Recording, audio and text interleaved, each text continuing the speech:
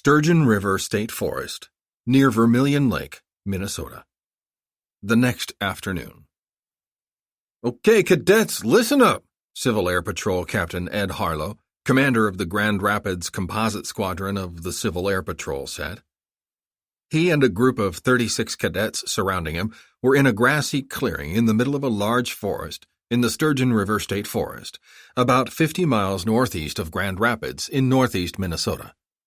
The cadets, wearing camouflaged fatigues, baseball caps, and combat boots, ranged in age from 14 to 17 years old. "This is our final exercise for this encampment, but it's also the most important, so pay attention. We've concentrated on a lot of the search, rescue, first aid, communications, and critical support functions of the Civil Air Patrol mission. But all of our procedures deal with using our equipment, technology, and skills to help others in distress. But what if we get in trouble while on a mission? What if you become lost or crash land while on a flight? How do we even understand what it's like to be in a search, survival, or escape and evasion situation? Our final exercise will be to see how well you can help yourself if you become involved in a difficult situation. This exercise is a confidence builder rather than a procedural evolution," the CAP commander went on. "Your objective is simple. Collect as many different objective markers as you can in 4 hours and return your entire flight to the starting point in the center of the exercise area. The flight with the most markers collected in the shortest time wins. We're located in a wooded area of about 10 square kilometers, bordered by Vermilion Lake to the north and east, the State Park Highway to the east, and Highway 24 to the south and west. If you come across any of these major landmarks, you'll know which way to travel to get reoriented and headed back to the objective. We'll drive you to starting points on different sections of the exercise area and set you loose at the same time. The markers are located in camouflaged metal ammo boxes marked on your maps. When you find the can, each flight takes one marker only from the can and leaves the rest. To make it more interesting, you have the capability to capture another flight's markers," the CAP commander went on. "You are all wearing laser targets and carrying eye-safe laser guns. If you come across another flight, and if you can hit the flight leader before he hits you, you capture his markers. The guns have a range of only 30 feet or less, so you need to be fairly close to your target to hit him. You can return to a previously discovered can to get another marker, but remember, only one marker from each can per flight." He answered a few questions, made sure his 4 flights of 9 cadets each were equipped and ready, then split them up into vans that took them to their starting points. The exercise proceeded throughout the afternoon. The terrain was flat and rolling, with numerous hiking trails, outhouses, signs, and other landmarks to make the test challenging without letting anyone get lost. Harlow's staff acted as referees and would assist any cadet flights who were having real difficulty, but most of these cadets, all from northern Minnesota and the Upper Peninsula of Michigan, were experienced outdoors enthusiasts, and Harlow didn't expect any emergencies. In fact, the flights were so evenly matched that as they approached the 4-hour cutoff time, 3 of the 4 flights were approaching the objective point in the middle of the exercise area all at once. Harlow had set out each flight's guidon in the clearing, and as the cadets got closer, they started running through the woods toward their flag. "Once you enter the clearing, no more laser guns," Harlow announced over a bullhorn as he saw the 3 groups converging on the objective point. "Come on in and let's count 'em up." This was strange, he thought, as the 3 groups ran in. The 4th flight, Delta Flight, nicknamed Red Dogs, was nowhere to be seen. All of the flights were evenly matched. Delta Flight was perhaps slightly less outdoorsy and more intellectual than the others, but this was rather surprising. With only a few minutes left to go, the Red Dogs still were not anywhere in sight. Usually they were able to keep up with whatever else the rest of the cadet squadron did, but it didn't appear to be the case today. Harlow raised his walkie-talkie and clicked the mic button. "Anyone seen Delta?" he asked. The answers all came back negative. Well, Harlow thought, perhaps this will take a little steam out of Delta Flight's fiery commander, 15-year-old Cadet Lieutenant Caitlin Van Wee. She had this annoying air about her. She was cocky, but wasn't a braggart. She was smart, but not a know-it-all. Quiet, but not shy. Self-confident, but not pretentious. It was as if she knew she was better than everyone else, but simply chose not to prove it. She had infused the other 8 members of Delta Flight with the same assuredness to the point that the team took on the same personality as its commander, which didn't exactly endear them to the rest of the squadron. To be honest, Harlow thought, Caitlin wasn't an annoying kid, but she was different. He could sense it. It was as if she had some sort of magnetic attraction that drew people to her side somehow. That kind of personality turned some people off. Moreover, she knew she was different, that she had this power, but she chose not to exercise it for some reason, even though she did employ it, frequently.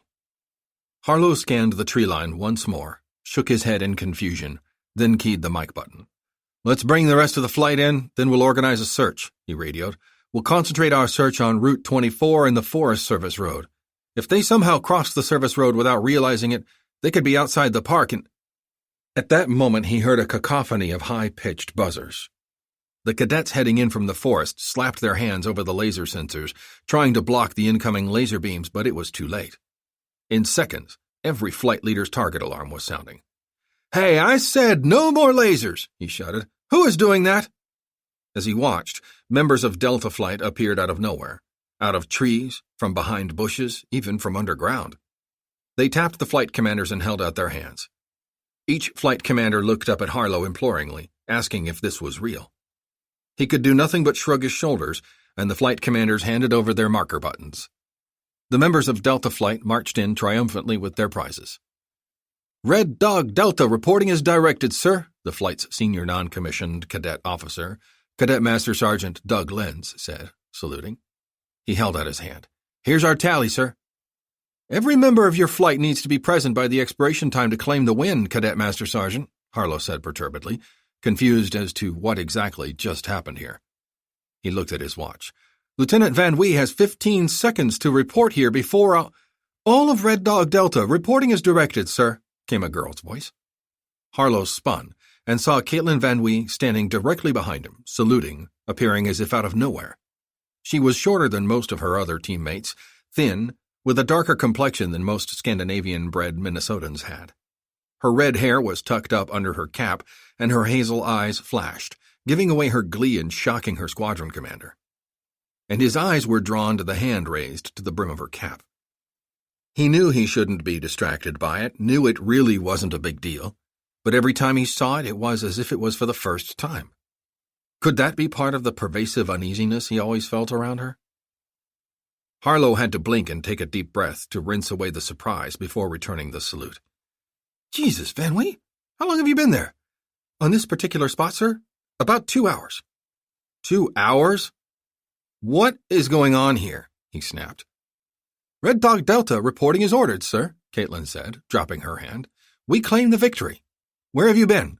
No one has seen you in the exercise area all afternoon." "We didn't go to the exercise area, sir," Caitlin admitted. "What? Where did you go, then?" "We came directly here, sir." "Here? Where's here?" "Here, to the objective point, sir." "Did you not understand the instructions, Van Wee?" "I believe we understood the directions perfectly, sir." "But you didn't go to the exercise area. How many markers did you collect?" Caitlin quickly counted the markers her NCOIC had given her. "We collected 25, sir." "No, I mean how many did you collect?" He could see that Caitlin was about to give the same answer, so he interjected. "I mean, how many ammo boxes did your flight find out of the 10 on the course?" "We didn't find any of them, sir." "None of them?" "No, sir." Caitlin started to look confused. Harlow couldn't tell if it was play acting or genuine. "Then how can you claim to be the winner if you didn't find any of the markers you set out to find?" "We didn't set out to find anything, sir." "You said that, but the purpose of the exercise was to use land navigation skills to locate the ammo cans, retrieve as many markers as possible from those cans, then return here as quickly as possible before the end of the exercise period. Am I correct, Lieutenant?" "No, sir." "No? You said the objective was to rendezvous at the objective point with as many markers as possible before the end of the exercise," Caitlin said. "The flight with the most markers wins. We have 25 markers. I believe that makes us the winner, sir." It was finally starting to dawn on Harlow what was going on, and he felt the anger rising in his temples. You mean to tell me that you didn't actually go out to find markers, but you took the 4 hours allotted for this exercise to set up an ambush on your fellow cadets to take their markers after they returned here to the rendezvous point? Sir, the objective was to collect the markers, and the purpose of the exercise, Lieutenant, was for you and your flight members to practice land navigation techniques and participate in a friendly competition on the last day of our encampment, not to ambush your fellow squadron members. Caitlin snapped to attention. Perhaps I did misunderstand the objectives of the exercise, sir, she said. I apologize. She waited a few moments, then, just as Harlow thought the argument was over, asked, Pardon me, sir, but who won the exercise if Red Dog Delta Flight did not? He had been wondering the very same thing, and he didn't have an answer. This was not about winning anything, Lieutenant. It's about practicing land navigation, evasion, and teamwork techniques, plus having a little fun in the outdoors on the last day of our encampment. Yes, sir. It was a wishy-washy answer. He knew it, she knew it, and he knew that she knew that he knew it too. He looked at the eager, exhausted, and happy faces of Red Dog Delta around him, and then at the disappointed, angry, and confused faces of the other squadron members and realized he had better just leave it at that. Good job, all of you, he said. He checked his watch. The Minnesota National Guard will be at the parking lot in about 2 hours to fly us out in the Chinook. Police the area and get some water. We'll march back in 15 minutes. Harlow stepped away from the cadets, feeling the disappointment of Van Wee's flight on the back of his neck. Sergeant, organize a site cleanup detail, Caitlin said to Doug Lenz, her cadet NCOIC. She picked out 2 landmarks to the north and west of the center of the clearing they were in. We'll take this quadrant and police the area out toward the tree line and 100 meters beyond. Let me know when you're ready and I'll join you. What about the exercise? Lenz asked. Do we get any recognition for winning the exercise? You heard the captain. The prize was the successful completion of the exercise, she replied. She stepped closer to him, smiled, and added, Besides, we all know who won. Yes, ma'am. Now get going. Be ready to move out in 1 minute. Lenz saluted and trotted away. I suppose you think you're clever, don't you, Van Wee? One of the other flight leaders, a 17-year-old boy named Johansson, who looked closer to 27, said. The other flight leaders had been talking together and had turned defensively toward Caitlin as she approached them. You knew damned well that we were supposed to find those markers ourselves, not ambush one another and steal theirs. Sure I knew it, Caitlin said, but the captain made it clear what the objective was, and I made my plan based on the objectives of the exercise, not what I assumed we were supposed to do. You didn't win, and you just showed everyone again what a little red-headed weirdo you are. I'm going to take this quadrant of the clearing for cleanup, Caitlin said, ignoring the remark. Her cadet NCOIC trotted up to her and told her the flight was ready to move out. You guys decide what areas you're going to take. Why don't you just take you and your ET hands out into the woods and stay there, freak, Johansson said. Caitlin ignored the remark. She was accustomed to it, but her friend and cadet NCOIC, Doug Lenz, didn't. Before she could stop him, Lenz, who wasn't that much bigger than Caitlin, even though he was a year older, shouted, Shut up, asshole! Then charged at the other flight leader. He got one good punch into the side of the flight leader's chest, and Lenz's head butted the other boy's chin and opened a slight cut, but that was all. Johansson pushed Lenz's head down and aside, then wiped blood from his chin. Motherfucker, he muttered, then punched Lenz once, hard on the back of his neck, and the younger boy went down. The flight leader turned, knelt on Lenz's back, and raised a fist. I'm going to waste you, you piece of... Suddenly he felt a boot strike his chest, and he stumbled back off the young cadet. Unhurt but confused, he looked around to find where the blow had come from, and he found Caitlin Van Wee standing between him and Lenz, jumping slightly from foot to foot, her hands raised defensively. Her hands, those hands, showing just 4 fingers on each hand. Hey, he shouted, getting to his feet. You butt out, freak. It's over, Caitlin said. I apologize for Doug, and it won't happen again. I'm gonna kick his ass, Johansson said. He took one of the other flight leaders by the arm and pushed him toward Caitlin. Keep the freak away from me while I teach this a-hole not to mess with Bravo Flight. It was obvious the second cadet, a younger kid named Swanson, didn't want to have anything to do with this, but he put his hands up and stood in front of Caitlin, determined to keep her away from his flight leader until the squadron commander came back. As he approached Caitlin, though, all he could look at was those hands and the weirdness of what looked like a finger in place of her thumbs. And he didn't see her left leg sweep out and trip him. Swanson landed hard on his back and decided he was going to stay right there, He'd had enough of the girl with the E.T. fingers already. "What is going on over here?" Captain Harlow thundered from several yards away. "Group 10 hut!" Caitlin shouted. She snapped to attention but kept her eyes on the flight leader, making sure he didn't make a move toward her. "I said, what's going on here?" Harlow shouted again. "Van Wee, did I see you just trip that cadet?" "Yes, sir." "Why?" "Cadets Swanson and Johansson wanted a demonstration of Muay Thai, sir." "Muay Thai? What's that?" "Kickboxing, sir." "Is that true, Swanson?" The second cadet had just gotten to his feet, trying to get to attention while rubbing the back of his head. Yes, sir, Johansson." "What's going on here?" Harlow demanded. He noticed the dust and dirt on Lenz's uniform and the cut on Johansson's chin. The only person here not dirty or bloody was Van Wee, by far the smallest kid in this group. "Well, we're just playing around, sir," Johansson said. "We were demoing some martial arts moves." "I thought I told you guys to police this area and get ready to move out," Harlow said.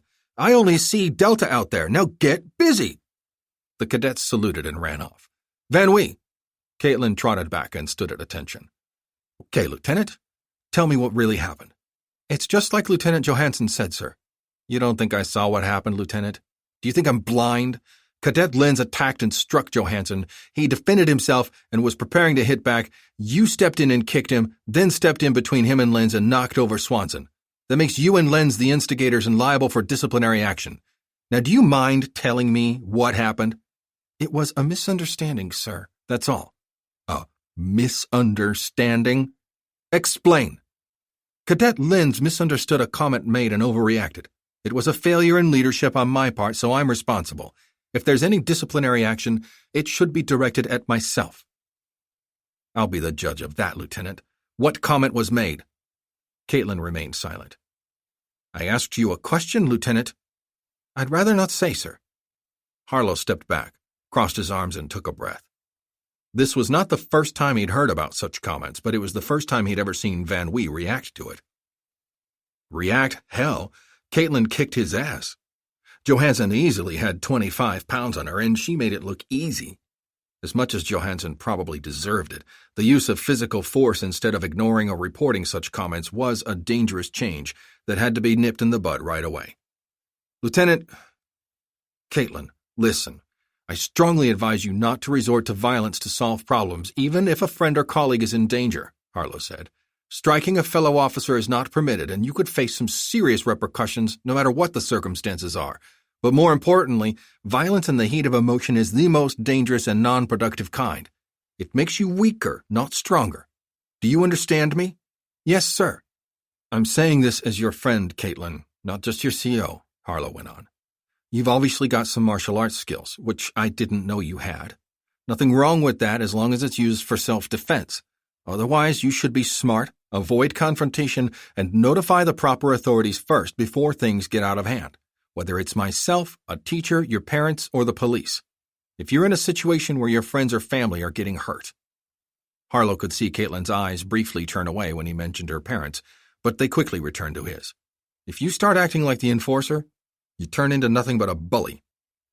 Am I making myself clear?" "Yes, sir." "Was Johansson's comments about your hands, Caitlin?" He could see her eyebrows droop a bit under the brim of her fatigue cap, but she replied, "I'd rather not say, sir." "You know that hypoplastic thumb is one of the most common congenital birth defects of the limbs, don't you?" Harlow asked. Caitlin had received special permission from the Air Force to join the Civil Air Patrol because she was born with bilateral hypoplastic thumb, missing thumbs from both hands. At the age of 1 year, she had pollication surgery to position her index fingers in place of her missing thumbs, so she only had 4 fingers on each hand. But the results were excellent. Despite her handicap, Caitlin was an accomplished student, pianist, typist, outdoors person, marksman, and, apparently, a martial artist, especially with her feet, which made perfect sense for someone with deformed hands. There was no skill or challenge in the Civil Air Patrol that she couldn't master. But her greatest skill wasn't what she could do with only 4 fingers on each hand, but in the realm of leadership. Perhaps because most others expected less of the diminutive red-haired girl with the E.T. hands, she inspired others by her actions and distinguished herself as a natural-born leader. Her Red Dog Delta flight was consistently tops in required exams, dress and appearance, and field exercise performance in the squadron, and she often beat out flights all across the state that had far more physically capable members. Yet she never stayed in the spotlight for very long, was annoyingly camera shy, and had no other hobbies or interests outside her little northern Minnesota school other than Civil Air Patrol. She was a standout performer, especially so in an organization composed mostly of boys, but preferred not to stand out at all. It was the same with her parents. Older, rather formal bankers or some sort of financial consultants, always well-dressed but modestly so, not particularly demonstrative or affectionate. Like Caitlin, the parents looked as if they liked a challenge and craved a little action, but preferred to be quiet and stay out of the spotlight. "I did a little checking on the subject when you joined the squadron," Harlow went on. "Although double hypoplastic thumb is rare, the condition is—" "May I go back and supervise my flight, sir?" Caitlin interjected. Harlow kicked himself for his insensitive babbling and nodded. "Just remember what we talked about, okay, Caitlin? Don't try to be the hero. Being a good leader doesn't mean kicking butt." "Yes, sir. May I go, sir?" Harlow wasn't sure how much he had said sunk in, but his clumsy way of trying to act empathetic toward her and her affliction probably ruined any chance he had of reaching her today. "Of course, Lieutenant. Carry on." "Thank you, sir," she responded immediately, then saluted and headed off toward the clearing. Caitlin had taken just a few steps when Harlow heard the beat of helicopter rotors approaching. He was a former Army finance officer and didn't know very much about helicopters before joining the Civil Air Patrol, but he did know that wasn't a Chinook. Besides, it was arriving too early for their scheduled pickup, and it was in the wrong place. Then he saw it. It was a UH-60 Black Hawk military helicopter with Minnesota Army National Guard markings on it, and it looked like it was maneuvering to land in the clearing. "Flight commanders! Helicopter landing zone procedures! Now!" he shouted. "Clear zone for the helicopter!" His troops were very accustomed to working with helicopters, so the clearing was made ready in very short order. Moments after touchdown, 2 men stepped out of the helicopter, one in civilian clothing and one in green battle dress uniform. Harlow saluted the man in the BDUs, a lieutenant colonel, who returned his salute. "Captain Harlow? Grand Rapids, Cap?" the man asked, shouting over the roar of the Blackhawks' idling turbines. "Yes, sir, that's me." "I'm Lieutenant Colonel Clay Lawson, commander of the 2nd of the 147th Guard Aviation Brigade out of St. Paul," the man said. "My unit's been asked to provide support for the U.S. State Department. Because this request was rather unusual, I decided to do it myself." "The State Department, sir?" Lawson turned to the man in civilian clothes. "This is Special Agent Bruce Hamilton of the Protective Liaison Division of the U.S. State Department's Bureau of Diplomatic Security," Lawson said. "He's here to retrieve one of your cadets." "Retrieve one of my cadets, sir?" "Son, you're going to have to get it together and work with me, or we're going to be out here all day," Lawson said patiently. "This man wants to take one of your cadets with him. Now, I don't know your procedures, so I need you to tell me exactly what you need to do or who you need to call to accomplish this." "Yes, sir. Which cadet?" But he thought he already knew who. "Van Wee.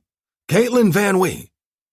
Harlow opened his mouth, then closed it, looked away, then began to collect his thoughts.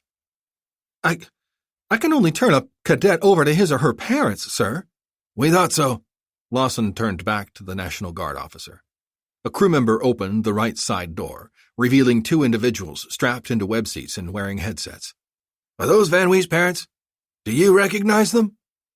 Harlow stepped toward the helicopter and looked at them carefully, then waved at them. They did not wave back. He turned back toward the National Guard officer. "I want them out of the helicopter so I can speak to them directly." "I appreciate your concern, Captain, but we should make this quick," Lawson said.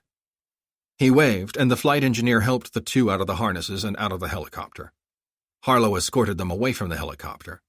Hamilton began following them, but Lawson held him back. "He's doing his job, Hamilton. Let him," he said. Now, several dozen yards away from everyone else, Harlow pulled the Van Wees closer to him. "Richard? Linda? What's going on? Are you 2 okay?" "Where's Caitlin?" Linda asked. "I said, are you 2 okay?"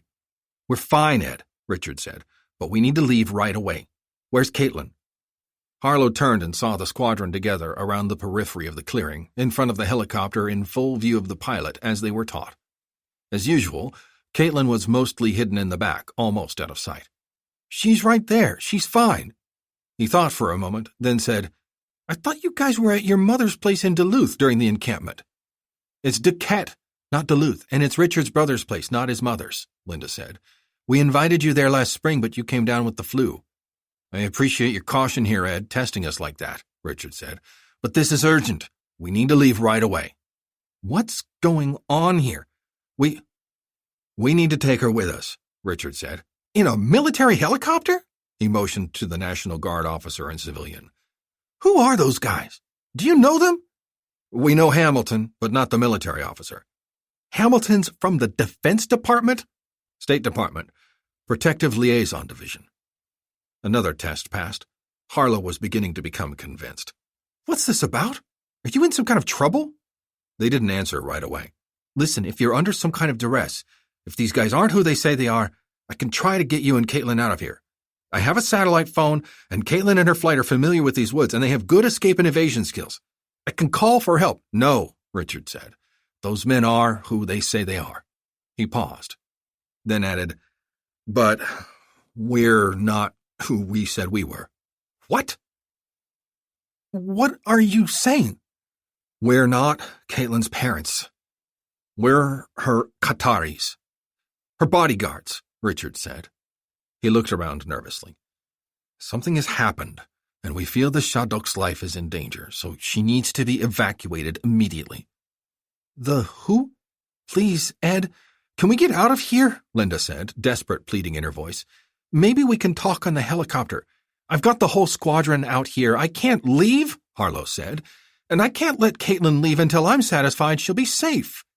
If you're not the Van Wees, who in hell are you?" "I am Major Parviz Najjar, and this is Lieutenant Mara Saidi," Richard said. "We are security officers assigned to His Highness King Mohammed Hassan Kagev, pretender to the Peacock Throne of Iran." "What?" "It is true, Ed," the one who called himself Najjar said. "Caitlin's real name is Princess Azar Asayi Kagev, eldest surviving child of the true king of Iran. May God bless him and all true believers." Harlow's mouth dropped open in shock. Are you kidding me? Is this for real? Is this some kind of candid camera crap?" "I know it's hard to believe, Ed, but we're telling you the truth," Linda said. "The princess's family has been in protective custody of the U.S. State Department since Reza Khan Pahlavi took power in Iran in 1925 from the princess's great-grandfather. The princess is the last of her siblings alive. The rest have been hunted down and killed by the Iranian Revolutionary Guards, the Pasdaran. But if she's safe here, why take her away?" "Because we have lost contact with the king, the princess's father, and his court," Najjar said. "Until we can contact them, Princess Azar is the heir apparent to the Peacock Throne. The Malika, the Queen of Iran." "Caitlin is a freaking queen?" "She must make contact with her countrymen as soon as possible to assure her followers that the dynasty is intact and ready to take power, should God and events in Iran allow it," Najjar said. Harlow put a hand on his temple and shook his head, trying to make sense of all this. "I need some sort of verification," Harlow said. "I don't know those two, and now I don't know you.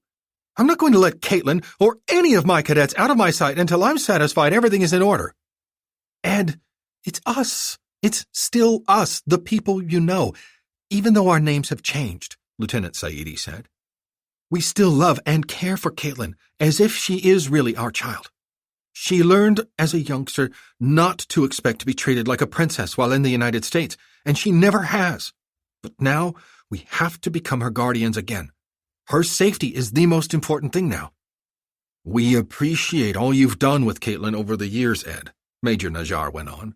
"But the charade is over. We have to move to a new location for the princess's safety." "What if I don't let you take her?" Harlow asked. Najjar looked at Saidi, then grimly at the Civil Air Patrol commander. "We have 2 men aboard the helicopter, Ed," he said darkly. We surrendered our primary weapons to the lieutenant colonel before he agreed to take us to you, but we all have hidden backup weapons which they did not discover. We are prepared to kill every one of you and take the helicopter if you resist." Harlow was afraid that was going to be his response. He carried a Beretta pistol, loaded but not chambered, and he noticed that both Najjar and Saidi glanced to his hip and had probably already decided how they were going to take it away from him.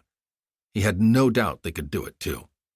"If this is some kind of joke, you two, you just threatened me and all of these children who are on a required training exercise for the U.S. Air Force Auxiliary," Harlow said seriously. "I'll see to it that you're thrown in prison for 20 years if this turns out to be a gag." "Ed, call anyone you need to call, but please do it quickly," Saidi pleaded. "We brought our State Department liaison and the National Guard unit commander with us. We would have brought another helicopter filled with officials if we had the time." "Ed, listen to me.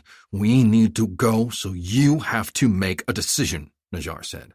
"The only other fact I can tell you is that if we meant the princess any harm—" "Stop calling her that," Harlow protested. "She's Caitlin, my friend, my subordinate, and out here, my responsibility. I guarantee you, we would not have hesitated to kill you and all these children to accomplish our mission. We're out in the middle of nowhere. We could kill all of you right now, and we'd be in Canada and halfway to safety before anyone discovered your bodies. That's what the Pesdaran would have done if they found the princess first." I said, "Stop calling her that." "It's who she is, Ed," Najjar said. "I think you've known that for a long time now yourself, haven't you?"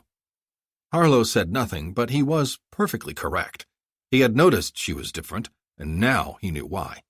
"You've seen there is something special about her.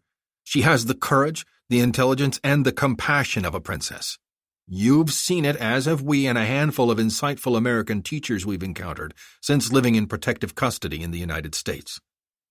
Harlow thought for a moment. He looked toward the Black Hawk helicopter and saw one of the two men inside peering back at him, and he knew he had to think of something to verify all this. After a moment, he withdrew his satellite phone from his pocket and dialed his home number. Very relieved when he realized that Najjar and Saidi, the Iranian bodyguards, allowed him to use the phone. If they were here to harm any of them, that's the last thing they would have wanted. "Hello?" Harlow's wife answered. "Hi, hon, it's me." "Hey, how's it going out there? Any problems?" "Nothing too out of the ordinary," he replied, hoping his wife wouldn't pick up the tension in his voice, and then again hoping she would.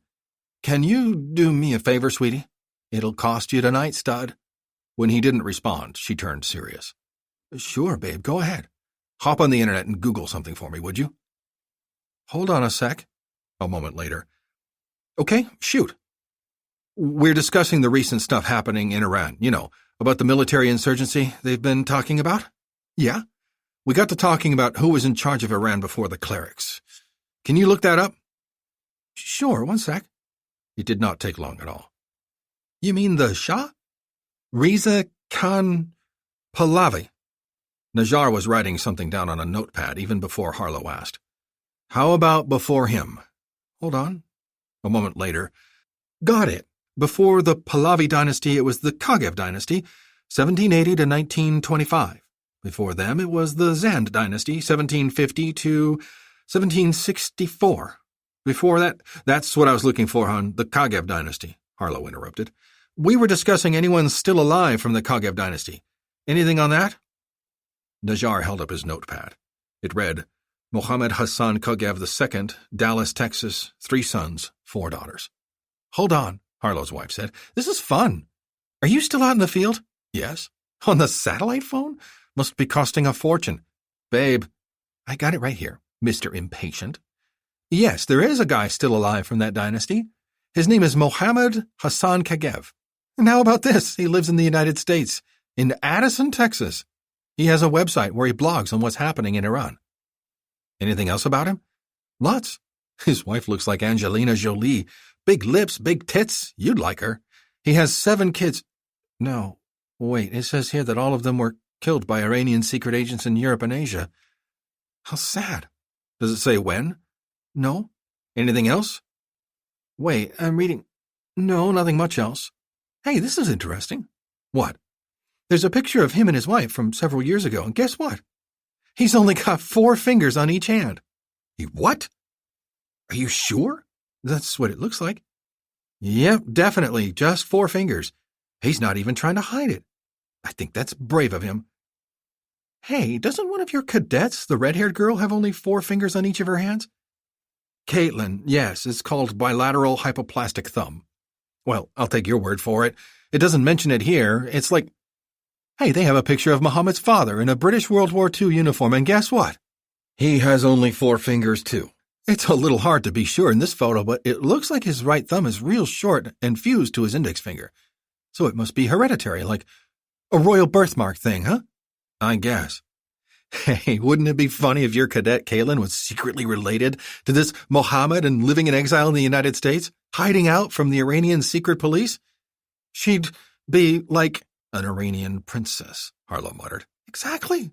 How cool would that be? No response. Hun, you still there? Thanks for the info. He thought for a moment, then, stay on the line for a minute or two, sweetie, just in case anyone else has any questions. Sure, babe. As long as we're not paying that sat phone bill. It'll be taken care of. Don't worry. Hold on. Don't hang up until I tell you to, okay? What's going on, Ed? His wife asked, but he had already lowered the phone. Najjar and Saidi looked at his stunned expression, then looked at the phone, but made no move to take it away from him. This is insane, Harlow thought. Completely unbelievable. But he was beginning to believe it. He turned toward his waiting cadets and shouted, Van Wee! Over here! Caitlin trotted over, smiled at Najjar and Saidi, snapped to attention, then saluted. Reporting as ordered, sir, she said. At ease, Lieutenant. With me. Harlow stepped several paces away from the others. Why are my parents here, sir? No questions now, Caitlin, Harlow said. He turned toward the helicopter and pointed at Hamilton. Do you know that man over there? He's a friend of my dad. They work together at the finance company. I think. His name? Mr. Hamilton. I'm not sure of his first name. How about the guy looking out the door of the helicopter? Caitlin looked, swallowed hard, then looked at Harlow. He's a friend of my dad's, too, she said nervously. A friend? Caitlin looked a little anguished. What's happening, sir? Why are my parents here? Caitlin, this is very important, Harlow said, studying her eyes carefully. What you tell me next will determine what I'm about to do in the next few seconds, but you have to be completely honest with me, or I could do the wrong thing and put you in very great danger. Danger? The apprehension in her face melted away, replaced by concern and steely determination. What's happened, sir? Her voice had changed, markedly so. Caitlin, yes or no, and be honest with me, are those 2 people really your parents? What's happened, sir? She repeated, almost a demand now. Answer me, Caitlin, or I'm going to grab you and take you and the rest of the squadron back into the woods and call for help. Something's happened to my parents, Caitlin breathed. Hasn't it, sir? Are these your parents, Caitlin? Yes or no? Tell me. Caitlin realized she wasn't going to get the answers she wanted unless she changed her tactics. No, they're not, she replied. They are Major Najjar and Lieutenant Saidi. What do? They are specially chosen members of the King's Palace Guards, assigned to protect me, Caitlin said. Harlow's mouth dropped open, and a roaring sound unrelated to the Blackhawks' idling turbines began in his ears. Now tell me what's happened, sir. My father is missing. They said they've come to take you away from here. No, Baba! Caitlin shouted in a voice Harlow had never heard from her except for in instances of extreme excitement or tension. Fourier! I've got to do something! She dashed off toward Najjar and Saidi, who snapped to attention as she approached. Caitlin! The girl turned, then stood at attention and saluted. Pardon me, sir, but I must leave. Thank you for all the precautions you've taken on my behalf, and thank you for your leadership and dedication. I won't forget it. She dropped her salute, then ran for the helicopter, with Najjar and Saidi close behind. The 2 men inside the helicopter scrambled out and snapped to attention on either side of the Blackhawk's right door. The last Harlow saw of her, she was pulling a headset over her fatigue cap, gesturing for Hamilton and Lawson to get inside, and pulling the Blackhawk helicopter's door closed herself. After the helicopter lifted off, Harlow raised the sat phone. It's okay, babe, he said. I'm heading home now. Ed, I heard some of that, his wife said anxiously. What's going on out there? I'll explain everything when I get home. Or someone will. What do you mean? Ed? I'll be home in a few hours, babe. See you. Then reluctantly pressed the red button on the phone. He was never certain, he thought, as he turned and headed toward the other completely stunned cadets, exactly where Caitlin Van Wee belonged. Until now. What can you tell me about my parents, Agent Hamilton? Azar Kagev asked as soon as she donned her headset. The Protective Liaison Division agents assigned to your mother and father found your parents' home empty early this morning, Your Highness, Hamilton said. There's been no word on any of our message lines. We executed the recovery network established for them, but they have not made contact with anyone in the system.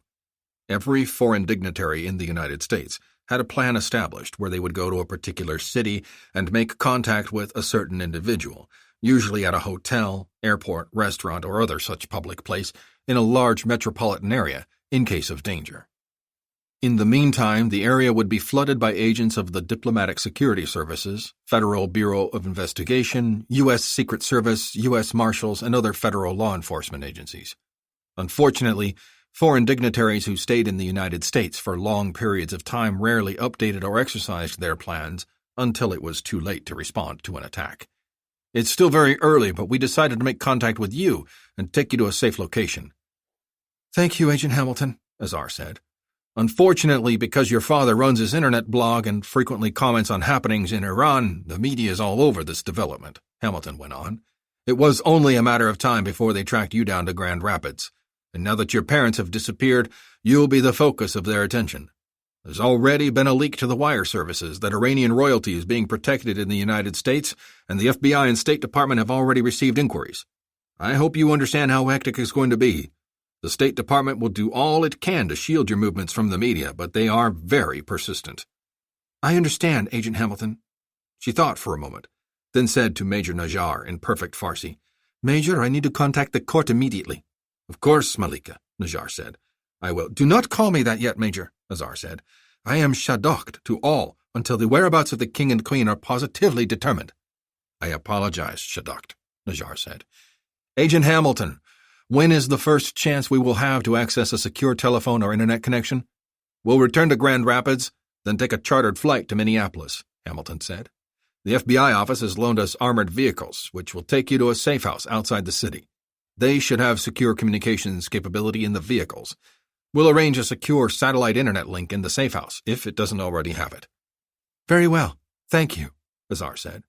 To Najjar, she asked in Farsi, what's the latest about the insurgency back home? Confused and sketchy information, shadokht, Najjar replied. But it appears that General Hasarak Akan Boujazi has launched a major attack on a mosque in Qom that may have been a safe house for a good number of clerics and government officials. Speculation is that he destroyed the Khomeini library with his captives inside. Bavar Nakardani, Azar exclaimed. Bouchazi is either completely insane or utterly ruthless. We need to find out which it is. Major, I need the latest information on Bouchazi, the Pasdaran deployments, and our resistance and intelligence networks in country. Yes, shadokht. Bouchazi is blind with rage and powerless, shadokht, Lieutenant Saidi said. He and his followers have narrowly managed to avoid complete destruction by the skin of their teeth. They are outnumbered at least 10-1. The Pasdaran will crush them soon enough. No insurgency of any kind has had this much success, and Bouchazi has taken on the Pasdaran directly, Azar said. If he succeeds, or even if he ignites the passion of freedom in the people, we can use it to our advantage. We must learn everything we can about Bouchazi's goals and plans, and see if we can join forces with him. Join forces? Najjar asked. Princess, Bouchazi was the Faki's chief executioner not too long ago. He and his minions killed most of your family and drove us out of Europe and the Middle East. He can't be trusted. It would be better to bide our time and see what happens with this insurgency. If Bouchazi is crushed, the Pasdaran will only grow in power and status, perhaps eclipsing the army, Azar said. If the regular army or the people will follow Bouchazi in destroying the clerics, we must be sure we have a seat at the table for whatever else may happen. But we must know what is going on up to the second. She fell silent for a moment, then said, I want you to activate the Rud Khaneh immediately. Najjar's eyes widened in surprise. Are you certain, Princess? He asked. The underground network is secure and has been growing for a decade. If we activate the network and the Revolutionary Guards destroy Bouchazi and discover it, we must know, Azar said. It must be done. Our people will just need to take extraordinary precautions and be prepared to go back to ground if the insurgency fails and the Pasdarans start a new purge.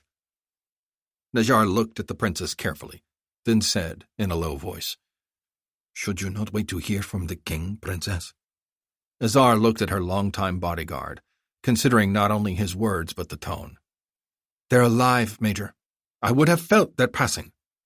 Then wait a while longer before committing to activating the intelligence network, Shadokht, Najjar said. He smiled at her. I'm happy to see you are so ready to take charge, princess. The lessons we taught you were not lost in the thick mud of Western decadence that you have subjected yourself to for all these years. But use caution. The situation is dangerous for you, but to our friends and supporters back home it is deadly. When we rise up, we should do it in concert. We will, Major, Azar said, but in order to decide when to rise, we need information. If my parents are alive, it is my responsibility to assist them in making the decisions that affect our future. She squinted back tears, then said, If they are dead, I'll need the advice of the network to assess the situation and decide a course of action. Whether we support Bouchazi, conduct our own insurgency alongside his, or go back into hiding and await the will of God. Inshallah, Najjar and Saidi said together. Inshallah, Azar echoed. She thought for a moment, then took out a notepad from her Civil Air Patrol battle dress uniform, wrote a note, and passed it to Najjar. He took a deep breath as he read it, then passed it to Saidi, whose expression was even more incredulous. Can you do it, Major? She asked. Najjar passed the note to the men in the back of the Blackhawk, who looked at each other in surprise, then nodded warily. Najjar made a few notes of his own, showed them to Azar and Saidi, then to the men. They all nodded in assent. It will be done, Shadokht. Inshallah, Najjar said, if it is the will of God. In just a few minutes they were making an approach to Grand Rapids Itasca County Airport and parked just outside Airways Aviation, the lone fixed-base operator on the field.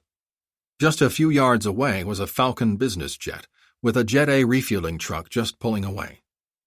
The jet's crew members watched the helicopter touch down, then moved to the boarding door to help the passengers aboard.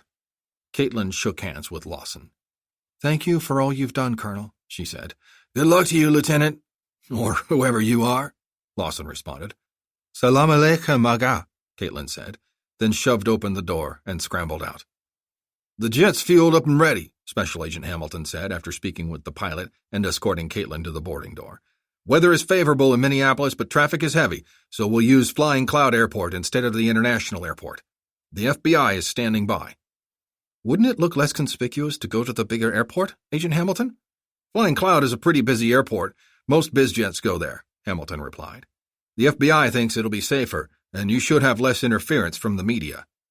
Within moments they were aboard, the door closed, and they were taxiing to the end of runway 16 for takeoff.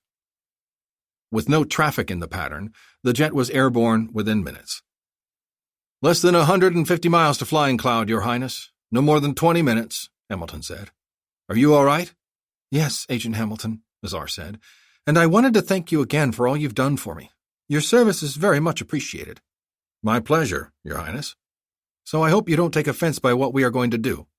Azar made a motion with her hands, and her 4 bodyguards leapt to their feet, guns drawn. 2 headed immediately to the cockpit while Najjar and Saidi stayed with Azar, their guns drawn. What in hell is this? Hamilton exclaimed. What are you doing? No offense to you or the American State Department, Agent Hamilton, Azar said, but putting us into protective custody in Minneapolis is not what we need to do right now for the people of Iran. She took Hamilton's sidearm and backup weapon away from him, then turned to Najjar and said in Farsi, Make sure the pilots don't make any radio calls or change the transponder codes to report a hijacking, Major. Can we file an international flight plan in flight? No, Highness, Najjar said. We'll have to fly low over the border and try to go under radar coverage. We risk a military pursuit, but they will not be able to respond quickly enough to find us. We will contact our agents in Canada and arrange for them to meet us at the alternate landing site. Very well. The plane started turning, and soon the 2 charter pilots were heading back to the cabin, hands over their heads. If you wanted to get out of the United States, Highness, why not just request that? Hamilton asked angrily. We would have complied. We want to avoid the media as much as possible and shield our movements from everyone, Azar said. Going into protective custody in Minneapolis with the media all around us would have wasted time and put my parents in even greater danger. Where are we going? Canada, Azar replied. We have agents throughout Canada waiting for precisely this moment. After we're safely away, we'll release you and your aircraft. This is completely unnecessary, Highness. Again, Agent Hamilton, I thank you for your concern and dedication, Azar said sincerely, but we have been guests of the American government for too long. It's time the royal family went back to Iran and took our place among our people again. Hamilton shook his head and sat back. Azar looked at Najjar and Saidi and asked in Farsi, Am I insane for doing this, Major? Lieutenant? Once we place ourselves in the hands of the Americans and their out-of-control media, Highness, we would be at their mercy, Najjar said. We would be trusting our lives to someone else's political agenda. What if Bouchazi made a deal for him to cooperate with Washington in forming a government favorable to them in exchange for turning over you and your family to him, or having us placed in permanent protective custody? Saidi asked. The point is, Highness, that with us in the hands of the Americans our fate is not our own. It belongs to them and whatever agenda they may have. It will be difficult for us, but at least our fate is in our hands and the hands of your loyal subjects. We are proud of you, Highness, Najjar said. It took extraordinary courage to do this. It would have been far easier and more comfortable, and perhaps safer for you to simply go along with the Americans. But you instead decided to take the initiative and plan your own escape. Now whatever happens is up to God and ourselves. That is the way it should be. Azar smiled, nodded, and sat back in her seat. She looked out the window at the flat, lake-strewn landscape of northern Minnesota. It was the only place she ever remembered, the only home she ever knew, and now she was leaving it, perhaps forever. Are you sad to leave here, Shadokht? Saidi asked gently. It is truly a beautiful land. You have grown strong and wise here, Princess, Najjar added. There will always be a part of this land in you. Azar took one last look, then resolutely closed the window shade and shook her head. As soon as we can, she said by way of response, removing her fatigue cap, touching her hair, and holding it out for them to see. I want some hair coloring, so I can get back to my natural-born hair color. I enjoyed being a redhead lieutenant, but I'm ready to be a dark-haired Persian again, now and forever. Chapter 5 Iran, the next evening. As the old line went, it was quiet. Too quiet. General Mansour Satari and his task force had captured or eliminated almost 3 full platoons of guards on their way to the Pezdarn warehouses outside Iran. So far, the operation was going precisely as planned, which made the general very, very nervous indeed. Even though the objective was in sight, and so far they had suffered no casualties and met numerous but weak resistance, Satari couldn't suppress the feeling that something bad was going to happen. I don't like it, Babak, Satari said to his aide, Master Sergeant Babak Kordad, as they received the final report from the scouts. Kordad was an old, crusty veteran when Satari picked him over 15 years ago to run his staff, and he hadn't changed much, which was exactly the way the general preferred it. Even his name, which meant Little Father in Farsi, still accurately described him. The reports were completely accurate. The warehouses are virtually unguarded. That has me worried. Rumors and unverified reports from the field are never that accurate, unless they're planted by the enemy. They have a large number of guards, sir, Kordad said, but they look to me like children. It's as if they emptied out the conscripts' training centers before they barely began, gave them a weapon and uniform, and put them to work guarding these warehouses. I agree, Satari said. Where are the front-line Pezdarn forces, Babak? We do have reports stating that the Pezdarn is concentrating forces in the capital, Kordad said. Maybe the new government is pulling in all the well-trained troops to protect them at home. Maybe, Satari mused. If you don't feel right about this one, sir, let's pull everyone out, Kordad said. If it smells like a trap, it probably is. But we've got 200 men surrounding this area checking in every 3 minutes, and no one has spotted any sign of the frontline Pasdaran forces, Satari said. Not even one helicopter in the past hour. From where we are now, we could completely empty 3 warehouses and be on the rail line heading into the system before the outer perimeter scouts spotted anything. I don't know, sir, Cordad said. I still say, let's withdraw and continue monitoring. Our intel says the Pasdaran is going to start emptying these warehouses in the next 2 days, Satari said. They have the trucks and locomotives waiting. It's going to happen soon. So far, our intel has been spot on. Besides, we're running low on everything back at the base. We've got to do this tonight, or it'll be too late. That's when it's the worst time to do something, sir, Cordad said.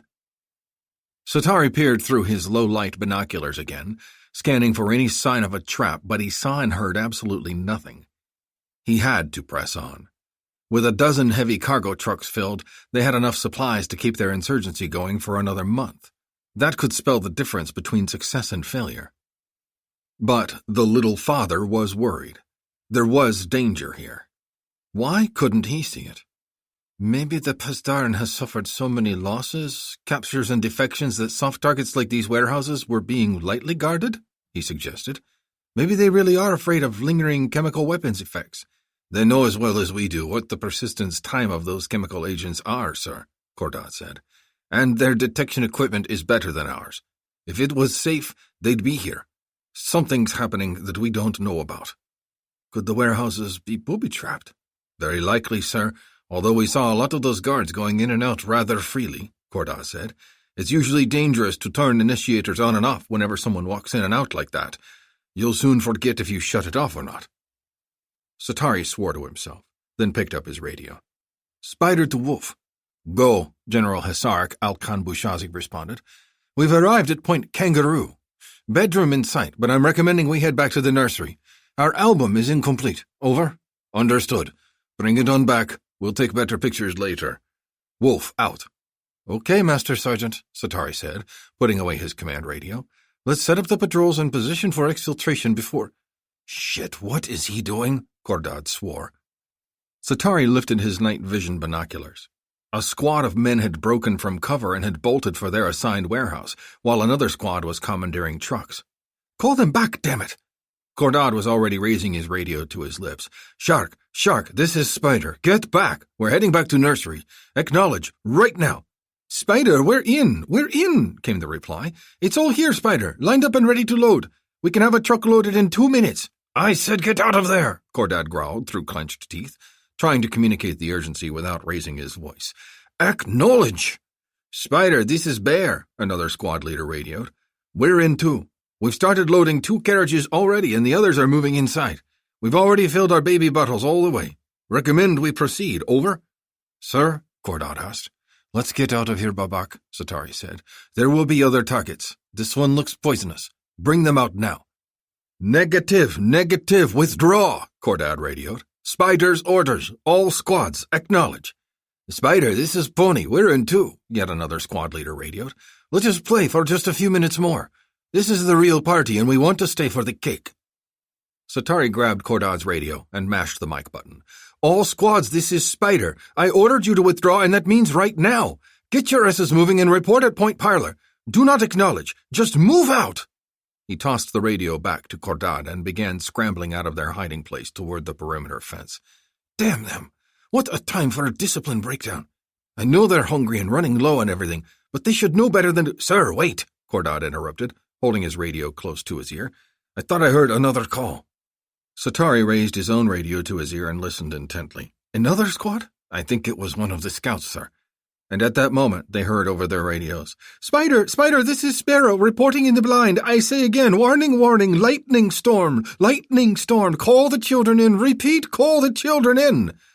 Ritan, Satari cursed. On his radio, he and Cordad both frantically called, all spider units, lightning storm, take cover. Satari then leaped to his feet, pulling Cordad and their security guard up onto their feet, and pushing them toward the hole in the outer perimeter fence about 50 meters away. Move it, he shouted. Shoot anyone that gets in your... Satari didn't hear the rest, because the entire warehouse complex erupted in a brilliant tidal wave of fire seconds later. From a dozen launch sites, some as far as 15 kilometers away, multiple volleys of artillery, rockets, and guided missiles bombarded the warehouse complex all at once. Not only was every warehouse building individually targeted and completely obliterated, but the entire complex, parking lots, storage bins, loading ramps, fences, barracks, offices, and service buildings, were bracketed. Within 2 minutes, every square centimeter of the entire 20-acre complex was hit multiple times. In moments it was over, and not one thing was left standing in or around the complex. Imam Ali Military Academy, Tehran, Iran. Several days later.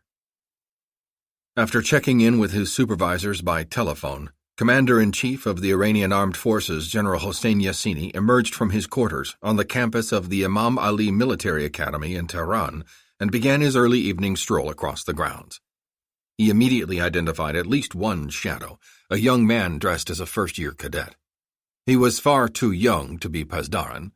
More likely he was a Komite officer, a religious political functionary whose job it was to observe and report on any activities that might be considered a threat to the clerical regime. Like the Zampolit political officers in the old Soviet Union, Komite officers pervaded every level of Iranian life, watching and reporting on everyone, from ordinary citizens on the streets to the highest levels of government. They were an abomination in a place like this military academy, but under the theocratic regime their presence was as demoralizing as it was pervasive. Yassini's usual evening stroll while on restriction was down the wide sidewalks of the main cluster of buildings to the parade grounds, a couple kilometers of mostly well-lit open areas. Formerly known as the Shah Reza Pahlavi Military Academy when Yassini attended here, it was changed to the Imam Ali Academy after the revolution. A few cadets were still on the streets. Yassini enjoyed stopping them and, after the initial shock of meeting the chief of staff wore off, speaking with them and learning about their studies and training while attending the school. For the most part, the cadets were eager, respectful, proud to be wearing the uniform, and determined to spend the next 20 to 30 years in service to the Faqih and their country. Thankfully, none of them seemed to know that he was here on house arrest or why, or if they did, they didn't show any signs of displeasure. After passing the main cluster of classroom buildings, Yassini came upon a large square courtyard, surrounded by the cadets' barracks buildings. This was the esplanade, or brigade assembly area, where the cadet units would gather and form up before marching off to class, functions, drills, or parades. At other times, the assembly area was used in that age-old custom familiar to cadets from all over the world for eons, marching off demerit points. Before any cadet could graduate from the academy, he had to spend 1 hour marching back and forth in the assembly area for every point he had accumulated, dressed in full uniform and carrying an assault rifle. While marching, he could be grilled by any upperclassman on the Quran, any knowledge item, or critiqued on the condition of his uniform, and additional demerit points could be awarded. Cadets marched off points at any time of the day or night in any weather, sometimes for an entire weekend if necessary, to clear away demerits before graduation. Hossein Yassini was a good student and leader, but he was a terrible cadet, and he spent many, many hours on this dark marble square, either marching the demerits off or scrubbing it clean, which was another acceptable way of working off demerits. Being out here as a young officer gave him a clearer sense of duty and honor, and also sharpened his mind in preparation for the grilling he knew he would get. But he was not out here because of some nostalgic wish to visit, or coming here restored his soul of any lost humility or discipline. The assembly area had a small booth where a cadet officer was assigned to take down the name and unit of any cadet who arrived to march off demerits and to make sure the cadets performed properly while out here, and Yassini strolled over to the booth to chat with the cadet officer on duty. The cadet snapped to his feet and saluted as soon as he saw the general approach. "Cadet Sergeant Baheshi, Company Jacques, sir." Yassini returned his salute. "Good evening, Cadet Sergeant," he said. "How are you this evening?" "Very well, sir, thank you," the cadet responded. "I hope you are well tonight, sir." "I am, thank you." "May I serve you in any way, General?" "I was wondering, Cadet Sergeant, are you happy here at the academy?" The question took the cadet by surprise, but as expected he recovered very quickly. I am proud and honored to serve the Supreme Leader and the people of the Islamic Republic, sir, he replied, reciting the typical academy mantra taught to every cadet from the moment they stepped foot on campus. I can see you are, Cadet Sergeant, but I'm asking you, are you happy here? Obviously, the cadet didn't like the question or its implications because he uncharacteristically stammered. Yes, sir, I am very happy here. What field do you wish to serve in upon graduation? I will serve at the pleasure of the Supreme Leader and the people. No, Cadet. I mean, what service do you want? Surely you have a particular desire? A specific specialty? The cadet still looked flustered, but he smiled and nodded. Yes, sir. I wish to be a Special Forces Commando, possibly even a Revolutionary Guards Corps Brigade Commander. Oh? Why? Because I believe it is vital to pursue the enemy beyond our own borders, the cadet responded. I do not wish to wait for the enemy to be upon us before we fight back. I want to destroy the enemy before he even leaves his base. Even better, destroy him before he leaves his home. Destroy him while he's in his home. Yassini was taken aback by this show of utter ruthlessness. So you wish to kill non-combatants even if no war is declared? The cadet's eyes looked a little panic-stricken. I hope I haven't offended you, sir, he said. No, not at all. Anything we say here is between us soldiers. He could see the relief in the cadet's eyes, even in the dim light. So, killing the enemy's family in their homes is how you wish to fight? Yes, sir. I wish to see the terror in their faces as I dispatch them. I wish to see the faces of their neighbors, families, and friends when they find their slashed corpses lying in their beds. The horror of such an attack multiplies the power of the state 1,000-fold. Is that what they teach you here, Cadet? Absolutely, sir. Concepts of asymmetric warfare, commando operations, guerrilla warfare, psychological combat. It is my favorite area of study. We take lessons from all of the guerrilla armies around the world throughout recent history. Hezbollah, Islamic Jihad, Fatah, Hamas, Mahdi Army, Al-Qaeda, the Viet Cong, the Tamil Tigers. Study them and adapt them to modern-day scenarios and equipment. Interesting. But what about areas such as air defense, border security, the submarine service, or land warfare? Those are fine areas of study, sir. For women, the cadet responded. Fear is the great multiplier, sir. You can detect and pursue a submarine, tank, or aircraft, but no one has yet developed a sensor or defense against fear. Create fear in the mind and heart of the enemy, and you almost don't need a bullet or bomb to kill him. But attacking non-combatants, all the better, sir. A soldier will not think about his unit or duty if he feels his family is in danger. That gives us the advantage. My God, Yassini thought, is this really what the Academy is teaching its students these days? In his day, the Academy taught leadership, history, and tactics, not murder.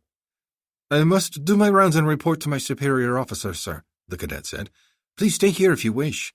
I will have some tea brought from the mess. Thank you, Cadet. I think I will stay a while longer. It was a pleasure speaking with you, Cadet Sergeant. The pleasure was mine, sir. Good evening. He saluted and departed. A few minutes later, just as Yassini was thinking about heading back to his quarters for the evening, an orderly arrived with a large copper pot of tea and a basket of cups, sugar, and cinnamon sticks. Thank you, sir, Yassini said, as the orderly poured. So, you old fart, the new generation has you a little bewildered and flustered, eh? The orderly asked. Yassini looked at him in surprise and saw none other than General Hesarek Bushazi smiling back at him. He was dressed in servant's robes and pants, but he could see his combat boots under his robe, and perhaps the bulge of a weapon underneath. Disappointed no one wants to fly helicopters or go up against stealth bombers and smart missiles anymore? What in hell are you doing here, you crazy idiot? The entire country is out looking for you. The Academy is the last place they'd look, Hossein, Bushazi said. He looked at Yassini seriously. I told you they were going to retaliate against you, Hossein, and now here you are on house arrest. Why are you just standing around like some pea-brained sheep waiting for the slaughter? You should get out of here now, before you have more than just one brainless, snot-nosed Komata goon on your ass. Did you kill him too? I didn't have to. He has gone beating off or something. He thought you were just going out on your evening constitutional and left. That's the kind of idiot Zulkarnain has working for him. Why the hell don't you get away from here, Hossein? They think you're just a scared, tottering old man. Save yourself while you can. I should take career management advice from you, the most wanted man in the entire damned country. That would be hilarious if it wasn't so tragic. What in the world are you doing here? You invited me, remember? Let's march off FU. That's what you said. I've been waiting for you ever since. No, I mean, what are you still doing in Iran? Yassini asked. Haven't you done enough damage to the country? I'm not finished, Hossein, Bouchazi said. The Pasdaran is like a typhoon. As long as it's unopposed, even by the smallest hill or tree, it will grow stronger, its path will become more unpredictable, and it will destroy more and more lives. I plan to stop it. You have about as much chance of doing that as stopping a real typhoon, Yassini said. Can't you see that? Some things are worth dying for, Hossein. Freedom from betrayal, freedom from persecution, freedom to live our lives with dignity and honor. I'm doing something about it. What I don't understand is how you can even stand the stench of being around Pasdaran butchers after what happened last night. I heard, Yassini said gloomily. Typical Pasdaran tactics. Disregard friendly forces in the target area, disregard taking prisoners, and kill everyone in the area. Monstrous. Monstrous. That's all you have to say. There was an entire company of security guards in that warehouse complex. Some just teenage conscripts with barely any training. They're all dead. They were obliterated in a massive artillery attack designed to kill every living thing in the entire area. I had nothing to do with planning, authorizing, or executing that attack. I never thought you did, Hossein. But the question is, what are you going to do now? What can I do about it? You're the damned chief of staff, Hossein, Bouchazi retorted. Call out the army, disperse them to operational areas outside the cities, and tell Zulqadar and whoever else is in charge that you will send them into the cities and crush the Pasdaran if they don't lay down their arms and stop this madness. They will never lay down their weapons, Yassini said. The fact is, Hesarak, that you have driven them to execute such extreme operations. They would never have done it if you and your insurgent forces had just gotten out of the country instead of embarking on this insane plot. Hossein, this is only the beginning, Bouchazi said. They will stop at nothing now. They won't just be chasing me. They'll be going after every soldier and soon every civilian that doesn't toe the fundamentalist line, just so. You've condemned millions of Iranians to death because of your inaction. And when they're done in Iran, they'll spread out over the entire region, perhaps the entire planet. Don't blame this on me, Bouchazi. It's you who started this, not me. The deaths of the innocents will be on your head, not mine. At least I'm doing something about it, Hossein. My death won't be as horrible as the one you are condemning Iran and the world to, with your silence and inaction. Yassini couldn't answer that. Do it, Hossein. Now. Tonight, before it's too late. Call out the army and disperse them to the countryside. The Pasdaran is too involved in hunting me down to guard every base across the country. You'll only get one chance at this. Do it tonight. That's treason, Hesarak, Yassini said. That's a crime, punishable by public beheading. The people and the armed forces will suffer much worse if the Ayatollahs unleash the Pasdaran on the cities, Bouchazi said. Do it. Now! Yassini paused, then shook his head, and Bouchazi's shoulders slumped in disappointment. You realize that I have to report this contact, don't you? Yassini said instead. I have no choice. I could be executed just for the very thought of being seen with you. Then why did you want to meet here, Hossein? Bouchazi asked. I know the reason. You're unsure of what to do. I'll tell you what you should do, my friend. Get out and come with me now. I have a squad with me standing by that can get us all out safely. I have more men ready to get your family out of the capital as well. Yassini turned and looked away, out onto the assembly area. You know I can't do that, Hesarak, he said after a long, quiet moment. You're a fool, Sane. I'm not like you, Hesark. I believe in my country and its leaders, right or wrong. They may not be perfect. They may not even be right. But I'm a soldier, and I'm sworn to live by my oath and defend this nation. You may think I'm crazy or suicidal, but that's what I have to do. He took a deep breath, turned, then said, And part of my duty is to call for the guards and— But it was too late. When he turned to look at his old friend, he was gone, most certainly for the last time. General Yassini took his time walking back to his quarters, but upon arriving he immediately picked up the phone. He didn't have to dial any numbers. He knew someone was listening and would inform Zolkadar right away. He probably didn't even need to pick up the phone.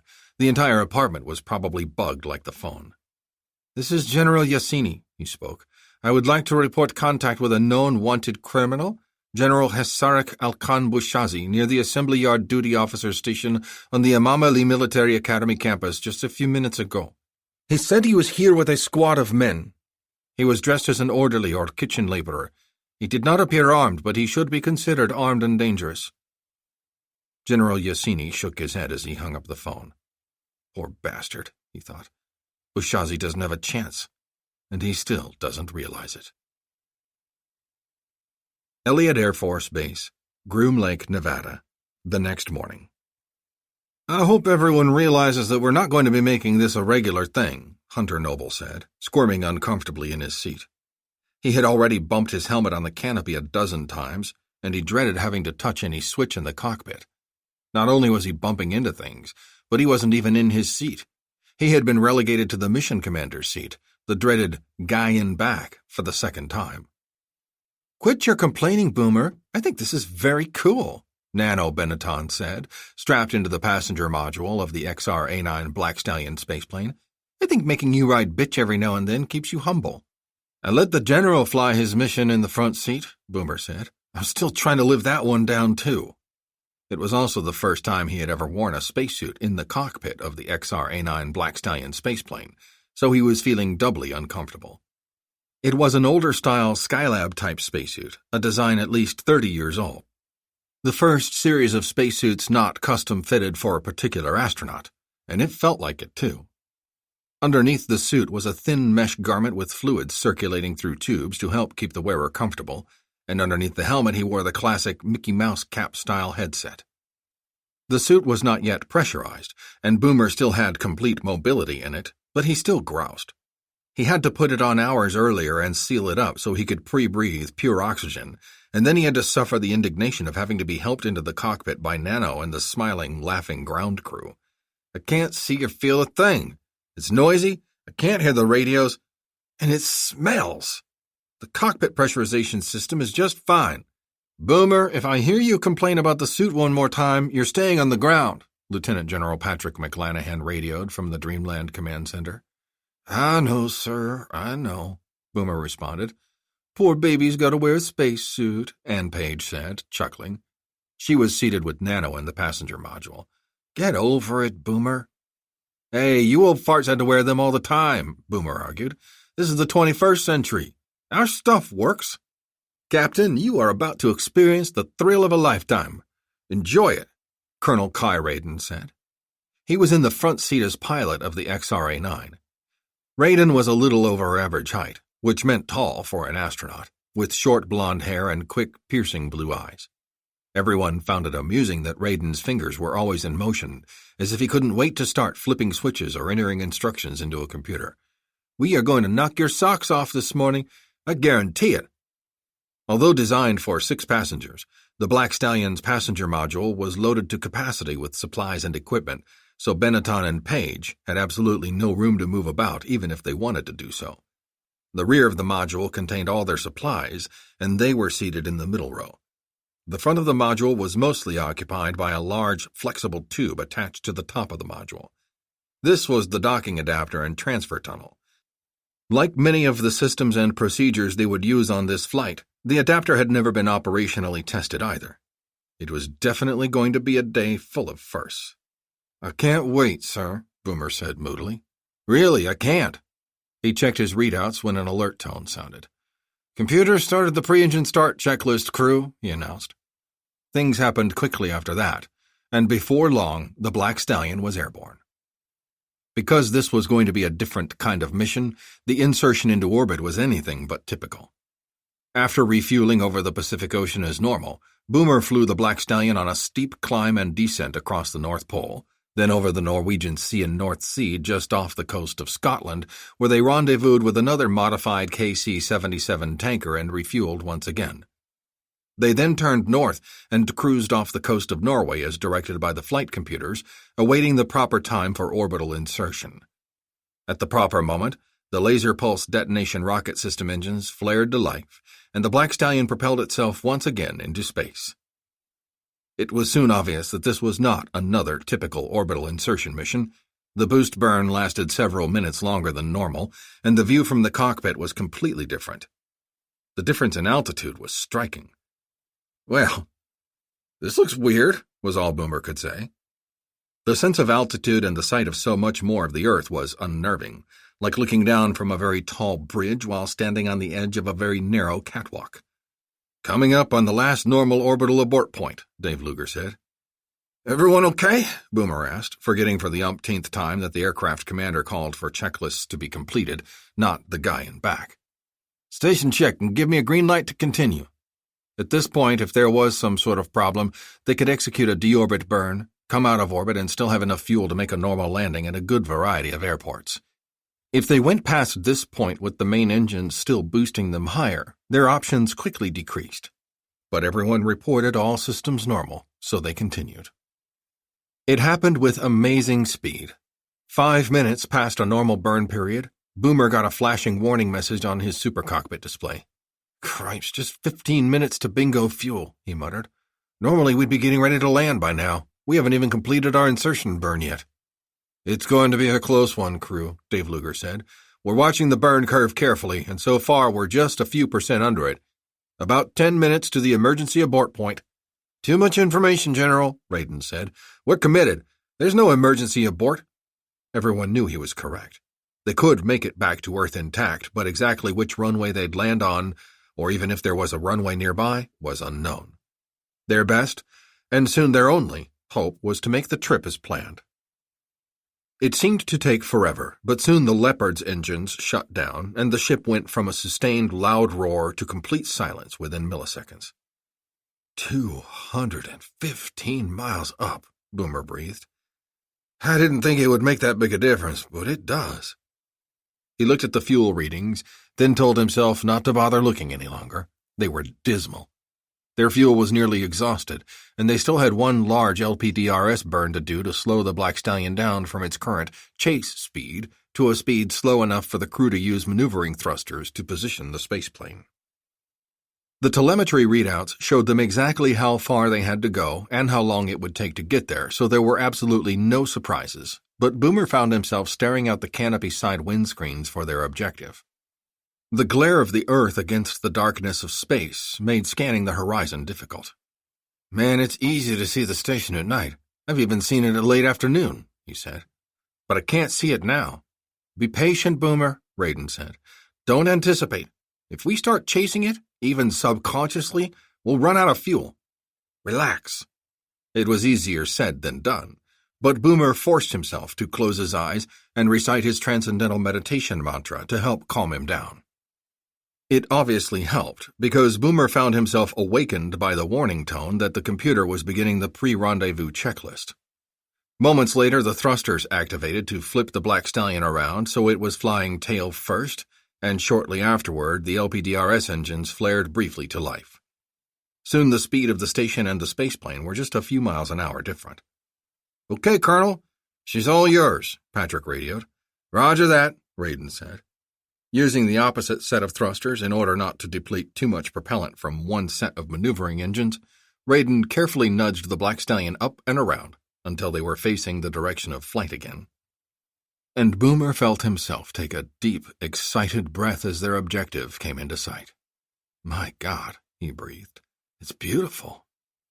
At magnitude -6, the Armstrong space station was 50% brighter than the planet Venus in the night sky. Only the sun and moon were brighter.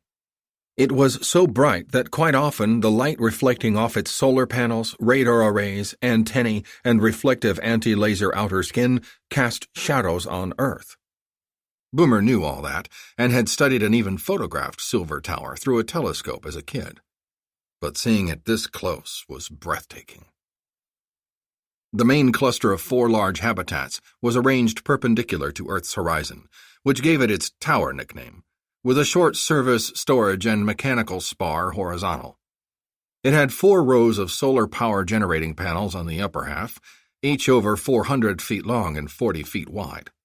2 large remote manipulator arms were visible, ready to assist loading and unloading cargo and inspecting all of the modules.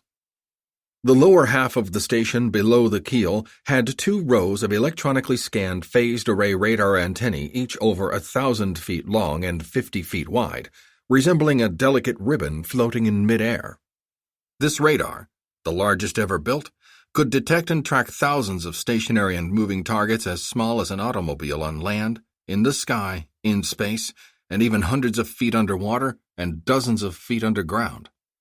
A number of smaller antennae for signals collection, data links, and station self-defense surveillance were mounted on arms connected to the keel. Atop the tower was another device Boomer knew was the station's self-defense system, nicknamed Thor, but it had been destroyed and had been mostly removed. "Can you see it, Boomer?" Ann Page asked. "How does it look?" "It looks lonely," Boomer replied. He knew exactly what Ann was asking about, and it wasn't the space station. At the very bottom of the station, below the keel and radar arrays, was a single module almost as long as the upper tower of the station itself. It was actually 4 separate modules that had been lofted up to the station by the shuttle transportation system over a period of 3 years. This was Skybolt, the world's first space-based anti-missile laser, designed and engineered by Ann Page and a team of over 100 scientists. Skybolt was a large, free electron laser powered by a small nuclear-fueled generator called a magnetohydrodynamic generator, or MHD, that produced massive amounts of power for short periods of time. The generator cranked an electrostatic turbine that shot an electron beam, a focused, intense bolt of lightning, through to the laser chamber. Inside the laser chamber, a bank of powerful electromagnets wiggled the electron beam, thereby producing the lasing effect. The resultant laser beam was millions of times more powerful than the energy generated by the MHD, creating a tunable and extremely powerful beam in the megawatt range that could easily destroy objects in space for thousands of miles and, as Ann and her crew soon discovered, even damage targets as large as a warship on Earth's surface, or aircraft flying through Earth's atmosphere. "Good, that's good," Ann cooed. "What are we waiting for, Kai? Let's hook up and get aboard." "Hold your water, Senator," Raiden said. "I don't like distractions when I'm flying, so everyone pipe down. That's an order." He flexed his fingers one more time, then unstowed the thruster controls and carefully placed his hands on them. Resembling small bathtub faucet knobs, the controls could be twisted, pushed, pulled, and jockeyed sideways or up and down to activate the small hydrazine thrusters arrayed around the Black Stallion. The controls were standardized, meaning that the same manual controls had been used in manned spacecraft since Mercury, and extending all the way to the Black Stallion. With the closure rate now less than 5 miles an hour between the spaceplane and the station, Raiden activated the exterior cameras and began his approach. Armstrong Station had 2 docking points, one designed for manned spacecraft, such as the Shuttle and USS America spaceplane, and one for unmanned cargo modules, such as Agena. The docking port for manned spacecraft was on the side of the upper tower, about halfway between the top of the tower and the keel. Raiden began by flying the Black Stallion beside the tower directly opposite from the docking port, then gently stopping the spaceplane so the port was slightly behind his left shoulder, but clearly visible out the side windscreen. There was an electronic positioning device straight ahead, but several pieces were missing and the indicators were dark. "Looks like the positioning target has been damaged," Raiden said. "Thank the Russians for that," Ann said. "Their Electron spaceplanes did a lot." "I said be quiet," Raiden interrupted. "I didn't want to chat, Senator. Button it." Ann shook her head and snorted her frustration so hard it briefly fogged the inside of her helmet. I'll just have to line it up by feel and guide it in after I translate. Raiden made a few more, barely perceptible adjustments with the controls. The only sound anyone heard was the briefest of puffs from the thrusters. Then slowly, ever so slowly, the Black Stallion started to roll to the left so the top of the spaceplane was pointed at the station. Just then, they heard a strange humming noise. Boomer checked his readouts. Everything was normal. "Crew, station check," he ordered. "Quiet, Captain. I hear a funny sound. That's me, Noble. Now be quiet." Sure enough, a moment later the humming sound came back, getting louder and louder as Raiden nudged the Black Stallion ever so slowly toward the tower. "Clear the docking tunnel, Senator," he said. "Tunnel's clear." "I asked you to clear it, not talk," Raiden snapped. "What part of be quiet don't you jokers understand?" Anne had to bite her tongue to keep silent. "Okay, Captain. Extend the tunnel. Slowly." Boomer hit a switch, and the docking tunnel extended out the top of the spaceplane. "Stop." Raiden made a few more imperceptible adjustments. "Okay, extend. Stop." Another nudge of the controls, then they heard a deep clunk and 4 sharp snaps. "Contact, locks engaged," Raiden said. "Senator, double-check your suit status lights and tell me what they say." Silence. Raiden waited a moment longer, then said irritably, "You can talk now, all of you." "4 green, no red," Ann Page said. "My, Colonel, what a fart you are." "Thank you, Senator. I'm just doing my job." "Lieutenant?" "4 green, no red. I've double-checked Ann's controls. She's ready." "I've checked Now's controls," Ann said. "She's good to go." "Roger, Captain. I've got 4 green, no red," Boomer responded. "I'm ready." "Roger, I'm showing 4 green, no red. Flight crew is ready for cabin depressurization and passenger module is ready for equalization with the transfer module. Senator, Lieutenant, ready to go?" "We're ready, Colonel." "Ready. Very good. Captain?" Boomer checked the status readouts being transmitted via an encoded data link from the station. "Transfer module showing pressurized to 9.9 psid, he reported. "Good. Clear to match cabin pressure." "Roger. Bringing the passenger module pressure down to 9.9. Boomer hit a control. "Passing 14 psid. 12. 10. 9.9 pressure differential in both station transfer module and stud passenger module." "Very good. Okay, Senator, Lieutenant, you're cleared to unstrap, enter the tunnel, and open the hatch. Be sure to check the visual indicators first. Good luck." "We're on our way," Ann said, "and you still owe me a shot for every time you called me Senator, Kai." She and Nano carefully removed their seat restraints and floated free. Ann moved to the tunnel first and pulled herself up inside. At the top of the tunnel, she opened a small shutter over an observation window, which lined up exactly with a similar window on the station's transfer module. She flicked a switch, and a tiny LED light illuminated a pressure gauge inside the transfer module. "Transfer module shows 9.5 on the gauge," she said. "Close enough for government work. Here we go." Ann twisted 2 recessed levers in the tunnel's hatch, and the hatch unlatched. She floated back and swung the hatch in, then locked it in place. She then reached up to the hatch visible just a few inches away, double-checked the pressure differential gauge again, then twisted 2 handles and swung the hatch open. "Hatches are open. I'm going inside. See you when I see you." "We did it," Boomer breathed. "We've still got a long way to go, Captain," Raiden said, "but we've cleared one incredible hurdle." Nano began by unstrapping several equipment cases and boxes inside the passenger module, floated them through the tunnel to Ann, then followed them inside. In a few minutes, she was inside the station's transfer module, and she secured the hatches behind her. "The hatches are closed and latched," she reported from the transfer module. "Tunnel and module are pressurized and secure." "This is so cool. Can't believe all the room in this thing." "The transfer module is the smallest on Silver Tower," Ann said. "Wait till you see the rest of the place. You might want to move up here permanently." "Awesome." Inside the station, Ann floated into an adjacent tunnel, turning on lights as she went, then entered the adjacent crew sleeping quarters. She had stayed on the station a few times in the past several years, and she was pleased to see many of her womanly touches still in place. Some artificial silk flowers, a few pictures, and even a magnetic chessboard floating in the middle of the module. This is huge, Nano remarked. You can sleep 12 people in this thing with room to spare. And there's a shower, closets, TVs, and desks? How cool! I thought it'd be all cramped like the shuttle orbiter. I told you you'd like it, Anne said. She floated down to another connecting tunnel and checked the pressure gauges. The cargo module is depressurized and checked, guys. Come on over. Ready, Captain? Raiden asked. As ready as I'll ever be, I guess, Boomer said. I'll go over first, Raiden said. Follow me and do what I do. There's nothing to it. Easy for you to say. Your readouts look okay? 4 green, no red, reading 9.8 PSID. Me too. Check your tether. Boomer opened a hatch on his side of his seat and pulled out a length of shielded nylon cable. It's ready. Mine too. Here we go. Raiden hit a control, and the forward cockpit cabin began to depressurize. 14 PSID. 12. 10.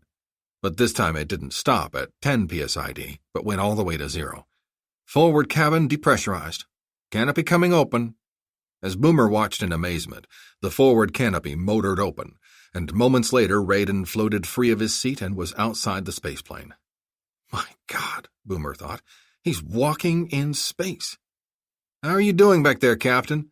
You look like you've seen a ghost. I'm okay. This is my 5th spacewalk, and I'm still nervous and excited every time I go out, Raiden admitted. But we don't have all day. Let's go. Without appearing to push or even touch anything, Raiden gently moved away from the spaceplane so he was floating in space several yards away. As Boomer watched, the remote manipulator arm began to move toward him. Raiden reached up and Anne steered the grapple at the end of the arm precisely into his grasp and towed him toward the cargo module on the station. Moments later he was inside the module, and he motioned for Boomer to follow him. His stomach was knotted with flocks of butterflies, but he was holding up the show, and the remote manipulator arm was waiting for him. He touched the controls and slowly depressurized the rear cockpit cabin. Done. With a finger that he noticed was shaking slightly, he hit the canopy switch, and it motored up. Holy Jesus! He was in space. Not just flying through space, but in space. Let's move out, Captain. Boomer undid his seat straps, being careful to keep the metal buckles under control as they snaked around him, then pushed himself out of his seat.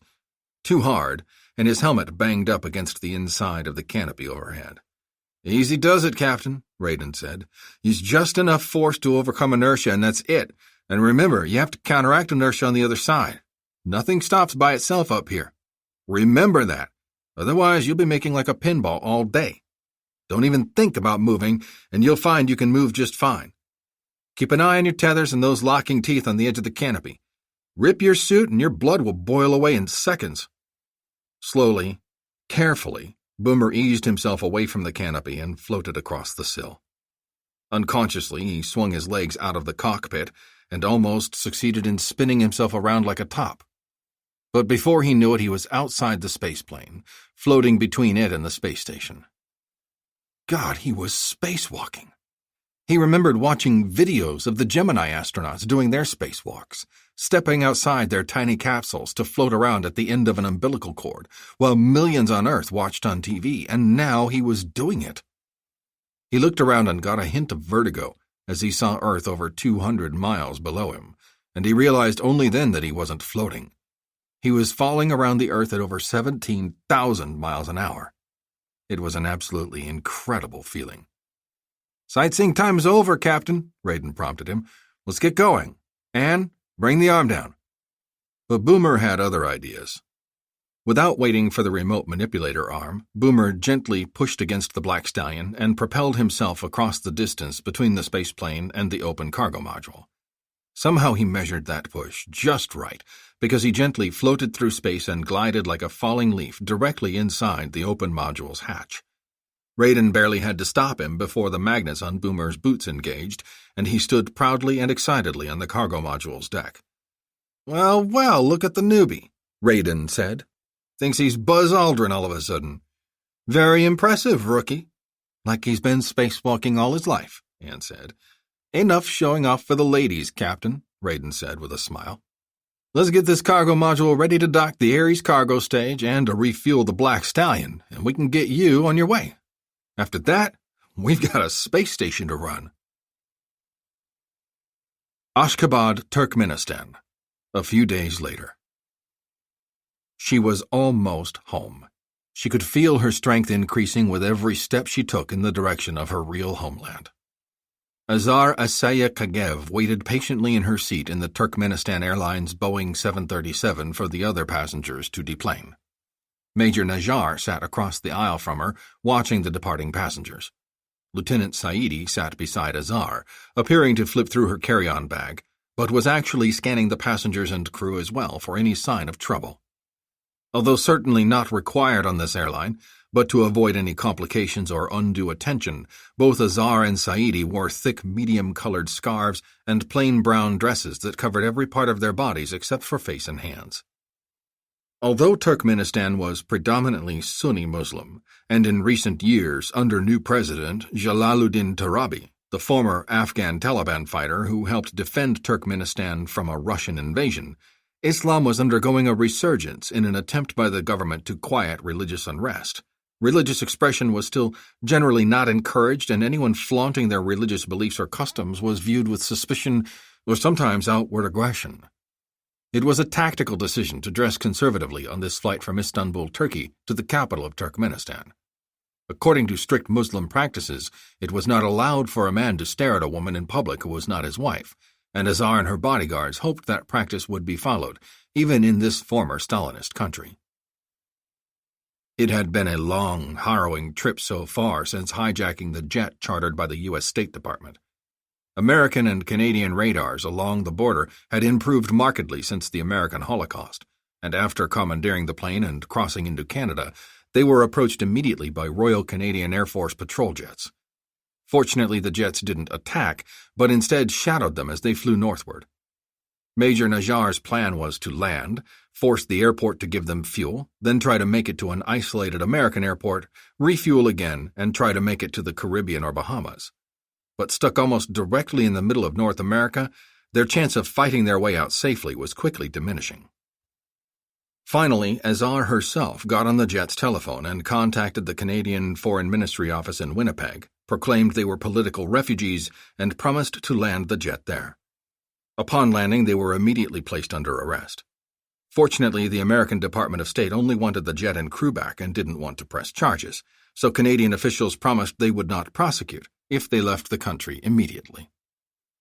The three carried 2 sets of passports, American and Turkish. The Canadian officials confiscated the American passports on behalf of the United States, another condition of release, but allowed the group to use their Turkish passports to exit the country. They purchased Lufthansa airline tickets from Winnipeg to Istanbul. While in Istanbul, they received a required letter of introduction from a former Turkmeni consular officer. Price, $1,000 US for the 3 of them, then purchased tickets on Turkmenistan Airlines to Ashgabat. 30 grueling hours later, after departing Minnesota, they were finally just a few miles from Iran.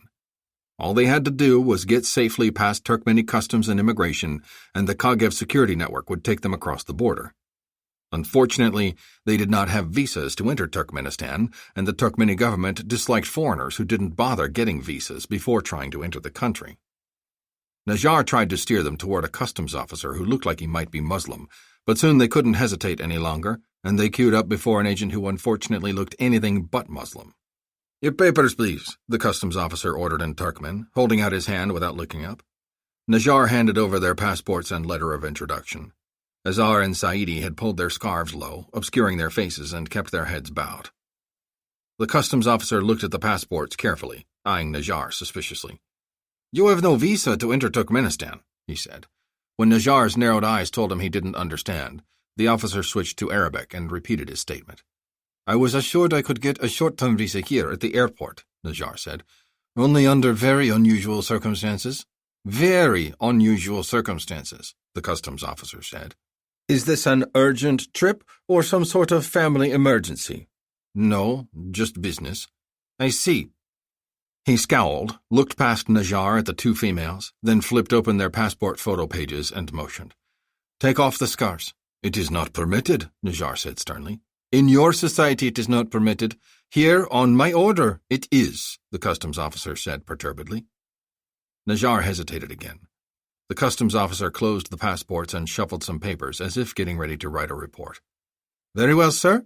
With all deference to your religious preferences and your women's frail and unassailable femininity, we will send your wife and young daughter to a segregated area where a female officer will continue in processing. It should take no longer than, I'd say a few hours, perhaps tomorrow morning, depending on availability of suitable personnel. All of you will have to sleep here in the airport security office holding cell, along with all the drunks, pickpockets, and other reprobates we catch preying on honest visitors and residents of Turkmenistan. Now tell me, sir, which would you prefer to do? Najjar sized up the officer, considering whether he should challenge this effrontery, then deciding to relent. He turned and told the females to take off their scarves, and they did. I am relieved to see that God has not turned anyone to slabs of salt before my eyes, the customs officer said dryly. He studied the photos carefully, taking his time, then shaking his head to indicate to the females that they could cover themselves again. So, you are from Turkey but come from Winnipeg, Canada. What do you do, Mr. Najjar? Telecommunications software engineer. What is your business in Turkmenistan? I am to enter discussions to upgrade your country's wireless phone system and provide service to every part of your country. I see. Very impressive. Very impressive. He peered at the letter of introduction.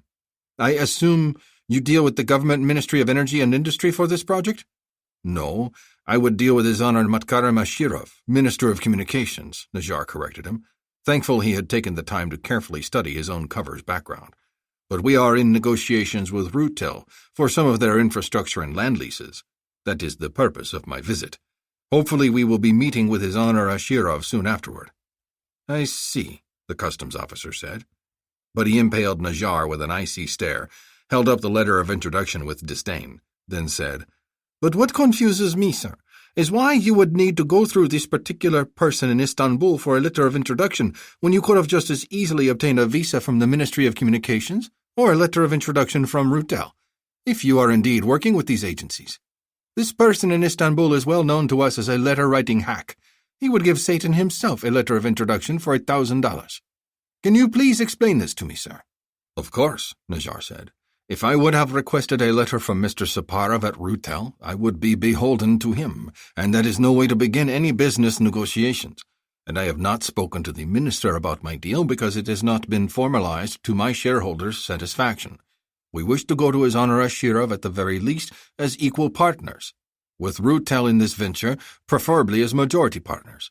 So the ministry was not obligated to grant us a visa since we have not been dealing with them at all yet. I see, the customs officer said. I do not understand all this business psychology and maneuverings, but what you say makes a certain amount of sense to me. He stamped something on the letter of introduction. So you will be meeting with this Mr. Saparov at Rutel soon? After I complete my due diligence and business proposal, I will, Najjar said. But I wish to be fully prepared before I ask for a meeting. That may take a few days. That is why I requested only a 10-day business visa with no re-entry privileges. He withdrew and opened his wallet, letting the customs officer peek inside the billfold, revealing it fat with American dollars and Turkish new lira. I am prepared to pay the expedited visa fee in cash. It is 4 times the normal fee, is it not? Najjar knew the expedited fee was only twice the normal fee. He hoped the extra incentive would cause this guy to back off. He undoubtedly had most of this guy's entire annual wages in his wallet right now. I see, the customs officer intoned. He looked through the passports again, imperceptibly nodding his head. Just so. He got up from his chair and ordered, Follow me. Najjar's heart sank. They were taken into a very small office just behind the service counter. Najjar and Saidi could see no surveillance cameras. That was good. There was a long steel table in the center of the room, along with a telephone on a rickety wooden desk and inspection devices such as flashlights and rubber gloves. Well, the agent said after he locked the door behind them, I think we shall have to meet with my supervisor for some additional information. We shall undoubtedly have to speak with Mr. Saparov and someone at the ministry's office to confirm your story. It is no story, sir. It is the truth, Najjar said, trying to remain calm. But I will be happy to meet with the unit supervisor here, and I should like to inform the Trade and Commerce Consul at the Turkish Embassy of this exchange as well. I think he should be apprised at how unfairly one of its citizens is treated by Turkmenistan customs. The customs officer's eyes flared. Are you threatening me, sir? I assure you that is most unwise. Please, sir, Azar said in crude but passable Turkish, removing her scarf and affixing the customs officer with an imploring, desperate look. Please let my father, mother, and I come into your country. Azar, no, look! The China doll speaks, the customs officer laughed. Najar's mouth tightened and his fists balled, but Azar touched his hand under the counter, ordering him to be calm. Please, sir, my father he has sold everything to come here and make this deal. Our home, our farm, his inheritance, everything, Azar said. My father is very smart and has many ways to help the people of your country, but no one at the Russian phone company or in your government minister's office will talk to him while he is in Turkey, so we came here together. My father brought us all here to Turkmenistan as a sign of his commitment to this project. This will be our home for many years if this deal is concluded. We have no place else to go and no money other than what my father carries with him. This is our last hope. Will you please help us, sir? The customs officer scowled at Najar. So you let your female child do the pleading for you, eh, Mr. Telecommunications Engineer? He scoffed. That is a true Turkish businessman for you. And why does she learn Turkmeni when her father does not? Najar forced himself to lower his eyes contritely. The customs officer chuckled. Have you declared that foreign currency yet, sir? Najar shook his head and handed him all the money out of his wallet. He noticed how quickly the customs officer hid it from sight with his hands and with the letter of introduction. Any more to declare? Najar turned, and Saidi withdrew another wad of bills from a pocket inside her robes. Ah, just so, as I thought. Not so delicate and feminine as to stop her from hiding foreign currency from a customs agent, eh? The customs officer counted it all, separated all of the American dollars from the rest, slipped the greenbacks into his pants pocket, counted out a few $1,000s worth of Turkish new lira for the visa fees, logged the remainder, handed it over to Najar and stamped the passport. 5 days tourist visa, no re-entry, he said. You must apply for a business visa before you contact the Ministry of Communications or anyone at Routel. If you fail to do so, you could spend 6 months in jail for the violation, unless, of course, you have your lovely daughter talk them out of arresting you. You must check in at a hotel in the capital and surrender your passport to the manager within 4 hours, or be in violation of the terms of your tourist visa. He handed back the passports, then looked at Azar, smiled evilly at Najar, pursed his lips as if giving her a kiss, and added, What pretty eyes she has. I'll bet she drives all the boys wild. He grinned at Najar's suppressed anger, laughed, then shook his head toward the exit. Welcome to Turkmenistan. Najar again forced himself to control his anger as he took his passports, bowed politely at the laughing customs officer, and turned to go. They collected their bags at the inspection station. No one said a word outside. They tried to flag down a taxi, but a private citizen stopped first and offered them a ride. After a few moments of haggling, they settled on a price and piled into the broken-down, dilapidated Russian sedan. The driver took them to the Tolkuchka Bazaar at the outskirts of Ashgabat, which looked like the gaudiest Hollywood B-movie set of a bazaar they had ever seen. Thousands of shoppers circulating around hundreds of merchants, some in multicolored tents, but most just sitting on colorful carpets with their wares spread out before them. The sights and sounds were rich and varied, and Azar found her eyes wandering to the beautiful silks, silver, jewelry, and rugs on display. But they had a job to do. Job 1, make sure they were not being followed. They dared not look behind them in the car or speak except in conversational Turkish, fearing the driver to be a Turkmenistan National Committee for Security agent, so they didn't know if they were being tailed and so assumed they were. They did several switchbacks, quick dodges, and reversals to try to spot any shadows, but didn't spot any tails. Still not satisfied they were safe, they bought some lamb kebabs and tea and sat outside a camel corral with other visitors taking a break from the crush of people in the bazaar, safe from everyone except an occasional herder or vendor peddling something. Thank you for helping me at the airport, Shadakht, Najar said in a low voice. I'm sorry if it embarrassed you, but we did not want to be confronted by a superior officer. The more eyes around, the lesser chances we'd have of bribing our way into the country, Azar said. Thankfully, you showed him your money. He was just looking for the right opportunity to be able to take it from you. What is our situation, Major? We have just 2 hours before we'll be reported for not surrendering our passports, Najjar said. Hopefully that customs officer won't be so efficient. We'll have to assume he'll be more efficient, Azar said. Agreed, Shadok. Our network contact is supposed to meet us here at the bazaar, but I don't know what he or she looks like or who it is, so they'll have to make contact with us. We'll wait here and finish our wonderful meal, then lose ourselves in the crowd again until nightfall, Azar said. She was serious about the food. She was afraid that the spicy, chewy meat would be too much for her stomach, but she enjoyed every bite. She looked toward the south. Those must be the Kopetdag Mountains. I've read about them and seen pictures. They are beautiful. That's Mount Shasha there, Saidi said, pointing a bit to the west. The Turkmenis claim it's on their side of the border, based on Soviet surveyors' claims, naturally, but it's really in Iran. But wait until you see the Alborz Mountains north of Tehran and the volcano Mount Damavand. It's almost twice as high as Shasha, and it's the largest volcano in Eurasia west of the Hindu Kush.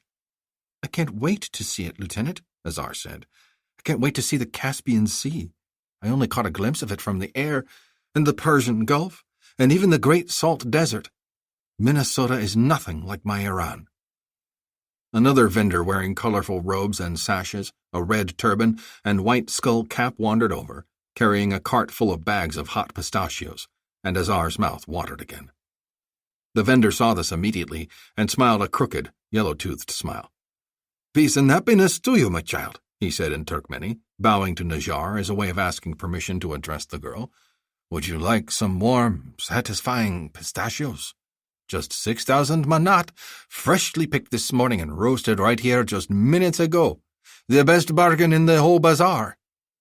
Thank you, sir, and peace to you and your family as well, Azar said in her best Turkmeni. She looked at Najjar, and he nodded, keeping a careful eye on the vendor's hands and the men behind him. A few other hawkers had started to cluster around nearby, waiting to see how much money these pilgrims would pull out. All I have is Turkish new lira, sir. Turkish lira? Even better, my child. But because that is not official currency here in Turkmenistan, I must ask for 8,000 manat. Still a very great bargain for you. A pittance, really, if you consider the exchange rate between our currencies. I will be sure to give you more than enough of my succulent pistachios for all 3 of you. That is generous of you, sir, but my father says I have spent enough, and can only give you 1,000 manat, 50 kurus. Your father is wise, and must be respected, child, but I have children of my own to feed, the vendor said. But in respect for your father and mother, I will sell an extra large bag to you for the original price, 6,000. I'm afraid my blessed father will disapprove of any more than 2,000 manat. The vendor bowed his head to Najjar, who only scowled back. I would not like to be the cause of any ill feelings whatsoever between such a powerful-looking gentleman and such a sweet child, the pistachio seller said. But I have a father, mother, 6 brothers, a wife, and 4 children to answer to as well. And a girlfriend or 2, of course, but don't tell my wife, please. His chuckle subsided when he saw Najjar's scowl deepen. I will tell you what, my child, in reward for being so good with me and for speaking our native tongue so well. He brushed his hands together, as if anticipating closing this deal immediately. 4,000 manat for you, and not a tenesi more. The rest I shall receive when I see the pleasure in your faces as you enjoy my pistachios. You are generous and patient, sir. She counted out coins in her hand. I have 70 kurus here, and I dare not ask my father for more. I have been too much of a burden to him already on this trip. You will become the most generous man we have met in Turkmenistan if you accept. The vendor smiled, bit his index finger, then bowed. Done, child, and may God smile on you. Azar gave the coins to Najjar, who gave them to the vendor. He indeed did portion out a very large bag of steaming pistachios and handed them over to Najjar, who gave them to Azar without taking his eyes off the vendor. Thank you, 1,000 times thank you, and may God continue to smile on you. Is there any other way I can serve you, child? Like how? Najjar growled in Farsi. Like taking the Shadok and her royal bodyguards to her home, the man replied in Farsi. He bowed slightly, taking a peek over his shoulder at the slowly growing numbers of vendors starting to move closer. I'm sorry, Shadok, but it's not every day you get to haggle over the price of a bag of pistachios with a member of the Persian royal family. Now allow me to take you into the waiting arms of your loyal followers in your homeland. God be praised, our salvation is at hand. The blessed and powerful Kogev have returned. You wasted a lot of time, Saidi said. I decided that simply approaching you without at least trying to make a sale would look bad, he said. I've been here at the bazaar for 3 years, waiting for this blessed day, for the true rulers of Persia's return. God be praised, I know the bazaar well. The transaction attracted too much attention, Najjar said perturbedly. Where can we meet? My truck is parked at the far northwest vendor lot, beside the bicycles, the man replied. I suggest... But suddenly there was a commotion behind him, and moments later 2 Soviet-era light infantry vehicles and a sedan burst toward the corral. 3 Turkmeni soldiers jumped out of the vehicle, and a man in a plain dark business suit emerged from the sedan. Najjar and Saidi were on their feet faster than Azar had ever seen them move before. "No one move!" the sergeant in charge of the military forces shouted in Russian. "Hands where I can see them!" The other soldiers carried rusty-looking AK-47s and sidearms in worn, rotting leather holsters. Azar had no doubt that Najjar and Saidi could take them out within seconds, if they had weapons or were within reach of them. Najjar, Saidi, Azar, and the vendor opened their hands to their sides in plain sight. The man in the suit approached them, smiling, and then, to everyone's surprise, bowed. "Salam alaikum, Miss Kogev," he said in Farsi. "Welcome to Turkmenistan. I am Colonel Jamal Fatah, Deputy Chief of Mission and Chief Political Officer of the Iranian Embassy in Ashgabat." He looked at Najjar and Saidi. "You must be Miss Kogev's bodyguards. Richard and Linda Van Wee? Or is it Major Najjar and Lieutenant Saidi now?" "Salam alaikum, sir," Azar replied, bowing slightly in return. Fatah was obviously pleased at that response, though he kept his eye carefully on Najjar and Saidi. "What brings the Iranian deputy consul here?" "Why, a member of the Kogev royal family here in Turkmenistan. It's practically a cause for yet another national week of celebration, just like the Turkmenis award themselves just about every other week of the year for some reason or another," Fatah said. "How did you know we were here?" "I would be revealing important state secrets if I—" The Russian embassy intercepted communications between Canada and the United States about the arrest and deportment of 3 persons who were under protective custody of the U.S. State Department, Shadokht, Saidi said. "They obviously passed the information to their friends, the Iranians." Fatah nodded and smiled. "Lieutenant Saidi is as smart as she is beautiful," he said. "Rumor had it that you actually stole the plane sent to evacuate you to a safe place? Extraordinary. Anyway, the report said the trio was in quite a rush and headed to Istanbul via Frankfurt. A message was put out to all embassies to watch for you. After you left Istanbul, a very resourceful researcher at the Federal Security Service in Moscow guessed who you might be based on recent events in Iran, and the word was put out to be on the lookout for you and your parents." "What of my parents?" Azar interjected. "I'm afraid I can't tell you that, Miss Kogev," the Iranian said. "Once the word was out, it was not difficult tracking down 2 adults and a female teenager traveling together through Eastern and Central Asia. We made positive identifications shortly thereafter, pulled up your files, and then put all known pro-monarchy individuals and Iranian expatriates in Turkmenistan under surveillance, knowing you'd make contact with your underground network." "We do not have any quarrel with the Turkmeni government," Azar said. "And we have broken no laws here. I am sure you entered the country using false papers. We were legally admitted into this country, and we have valid visas. That will be thoroughly investigated," Fatah said. "While that investigation is underway, Iran will file extradition papers with the Turkmeni courts, and I have no doubt you will be turned over to us in a very short time." "On what charges?" "Sedition, conspiracy, terrorism, murder. The list is very long and horrible," Fatah said. "I am sure the Turkmeni government will be anxious to cooperate. These soldiers will take you into custody and take you to the Nyazov jail in Ashgabat, where you'll stay awaiting extradition to Iran. The wheels of justice move slowly in Turkmenistan, but you will eventually return home as the guest of the Ayatollah." He lowered his voice, turning his back to the Turkmeni soldiers, and went on. "Now, you don't want to die in a hail of gunfire outside a filthy camel corral in Ashgabat at the hands of those mostly bored-looking, undertrained and underpaid soldiers over there, so I'm asking you to come along quietly. I know your bodyguards are well-trained and could probably twist those soldiers' heads right off their shoulders, and mine as well, but I'd hate for anyone to die out here like common criminals." especially a royal princess. If you resist, I can't be responsible for what happens next. He motioned to his sedan. Shall we, Miss Kogev? Najjar stepped forward, the menace clear in his eyes and body. So palpable was it that the Turkmeni soldiers sensed it immediately and stiffened. Azar scanned the growing crowd around them, but she didn't see any sympathetic faces. They might scatter and confuse the crowd if her bodyguards could get their hands on those rifles, and they could probably lose themselves in the bazaar easily. But then Azar noticed other men in the crowd, and they didn't look like Turkmeni vendors or shoppers. They looked military, but wore civilian clothes. They were less Central Asian-looking. Their gazes were sure and steady, and their hands were free, hovering near open coats. They were Iranians, Azar thought. Surely Pasdaran. She was positive of it. She turned to Saidi and motioned toward the men she spotted, and Saidi saw him right away, too. Major, no, she said softly. Pasdaran. Najjar's eyes darted around the crowd and soon spotted the very same subjects. He looked accusingly at Fatah, then let his body relax and opened his palms. I wonder what the Turkmeni government would think about Iran bringing in Revolutionary Guard assassins into their country, Najjar said. They probably wouldn't like it very much, Fatah admitted, but by the time they found out about him, they'd be long gone and you'd still be dead.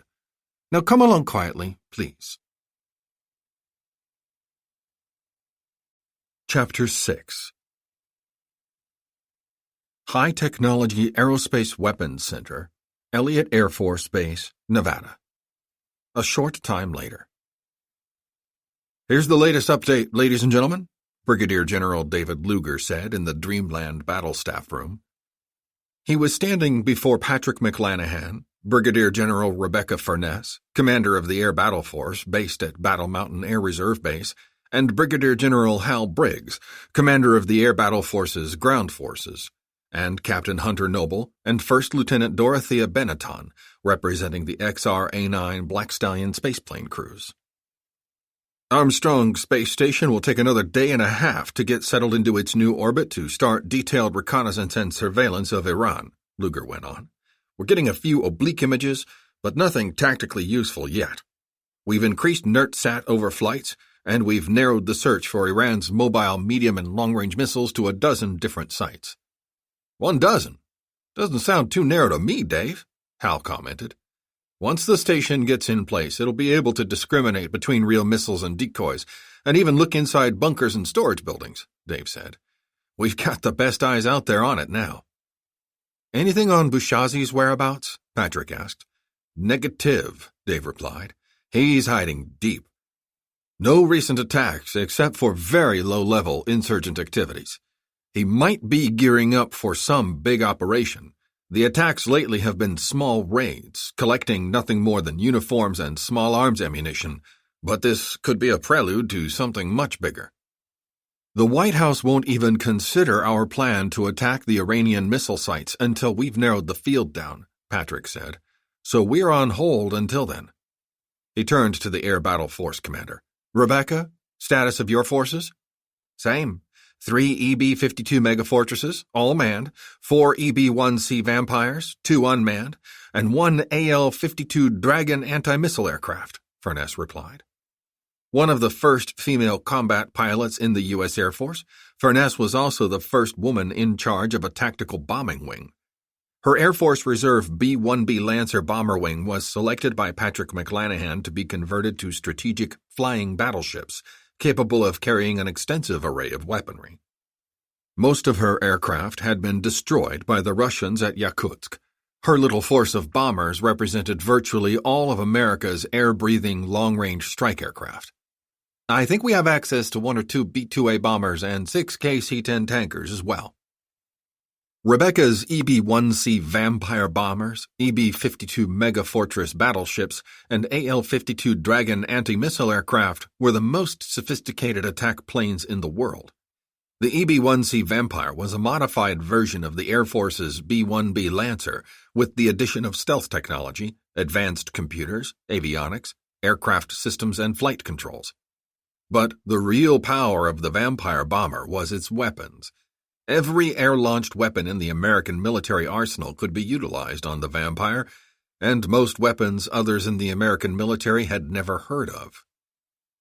The EB-52 Megafortress was a highly modified version of the venerable B-52 Stratofortress bomber, so much so that it could hardly be called a B-52 anymore at all. Instead of 5 or 6 crew members, it had just 2 pilots. All other functions and crew positions were automated. The skin and structure of the original B-52 had been changed, using composite fiber steel, radar-absorbing materials, and unconventional mission-adaptive flight controls to turn it into a real stealth bomber.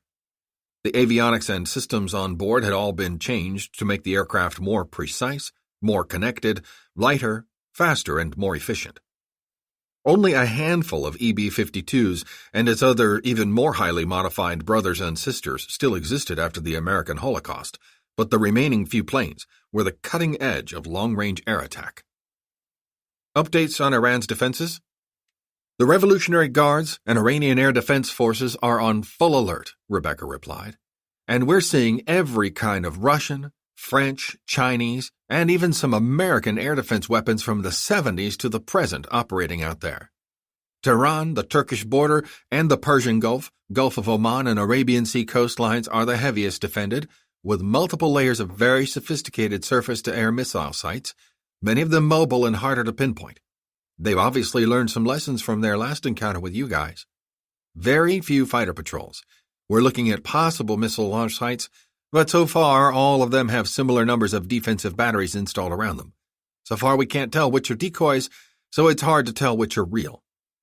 We've had to modify our original plan to reflect the denser and more sophisticated order of battle, she went on. We'll need to use a lot of resources to punch through both their outer as well as terminal defenses. Once our bombers get through the outer defenses, they can roam over the countryside fairly freely until they get within 50 miles of the target area, and then they run the gauntlet again. Each plane may have just a couple big precision-guided munitions left to attack by the time they make it through. She looked at Hal. Our attacks need to be finely coordinated both for ingress and egress, and even if everything works perfectly, our guys will be in for a very rough ride, at best. But it's still doable. Rebecca hesitated just long enough for many of their throats to go dry, then replied, Yes, we can do it. We'll need as much intel as we can scrape together, better than average aircraft and weapon reliability, perfect timing, perfect aiming, and a lot of luck. But yes, sir, we can do it. Thanks, Rebecca. Patrick knew that Rebecca Furness's assessment was as brutally honest as possible. She wouldn't hesitate to tell them if she didn't think her bombers could make it. Boomer? We've got 2 Black Stallion spaceplanes ready to go, Hunter Noble replied. Both can be configured for attack, satellite launch, or passengers. The 3rd spaceplane hasn't gone into orbit or carried any cargo, but we can use it if necessary. We'll be testing as we go. Nano? I wanted to bring up the new gear General Briggs mentioned we might be bringing along, Boomer, Benetton said, smiling enticingly at Hal just as she had been since returning from Las Vegas. I took a look at some of that new gear we acquired. The problem is not with weight, but volume. The unit itself folds up fairly small, but we need to remove 2 crew seats to accommodate it.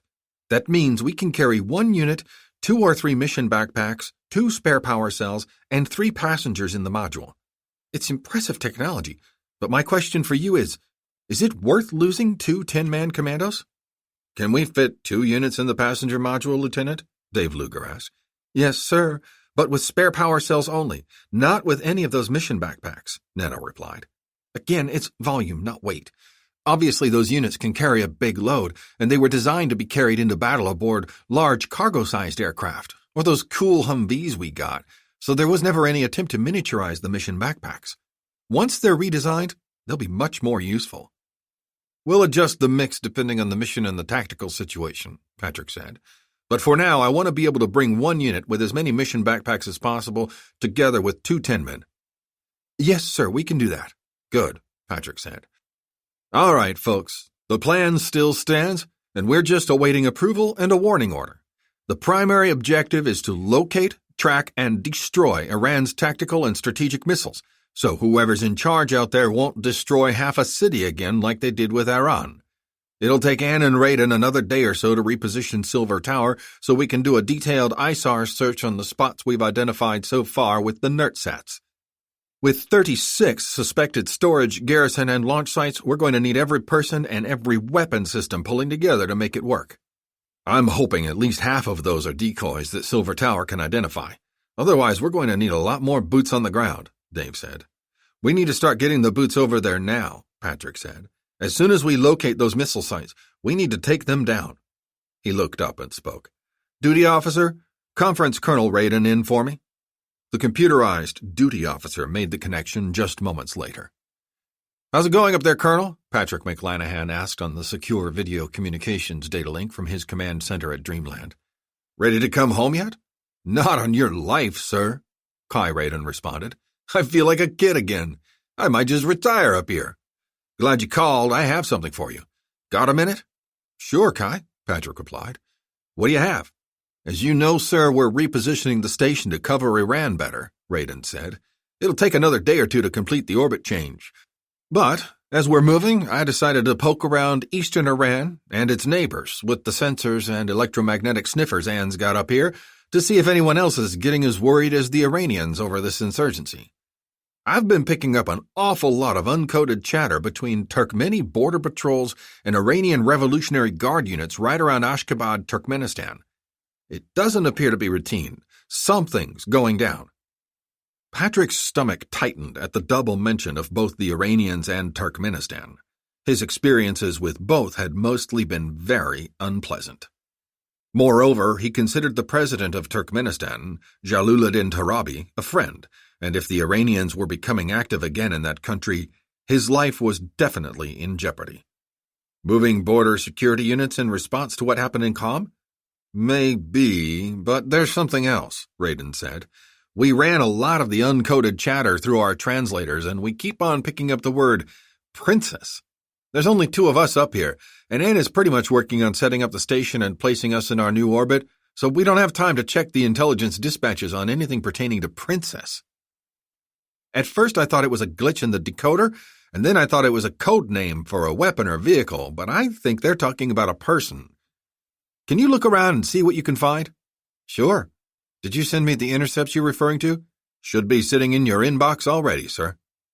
I'll call you back as soon as I find anything. I'm standing by. Patrick gave the information he had to his plans and intelligence office, who had access to all classified reports submitted to various agencies in the U.S. government, including the State Department and Pentagon. Less than an hour later, Dave Luger read over the report. It's not a code name, as far as we can tell, Muck, he said. We can't detect any attempts to use code words in any of the transmissions Raiden pulled down. The Iranians and Turkmenis are both chatting away in the clear. We think they're talking about a real princess they may have captured. What do you suspect up there, Kai? What are you seeing out there in Ashgabat? Nothing specific, Raiden replied, but we can track and triangulate the transmissions, coded and uncoded, and we traced activity to a big bazaar outside Ashgabat. The Tolkuchka Bazaar. I've been there, Patrick said. One of the biggest in Central Asia.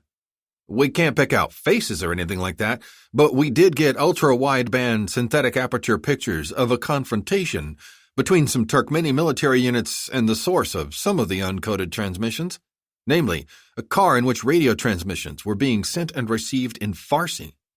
Not unusual. The border area is pretty heavily traveled, and the Iranians have a significant presence there. Patrick was indeed very familiar with the country. After the U.S. invasion of Afghanistan, some fleeing Taliban forces crossed the border into Turkmenistan. The insurgent force had grown as it moved westward into a fighting force big enough to threaten the pro-Russian Turkmeni government, and the Russians moved in to crush the rebellion. Patrick McLanahan's fledgling air battle force was ordered into Turkmenistan to covertly monitor the situation, and a low-scale but fierce shooting conflict erupted between American and Russian air and ground forces to prevent a slaughter in that oil-rich but underdeveloped country. Patrick had been severely reprimanded for his actions against the Russians, but his air battle force ground teams did succeed in rescuing the ex-Taliban fighter turned Turkmeni Armed Forces commander Jalaluddin Tarabi from the Russians. Tarabi returned to his adopted country, and later became president of Turkmenistan. Although protected by the United Nations and slowly transforming into an Islamic republic similar to Turkey, most of the educated, elites, petroleum industries, urban areas, and government were heavily Russian or Russian sympathetic, and Turabi was under constant pressure to return Turkmenistan to the Russian sphere of influence. "Well, maybe so," Raiden replied, "but it looks like the military guys and the ones in the Iranian vehicle were confronting a group of 3 persons sitting near a horsepen or corral." "3 persons, you say?" Dave Luger asked. "You got something on that?" "The State Department put out a bulletin a few days ago that said a group of 3 political refugees under their protection had fled the country by stealing a jet and flying it to Canada, presumably heading toward Iran," Dave said. "They were accompanied by 2 guards apparently assigned to assist, but there were 3 in protective custody. Can you send me some of those images?" Raiden already had his finger poised on the button. "Done," he said. "The timing works out correct if they traveled from Canada to Central Asia by air." There was no response. "Genesis, how do you copy Armstrong?" "Sorry, Kai, I was reading here," Patrick said, paging through more of the dispatches presented in his search. "There's another report uploaded from the Minnesota Civil Air Patrol to the Air Force and copied to Air National Guard headquarters and the U.S. Department of State. Seems that a unit commander reports that one of his cadets was taken by an Air National Guard unit, claiming that he was supporting a State Department mission to recover the cadet, who is purported to be a female descendant of Iranian royalty. In other words, a princess," Raiden interjected. "The Air National Guard crew had 2 persons that the unit commander recognized as the cadet's parents, but apparently were in reality the cadet's bodyguards, along with 2 more individuals who were security forces accompanying the bodyguards." "No shit," Raiden exclaimed. "You don't suppose—" "It's quite a stretch from here on out, Kai," Patrick said. "The State Department can give us more information. Now that you mention them, it's way above my pay grade," Raiden said. "I'll leave it up to you from here on out, sir. Let me know if there's anything else I can do." "One question. Can you track the 3 subjects?" "Sure. For now," Raiden replied. "Armstrong is tied into several other surveillance satellites, and we can pull information from them. Now, if they transfer them to another car, or if they stay off the air, I'll probably lose them, but they're not practicing any ComSec or OPSEC at all. I think I can track them, no sweat." "Great, Kai. Keep me posted." "Roger that." "Armstrong clear." Patrick dismissed everyone from the meeting except Dave Luger, then sat back to think.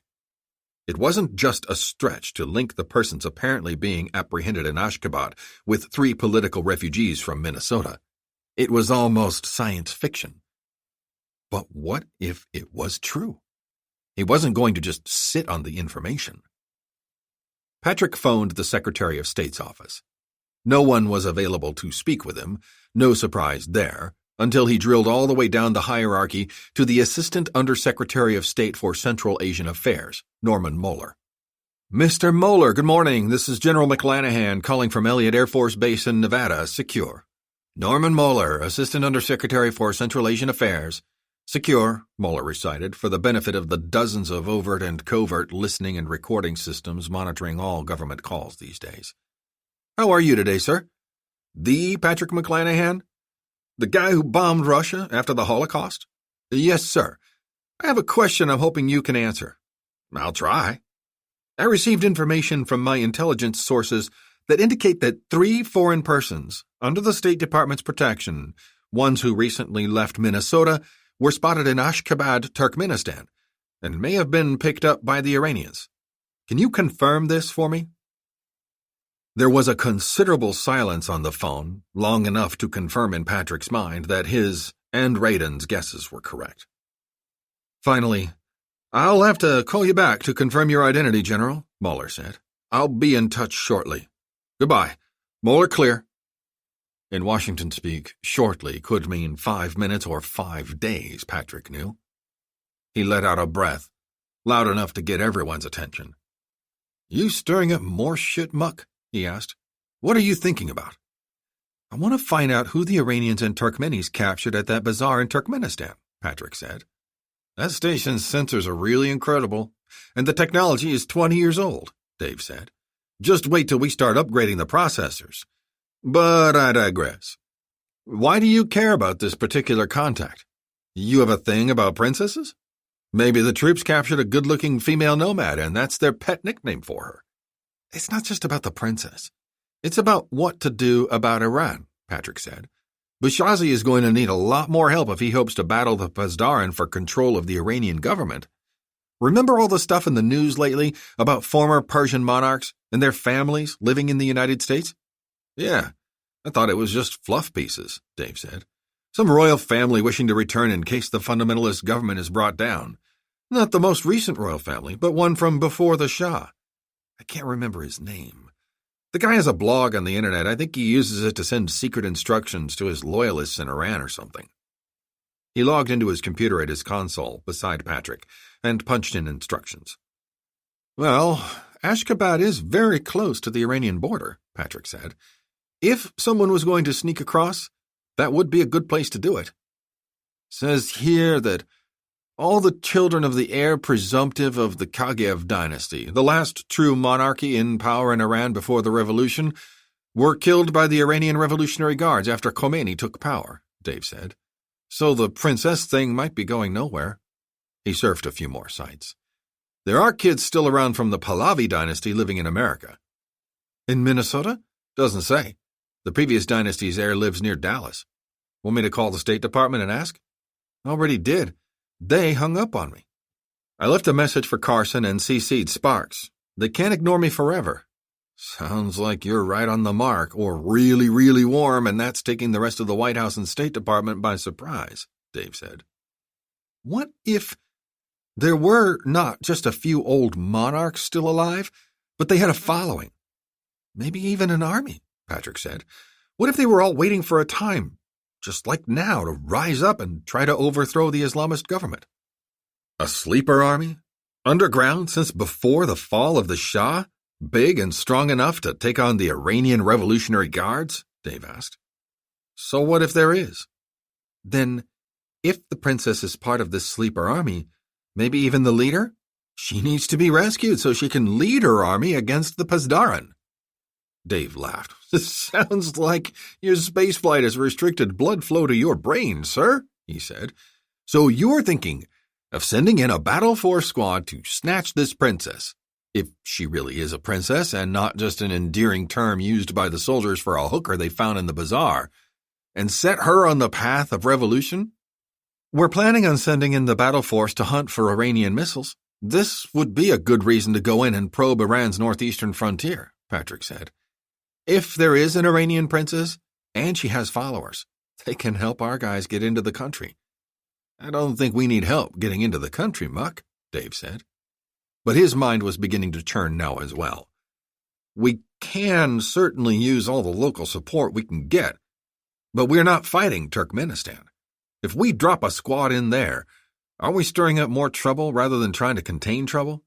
We should try to get some kind of cooperation from the Turkmenis, if that's even possible. Patrick thought for another moment, then why not ask the guy in charge? He remarked.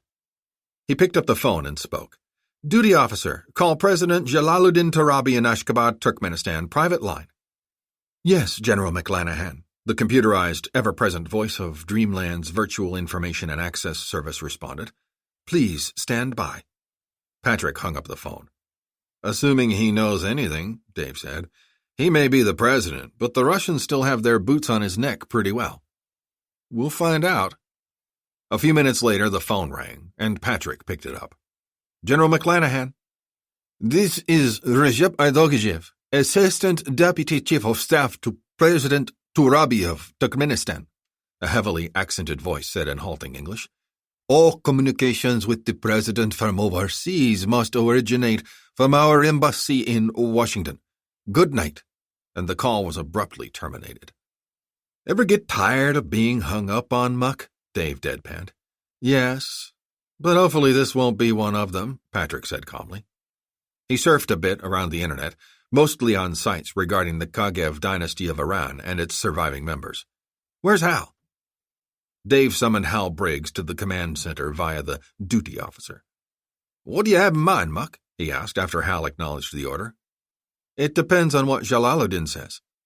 You going to call the State Department and ask? Just then, the phone beeped. Patrick smiled, shook his head, held up a finger, and spoke. McClanahan here. He noted the line was secure. He must have been working late in the office. My old friend the troublemaker, Jalaluddin Turabi greeted him. I hope you and your son are well. We are very well, Jala, Patrick replied. How is your new wife? She drinks like a Russian, spends money like a Saudi, but fortunately makes love like a Californian. She has already honored me with 2 healthy sons. Congratulations. Why do you call, my friend? I want to ask about a certain incident in the Tokuchka Bazaar yesterday. I'll ask plainly, did the Iranians capture an Iranian princess and her family? Patrick heard a loud commotion in the background. It was Turabi, obviously chastising someone, loudly trying to chase them out of earshot. A few moments later, so, are your eyes on the ground or still in the sky? In the sky. For now. We see your big space station over us almost every night now, and I tell my men the Americans will be critiquing everyone's love-making skills, so be diligent, Turabi said with a laugh. Well, my friend, all of your eyes are very good, as I well know. Yes, it is true. The Shah-Dokht Azar Asaya Kagev, the youngest daughter of the surviving heir to the Kagev royal dynasty, was captured in the bazaar shortly after she arrived from a flight from Canada via Istanbul. I thought all the king's children were murdered by the Iranian Revolutionary Guards. Apparently not, my friend. The Iranians have her? One of my military police battalion commanders, more loyal to the Iranians than to their own people, or, paid off better, assisted the deputy chief of Mission Fatah to place several pro-monarchy loyalists under surveillance and capture them once they were found, Turabi said. But it was only the daughter, Azar, not the mother and father. The daughter was accompanied by 2 bodyguards. I believe they were taken to the federal jail here in the capital. I would rather not assault your jail, Jala, Patrick said. So if it's possible to sneak her out, I can snatch her. Can you do that? Of course, Turabi said. I can advise you when we have her, and then you can, as you put it, snatch her. Thank you, Jala. You can loudly and publicly protest any actions that may take place in your country in the next few days, Patrick said. That I can do very easily, my friend. You can be assured of that, Turabi said. We have spoken long enough, and I do not want to hear any more anyway. Peace be with you, my friend. And the connection was broken. Hal Briggs and Chris Wall returned to the command center when Patrick hung up, and Hal had someone with him that Patrick did not recognize. Sir, I'd like to introduce you to Captain Charlie Turlock, Hal said. Patrick got to his feet, confusion evident in his face. Charlie Turlock? The more confused he looked, the broader the smile became on Hal's face. Problem, sir? Turlock asked. Patrick glanced at Hal's smile, nodded knowingly, and shook Turlock's hand. Sorry, Captain, Patrick said. General Briggs failed to inform me that Charlie Turlock was a woman. Is that your real name, a nickname, or a call sign? Unfortunately, Charlie is my real first name, sir, the newcomer replied. My dad wanted a son and thought I'd need a boy's name to make it in the world, and out of respect for him, I never changed it. And I suppose you like seeing the confused faces of the men who make incorrect assumptions about you and don't do their homework. Turlock smiled. Something like that, sir. I'll deal with General Briggs later. Welcome to Dreamland. Thank you, sir, Charlie said.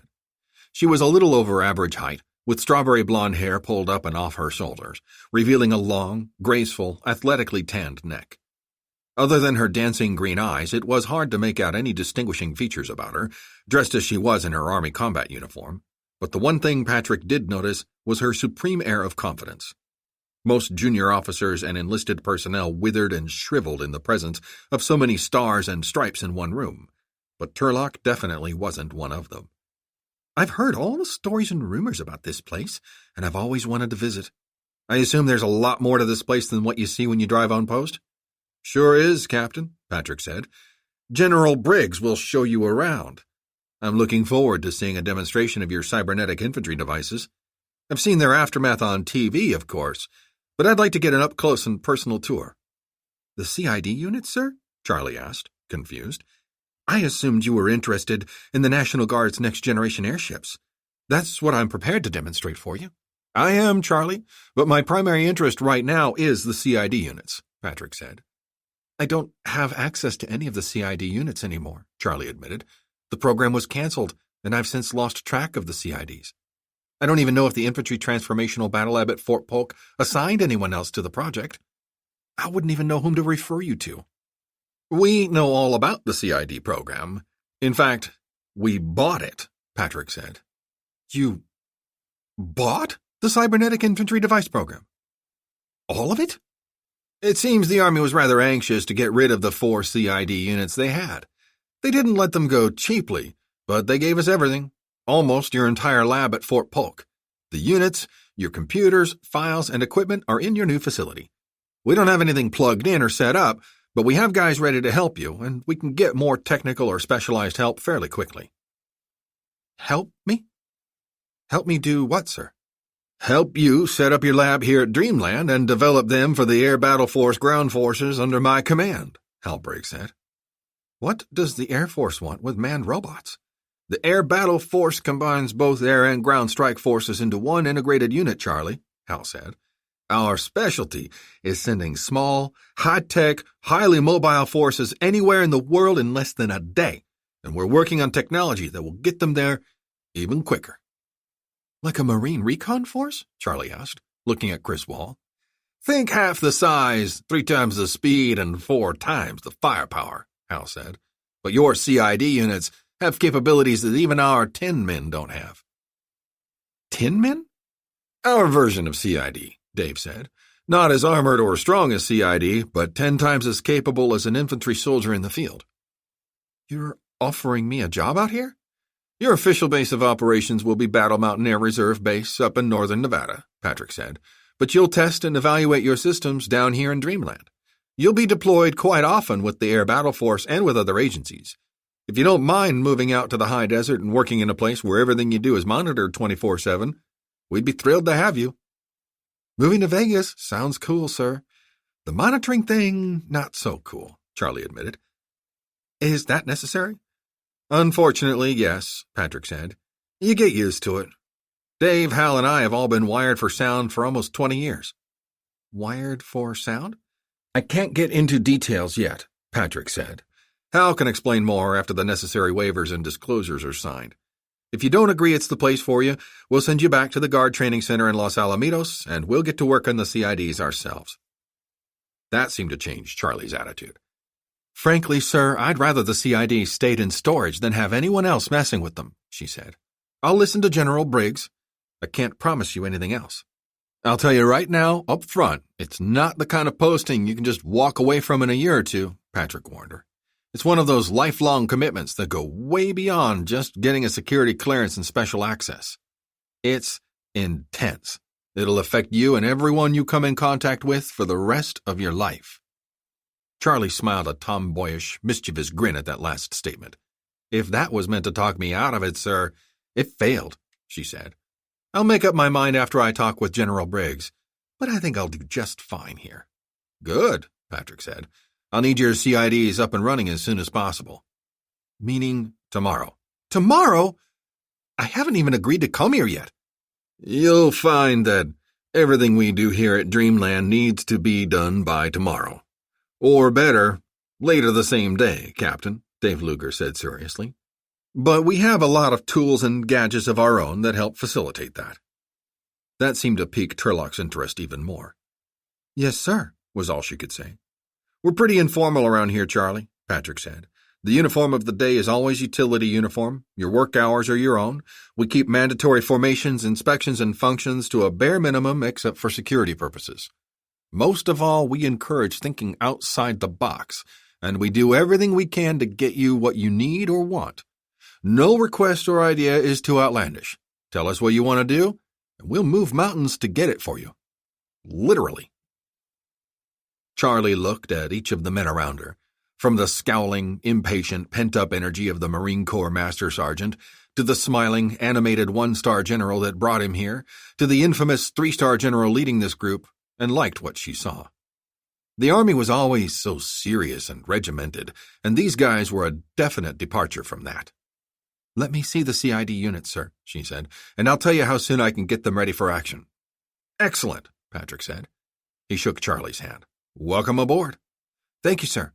I'll need volunteers to pilot the CIDs." "Count me out," Chris Wall growled. "You're too tall anyway, Master Sergeant," Charlie said. Wall nodded imperceptibly.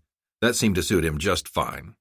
"I'll be the first volunteer," Hal said. "I've wanted to check one out ever since I saw him on TV. I think we'll have plenty of volunteers for the other units. Burp is good, but I think CIDs are way cooler." "On your way, Captain," Patrick said. "Hal, report back in 1 hour and let me know what we're looking at. Let Dave know if you're having any trouble detaching Charlie from the guard." "You got it." Patrick could see Charlie shaking her head in amazement and excitement at the whirlwind of activity and the close personal camaraderie that existed in this place. He knew that she knew she was signing onto something truly extraordinary. "That's the expression I like seeing in the newcomers' faces around here," he said to Dave Luger as she was led away. "Sorry I didn't brief you on her, Muck," Dave said. "I should have known Hal wouldn't have told you. He'd want to see your expression." He noticed Patrick looking in the direction she and Hal had gone. "What do you think, Muck?" "Think?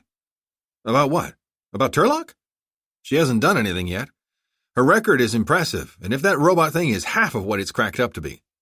"No, I mean what, Dave?" Patrick admonished his friend, perhaps a little more harshly than he wanted. He scowled first at Dave, then at himself when he realized he was still standing, and still turned in the direction she had left. "We'll need to get those robot things ready to go ASAP, he said gruffly, as he took his seat again.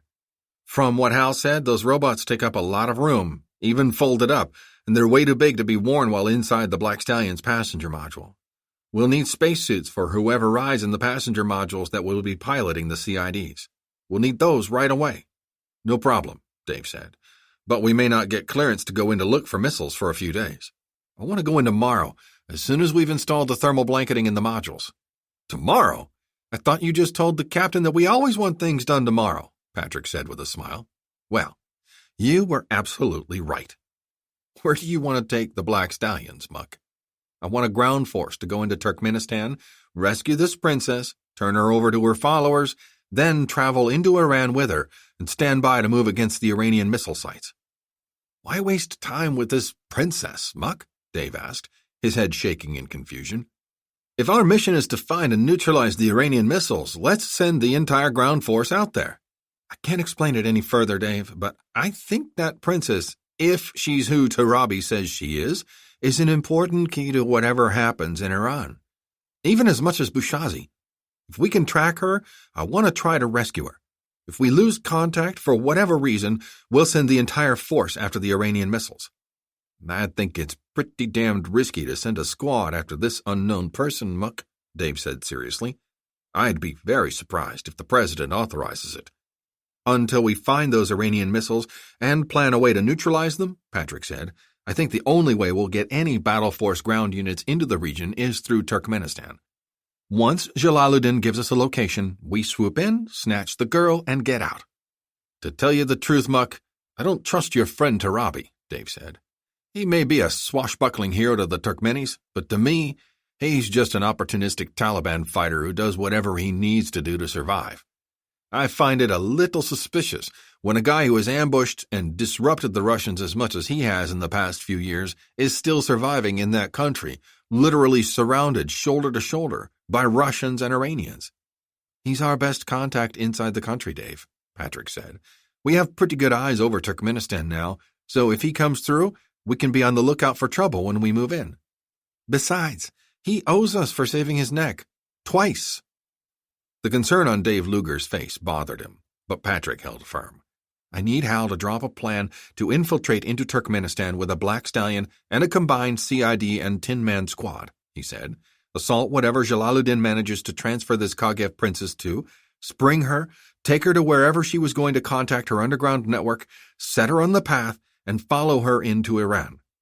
"You're making an awful lot of assumptions here, Muck," Dave said, trying one more time to dissuade his old friend from this plan. My recommendation would be to go to the National Security Council and the President with a plan to assault the most likely locations of Iran's medium and long-range missiles, capable of carrying weapons of mass destruction. The list will be refined as we move in. Once we nail down the locations, we attack with everything we've got: orbital weapons, ground forces, and air-launched weapons from the megafortresses. We punch Iran's missile threat off the board in one night. The Revolutionary Guards now need to deal with threats on multiple fronts: Bouchazi's insurgency, us, and possible action from the regular army. We'll have them back on their heels. Patrick thought for a moment. Dave, yours is a good plan, Patrick said, but my gut still tells me that this princess is important. I don't know how I know, but I think she's the key to a non-Islamist future for Iran. But I'll pitch your plan as well. Either way, we'll get our forces moving in the right direction. I think they'll buy my plan only because it doesn't immediately put the battle force on the ground in Iran. But you have to trust Turabi. Patrick hesitated again, but shook his head. I know, but I think the reward is worth the risk, he said. Help Hal and Chris draw up both plans and have them ready for me as soon as possible. Roger that, Dave said. What about Bouchazi? Are we done trying to help him? We'll reevaluate once he surfaces or makes contact with us, Patrick said, but Bouchazi has to sink or swim on his own. He should be enlisting the help of the regular army if they have any hope for stopping the Pasdaran. Otherwise, 100 squads of tin men or CIDs won't do much good against 100,000 Iranian Revolutionary Guards. Dave sat down at his console in the command center and began to outline his thoughts for the mission into Turkmenistan. They were very familiar with the military situation in Turkmenistan. Most of the country's small police and self-defense forces were used for just one thing: maintaining a strong government presence in the capital city of Ashgabat to control the spread and growth of radical Islamist groups. The Russian military and private security firms handled security for their own oil executives, refineries, storage facilities, and pipelines, and they did so with such utter brutality that attacks were rare. Border security was almost non-existent. In fact, the country generally encouraged foreign workers to come to work in the arid, barren country, documented or not. About an hour later, Hal Briggs rejoined them in the battle staff area. I think Turlock's in, he told Patrick and Dave.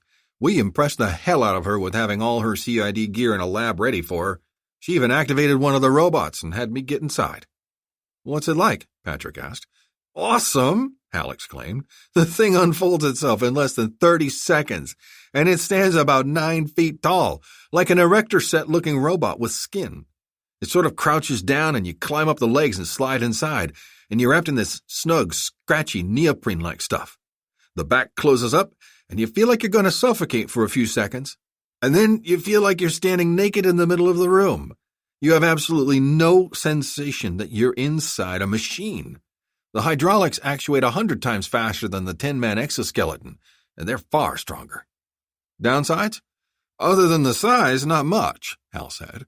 Turlock says the CIDs are equivalent in speed and firepower to a Humvee missile or machine gun squad, and I'd agree. It's not a sneak and peek system like the Tin Men. It's definitely a break the door down and kick ass system.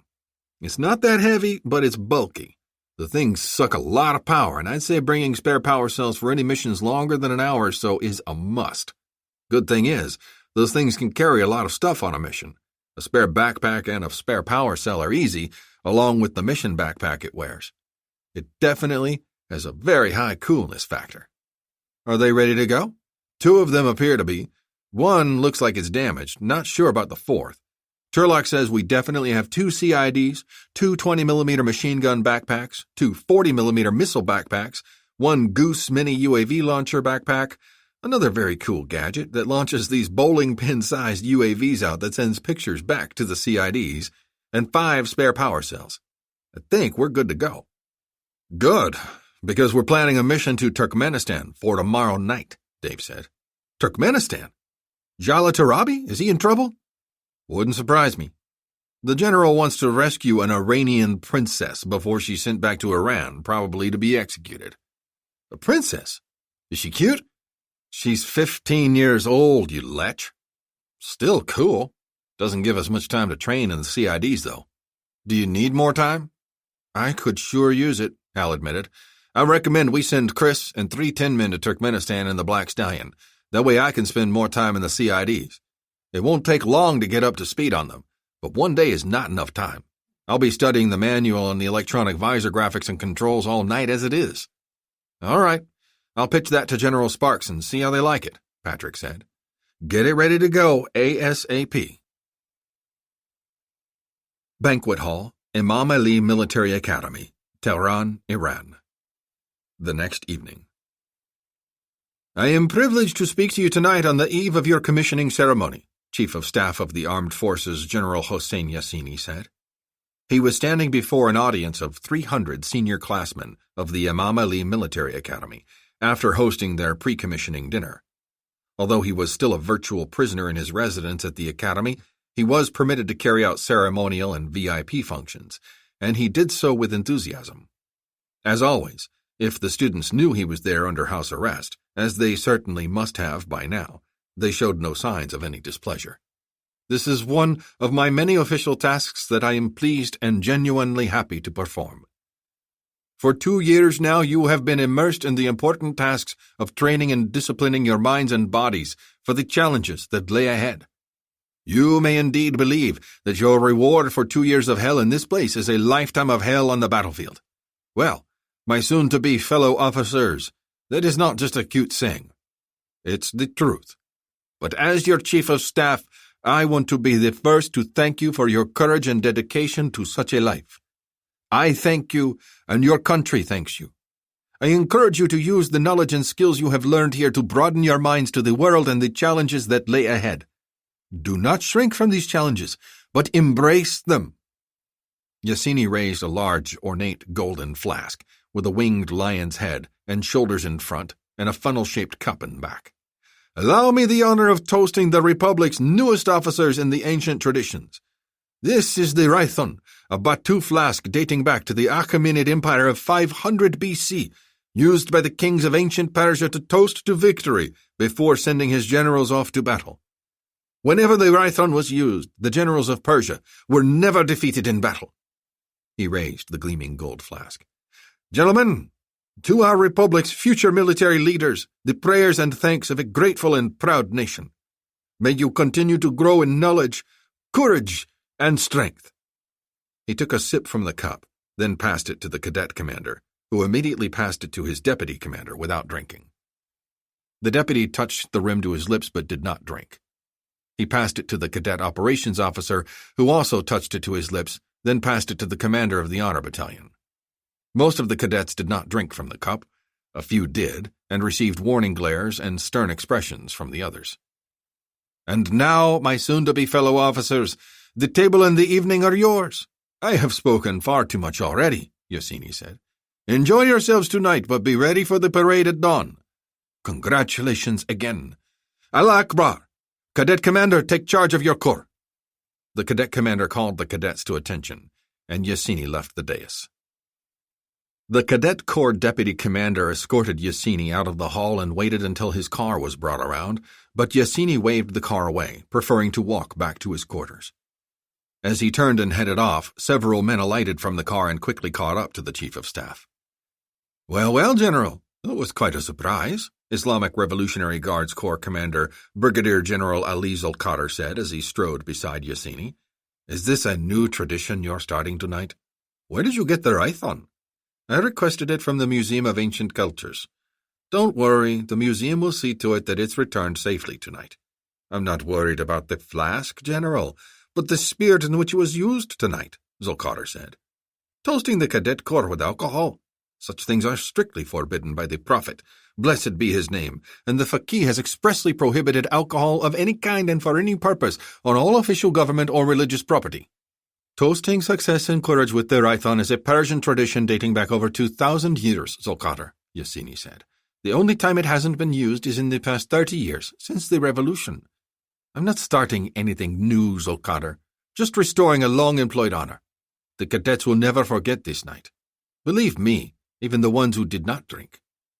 I was relieved to see that most refused to drink, unlike yourself, Zulqadar said. They know that alcohol is a corrupting and unholy vice that stains and perverses body, mind, and soul. Pity you failed to recognize that same truth. It's not the truth, Zolkadar. It's a belief, Yassini said. No, General, it's the law, based on teachings and commands handed down to us from God through the Prophet and codified by the Faqih, Zolkadar said.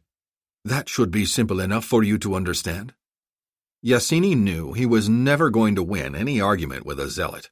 No, make that a fanatic, like Zolkadar, even if his beliefs were based solely on his thirst for power and not true personal faith. You didn't come here to lecture me, General. What do you want? No, General, I did not. I'm here to place you under arrest for crimes against the Islamic Republic and for conspiracy to aid the enemies of the Republic. Yassini stopped and only then noticed the 3 armed soldiers walking behind him. You can't arrest me, Zolkadar, Yassini said. I report only to the Minister of Defense or the Supreme National Security Deputate, not to the Pasdaran. Wrong again, Yassini, Zolkadar said gleefully.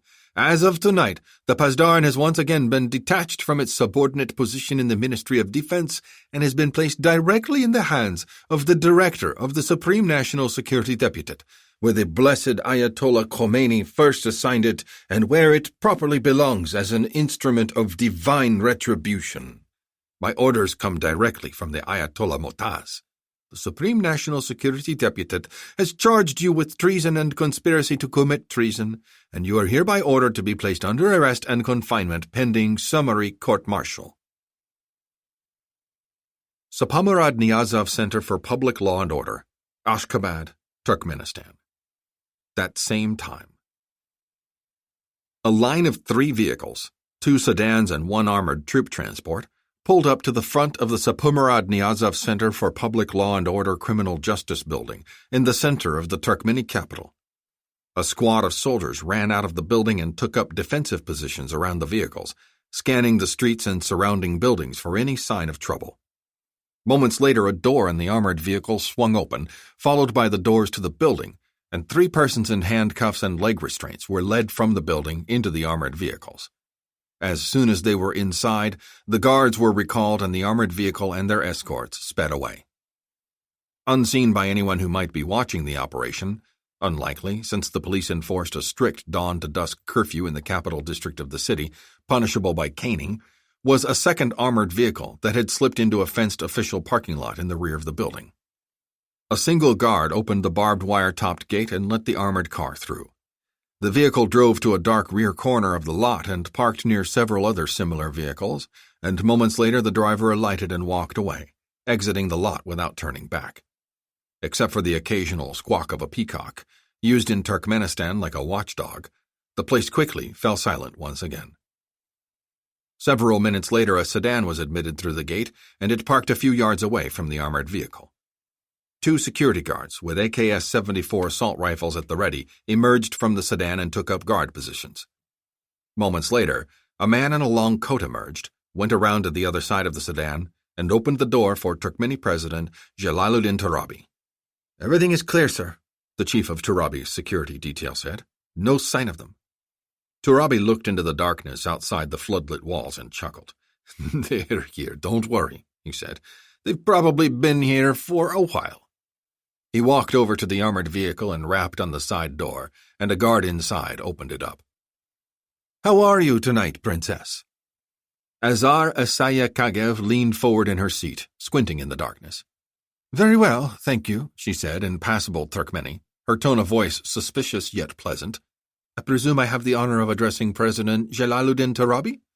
My staff informed me that you are observant and smart. I see they were not exaggerating," Turabi said after shaking off his surprise. "Do you intend on turning me over to the Iranian government without benefit of legal process?" Azar asked.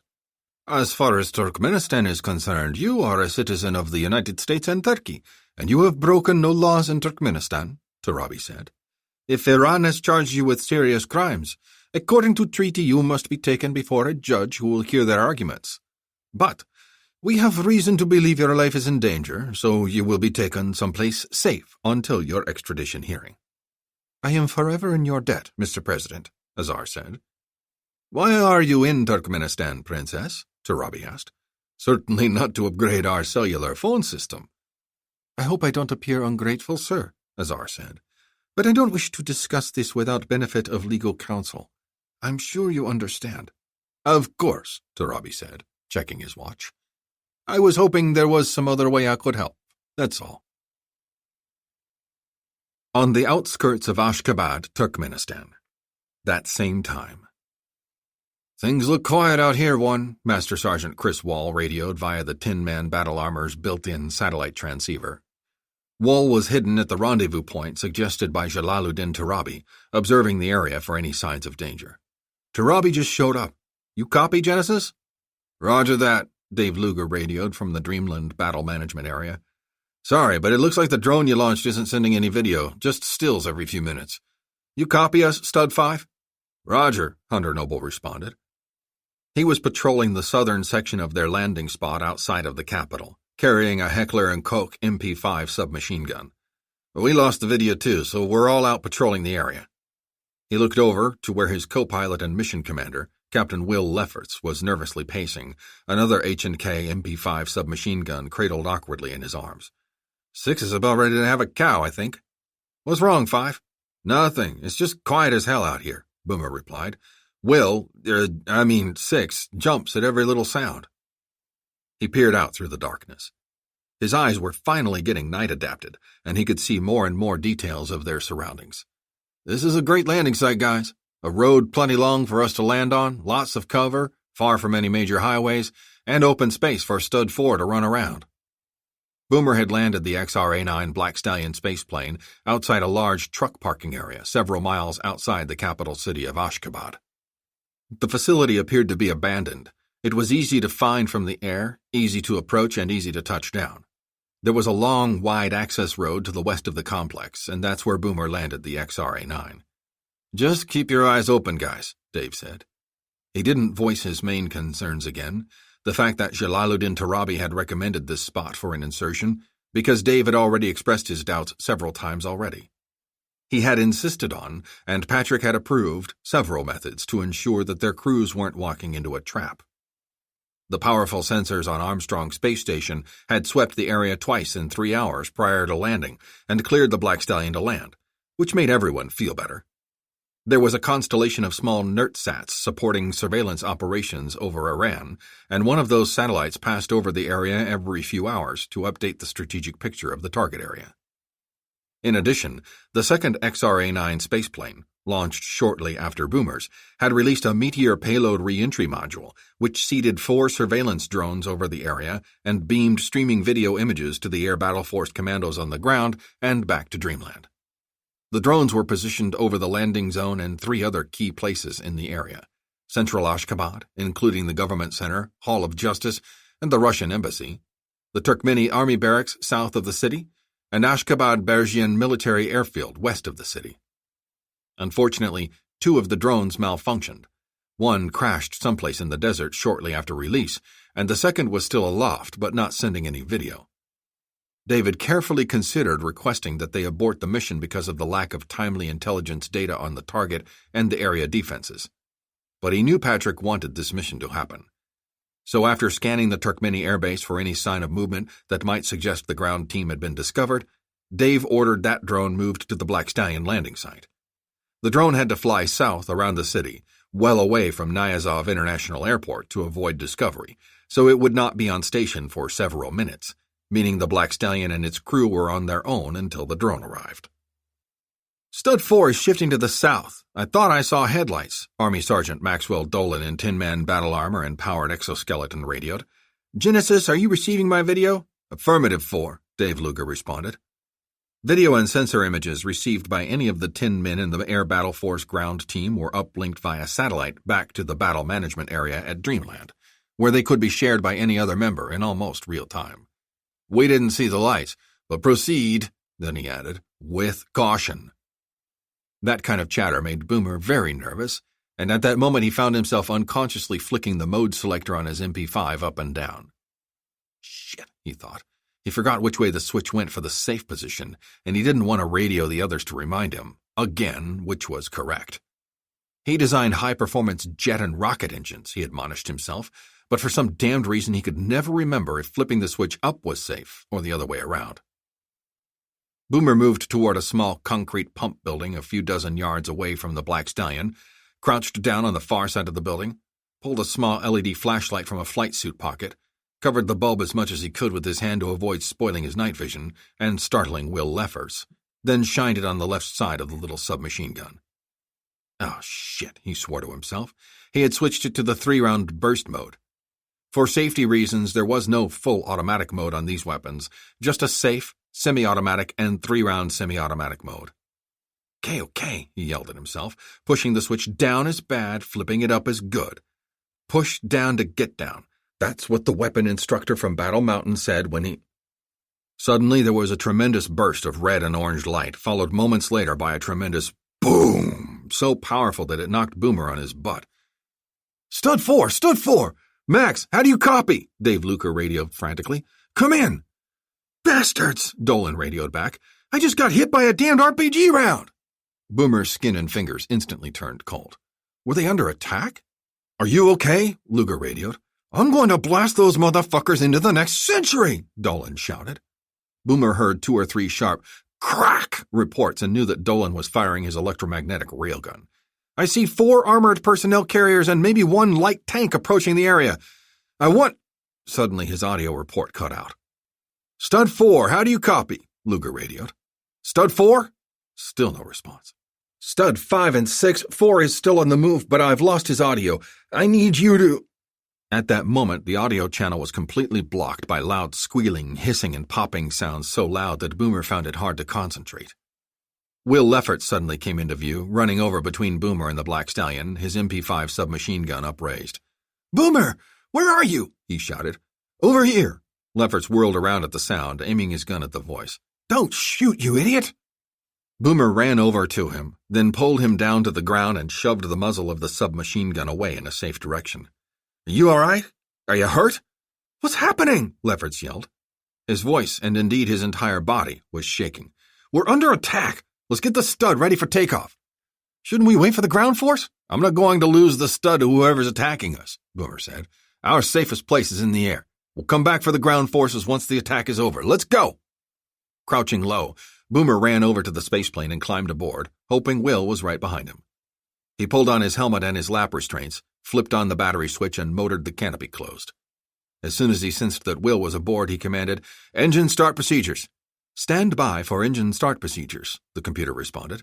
Beginning before power on checklist. Override, Boomer ordered. Begin engine start procedures. Override before engine start checklist. Beginning power on. Override. Begin engine start procedures. Boomer had to repeat the override command for each of the checklists he wanted to skip, having to wait for the computer's warning and verification messages each time. It seemed to take forever, but finally the computer was on the right page. The first human interaction step wasn't for almost another 20 seconds, so Boomer securely strapped himself into his seat and made sure Will was doing the same. And then he looked out to his right, and his jaw dropped. Sergeant Max, Boomer wasn't sure of his last name, was standing less than 50 yards away from the Black Stallion's right wingtip, the electromagnetic railgun in his arm, firing into the darkness.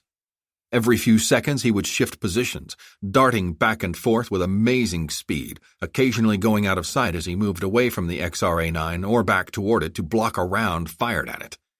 Seconds after he'd fire, there was a tremendous explosion off in the distance, and often several secondary explosions as well. Boomer couldn't believe he was moving like that after already being hit by a rocket-propelled grenade round. The sergeant turned toward the stud and gestured frantically down the road, urging them to take off.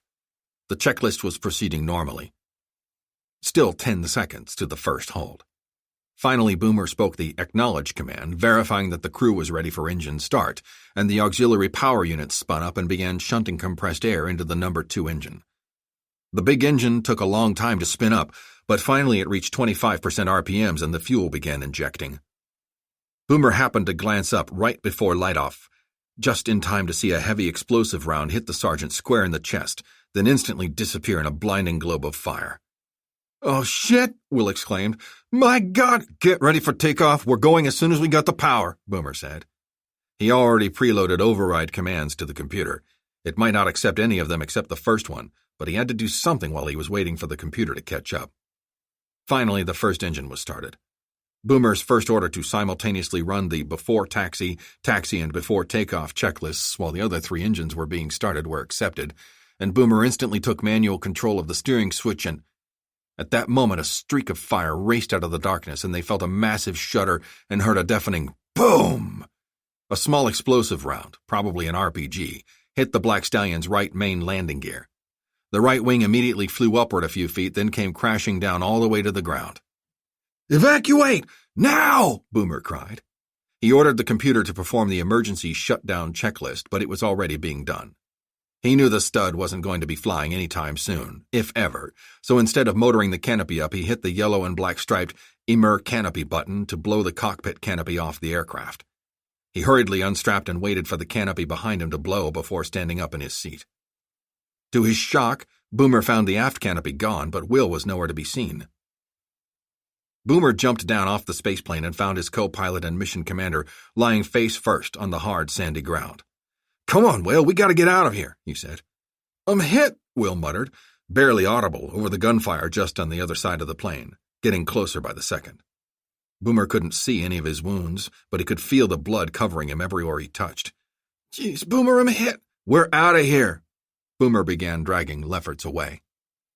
Just as another explosive ripped across the Black Stallion, sending pieces of composite skin flying in the air atop a column of fire. Boomer, egged on by the feeling that the entire front of his body was afire, kept on going as fast as he could. He knew that the concrete pump house was the only bit of cover nearby, so he pulled and pulled as fast as he... Just then it appeared as if the entire fuselage of the XR-A9 Black Stallion erupted and burst apart like a child's balloon. Boomer had a brief sensation of floating in midair before hitting something behind him. The cloud of fire and smoke enveloped him, as did several pieces of his beloved spaceplane, and then everything went dark. Sapamarad Niyazov Center for Law and Order, Ashgabat, Turkmenistan. That same time. "I hope I didn't offend you, Mr. President," Azar said. "I am thankful and more than a little surprised to be under the supervision of the President of Turkmenistan himself." She paused, then asked, "Whom are we waiting for, Mr. President?" "Your benefactors, Princess," Turabi said. "I wish I could take all the credit for this event, but I'm doing this as a favor to an old friend." "I am still grateful for any assistance you might provide us, Mr. President." "Not at all." Turabi looked at his watch impatiently. "But if your benefactors don't show up soon, there might be, how shall I say it, unexpected complications." "Like what, Turabi?" an electronically synthesized voice said in Turkmeni. The ex-Afghan fighter whirled around. Perched atop a nearby lamppost, completely hidden in the shadows and glare, was a figure in a dark outfit. "What are you doing here?" Those on the ground could make out no other details, but despite that, Turabi smiled. "Judging by your size and gruff tone of voice, I would say I am speaking to the infamous Master Sergeant Christopher Wall," he said. Azar strained to see who Turabi was talking to, but that was impossible. "I am here to make sure this transfer goes smoothly." "That was not smart, Turabi," the voice of Chris Wall said. "You should get out of here, now."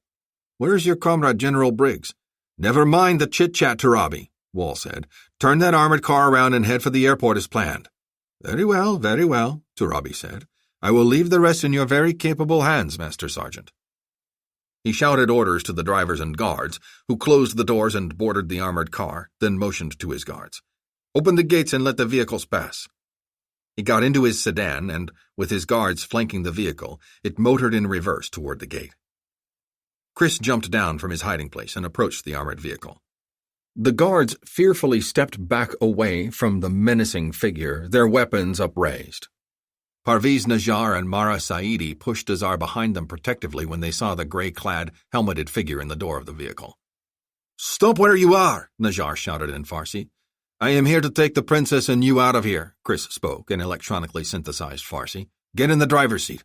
"Who are you?" "Does it matter?" Chris responded through his electronic translator. "Use the vehicle radio or telephone to contact your network and let's get out of here." "What network? What princess? What are you talking about?" "Listen carefully," the unearthly apparition said angrily, leaning into the vehicle menacingly to emphasize his point. "I don't know you, and I don't care one bit about you, but I've been ordered to get you out of the city and in the hands of your escape network into Iran. If you deny you're the Iranian princess and her bodyguards who escaped from protective custody in the United States and are trying to return to Iran, then I've made a mistake. In that case, I'll be happy to leave you here in the custody of the Turkmenis and the Iranians. Now, which will it be?" Azar elbowed her way between Najjar and Saidi. I am Azar Kagav, sir, heir to the peacock throne of Persia, she said in perfect English, and I am grateful for your help. Major, take the wheel. Lieutenant, get those weapons from the guards, then call the secondary blind drop number as soon as we're on our way. We'll proceed to the secondary contact point as planned. Glad to see someone's taking charge and not playing games, Chris said. Move out. Where will you be, sir? Not far. Move. And in the blink of an eye, he disappeared. But just as they got turned around and started heading out of the parking lot, several military vehicles swarmed down the street outside. Suddenly every floodlight in the lot snapped on, bathing them all in a harsh, inescapable glare. The exit was quickly blocked by 3 armored vehicles with machine gunners ready in their gun turrets. "Nobody move!" a voice on a loudspeaker blared in English. "By order of the Turkmenistan Capital District Federal Police, you are all under arrest." But it was soon obvious that these soldiers were not the same casual, ill-outfitted soldiers from the bazaar.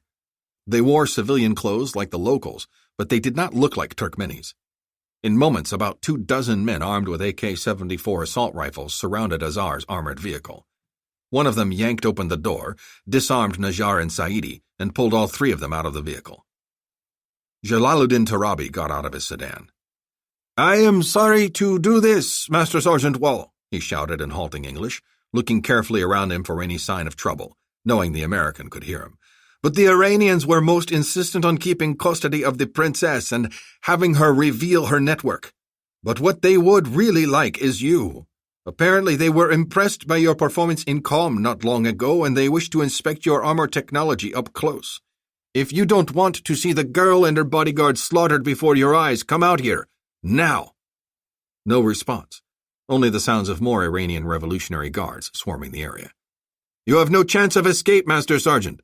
You've come an awfully long way just to see the princess die and your missions fail. The Iranians don't want you. They want your armor, weapons, and aircraft technology. You will be saving lives if you cooperate. I have received their assurances that they will let you and your men, here and at the truck farm, leave the country unharmed if you drop your weapons and remove your armor. Surrender now and—" At that moment there were 3 simultaneous explosions right in front of Tarabi as the 3 Iranian armored vehicles blocking the entrance to the parking lot disappeared in massive clouds of fire and smoke. Tarabi was knocked off his feet by the triple blasts. After finding himself dazed but unhurt on the ground, he picked himself up and took cover behind his sedan, away from the burning vehicles. Through the sounds of burning and popping metal, Tarabi heard another series of noises, ones he had heard a long time ago but remembered as clearly as yesterday. Brief screams, occasional gunshots, followed by a sickening, gory crunching sound and a loud thud somewhere off in the distance. He didn't hesitate but immediately whirled and started running down the street, only to be stopped after just a few strides by what felt and looked like a steel wall that suddenly appeared directly in front of him. Tarabi ran headlong into the obstruction and fell flat out backward, semi-conscious. When he could see straight again, he was staring up at Kagav, Najjar, and Saidi looking down at him, and standing beside them was one of the American tin men, its helmeted face, smooth armor, and massive tank-killing weapon making it look even more the wraith-like avenger he knew it was. The armored figure knelt beside him. "Kill me, Wall," Tarabi said, coughing up blood from a smashed nose. "Get it over with." "Why, Tarabi?" Chris Wall asked. "Why did you cooperate with the damned Iranians? McClanahan was your friend." "Friend? He abandoned me in this hellhole, surrounded by thousands of damned Iranians," Tarabi said weakly. "I barely escape one assassination attempt by those bastards every week. Half my government has been paid off by Iran, and the suburbs outside the capital are swarming with Iranian-trained insurgents, all waiting to sweep in and take over. The only way I could survive after becoming part of this damned government was to cooperate with them. You told them about us?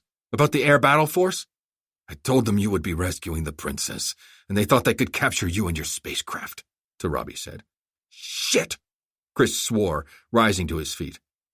He spoke through the Tin Man battlesuit's built-in satellite transceiver. "Stud 4. No response. "Stud 4, how do you copy?" Still no response.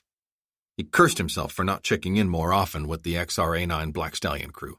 "All Stud units report back to the landing zone on the double and assist Stud 4.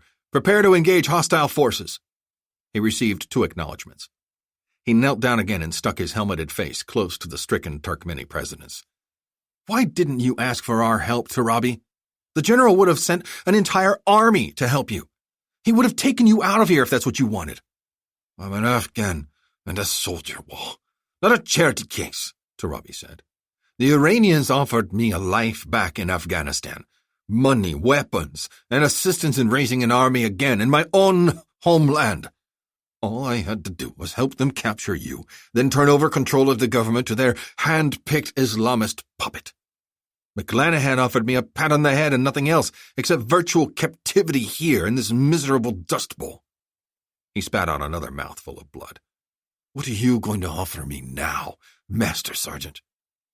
Just this, you fucking coward, Chris Wall said darkly, then delivered a single blow to the Afghan's face that penetrated all the way down hard enough to crack the pavement below his head. Azar and her bodyguards watched as Turabi's head exploded like a ripe tomato under a sledgehammer. Wall wiped his left fist off on Turabi's robes, then stood and faced the three Iranians. I'll escort you to the outskirts of the city, he said. Then I have to see to my troops. No, Azar said. Tell us where your forces are, and I will send my people to help. Chris thought about that for a moment, then nodded. Outside an abandoned truck farm 14 kilometers east of Nyazov Airport, he said. How soon can you get there? Azar asked. Faster than you, Chris said. Then go. Do not worry about us, Azar said. We will make contact with our network, then dispatch someone to help. My mission was to be sure you got safely out of the country. Your mission has changed, Master Sergeant, Azar said. Go. Chris needed no more convincing. In the blink of an eye, he had leaped into the night sky and was gone from view. Extraordinary, Azar said to Najjar and Saidi. Whoever neutralized weapon systems such as that must be extremely powerful. The Pasdaran want you very badly, Shadokht, Najjar said. We must get out of this city as quickly as possible. Not before we help the Americans, Azar said. Contact the network immediately. Azar and her bodyguards took Turabi's sedan, and they encountered absolutely no difficulties traveling through the city. The vehicle was instantly recognized by the police on patrol, who did nothing more than salute the vehicle as it drove past. 10 minutes later, easily negotiating the nearly deserted streets of Ashgabat, they came to the Niyazov 30th anniversary racetrack on the eastern side of the capital and made their way to the stables, where they met up with dozens of members of the Kagev monarchy's underground support network. Any news of my parents? Azar asked. None, Shadokht, the network leader replied. Some reports said they were intercepted in Paris by the Pasdaran. We simply do not have any first-hand information. We must proceed on our own. Assemble the court and the war council, organize the militia, and prepare to take action should the opportunity present itself, Azar said. But first, we have a debt to repay. They found the truck farm about 10 kilometers east of the racetrack. The entire area was deserted, but it did not take long for Azar and her entourage to notice the smell of burning jet fuel, metal, and human bodies. Their vehicles bumped across craters made by high explosive detonations, and small fires were still burning everywhere. The underground fighters drew their weapons as they approached the worst of the battle-ravaged area. No, Azar ordered, sensing danger nearby.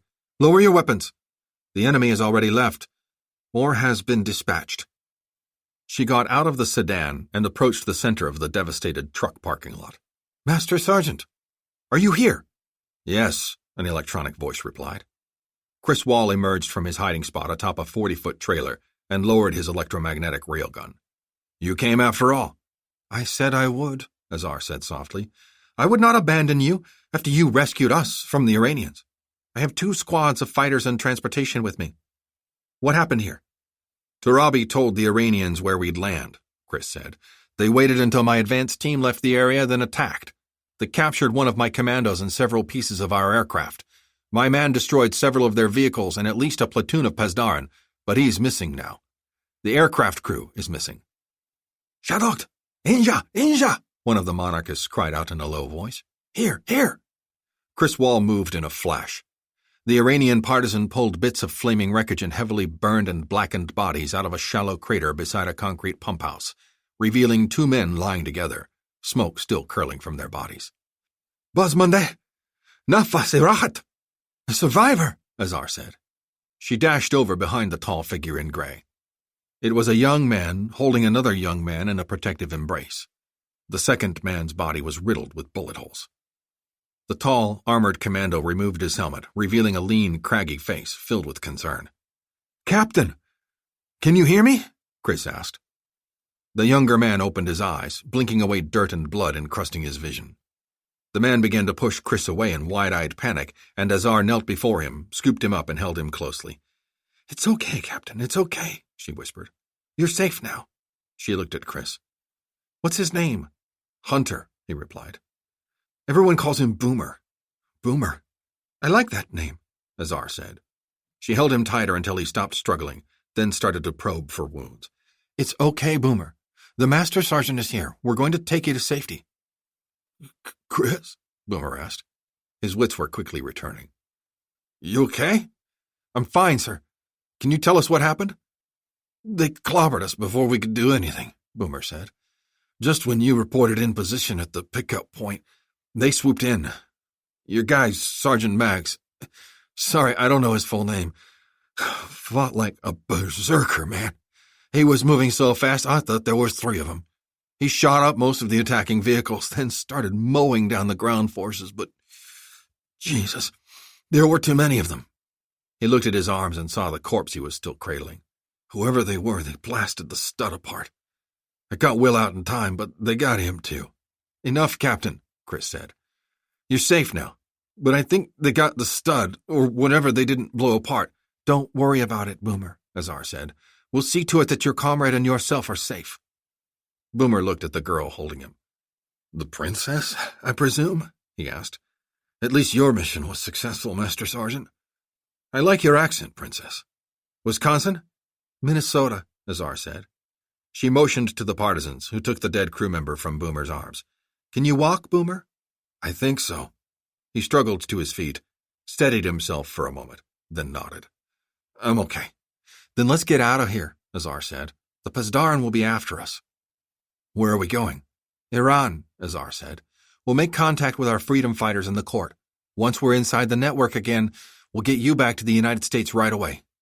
"The captain will go back," Chris Wall said. "My men and I are staying with you." "You don't need to do that, Master Sergeant." "Those are my orders, ma'am," Chris said. "Until I'm relieved or given further orders, I'm staying with you." "You would abandon your superior officer?" "He's a pilot, ma'am," Chris Wall said flatly. "He may be a very good pilot, but he's still just a pilot. My orders did not include babysitting the pilot." "Geez, thanks, Master Sergeant," Boomer moaned. "But to accompany you and your men to Iran, collect intelligence data, report back to my headquarters, and await further orders." "Your men are injured and captured, Master Sergeant," Azar said, confused. "Why do you want to stay with me?" "My commanding officer believes you the key to the future of Iran, Princess," Chris said. "He does not support General Bouchazi's military insurgency, and he wants more information on you and your monarchist movement. My mission is to give him the information he wants and to stand by with you in case he has further orders." "Who is your commanding officer?" "I'd rather not give you that information, Princess," Chris said. "He's a powerful man, but no one else believes that either the military insurgency or an underground monarchy will survive the Pasdaran's rampages. My mission is to give him the information he needs to convince my government to support you, or not." Azar smiled and nodded. "That's fair, I think," she said. "My mission is to get us to safety inside Iran, convene the court and the council of war, assemble the army, and march on to Tehran. Hopefully we can make contact with General Bouchazi and find out what he has in mind. Perhaps our forces can work together. Perhaps not. We shall find out together, won't we?" Chapter 7.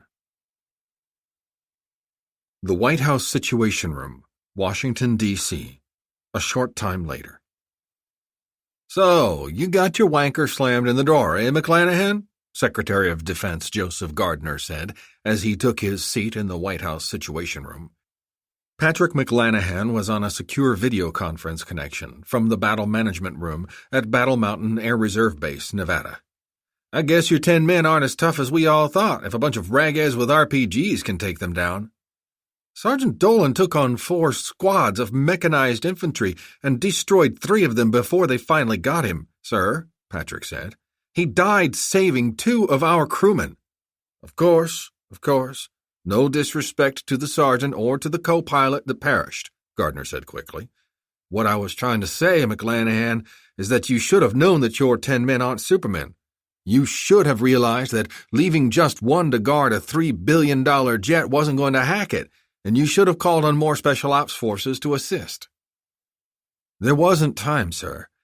That's getting to be a very tired old album, McClanahan, Gardner sighed wearily, and I, for one, am starting to get tired of listening to it. There's never enough time when it comes to you and your operations, is there? At that moment, a staffer in the room noticed a flurry of movement outside the room. National Security Advisor Sparks entered the Situation Room, followed by Chief of Staff Minden, Vice President Herschel, and then by President Martindale. The staffer called the room to attention. "Seats," the president said immediately. He turned to the video conference screen. "Sorry to hear about your loss, Patrick. What do you think the Iranians got?" "They got Sergeant Dolan, one 10-man battle armor system with the exoskeleton probably mostly intact, plus plenty of photographs, maybe a few composite material samples, and some electronic gear and computer modules, sir," Patrick responded. "The communications, transponders, and computers are programmed to auto-erase whenever the emergency shutdown order is given or initiated by the computer in case of an accident or attack, but it's not foolproof. Is there any kind of self-destruct mechanism? No, sir. That's too dangerous in a spacecraft normally subject to very high heat and stresses. Master Sergeant Wall destroyed any electronic components by hand that he could find or that were pointed out to him by Captain Noble. Wearing the 10-man suit, that would have been done very quickly and effectively, but the Iranians may still be able to recover any data or programming stored in the components they seized. What about Sergeant Dolan and the suit he was wearing?" Patrick looked uncomfortable, almost pained, but he kept his head and shoulders straight as he replied, "We're hoping that the RPG rounds and the 105mm tank round that killed Sergeant Dolan destroyed most of the armor and electronics in the suit. But the Iranians have taken a very valuable piece of hardware along with the body of a U.S. soldier. They need to give all of it back immediately or face the most severe consequences." "That's not your call, McClanahan," Jonas Sparks retorted loudly. "We're in this mess because you didn't plan properly, and you're not going to even think about doing anything to recover what was taken without full presidential authority." He rubbed his eyes wearily. "Jesus, this could be the worst compromise of highly classified technology since John Walker or Robert Hansen." "Those guys were spies and traitors. The Black Stallion was attacked by Iranians inside Turkmenistan," Vice President Maureen Herschel said. "There's a big difference." "What I meant was, the damage done due to the loss of our most sensitive and cutting-edge technology is much worse, Miss Vice President," Sparks said. Maureen scowled at the National Security Advisor but said nothing.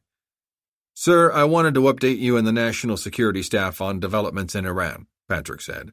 "We'll have to deal with the loss of the Black Stallion and Tin Man technology later." The president looked perturbed and grim, but nodded.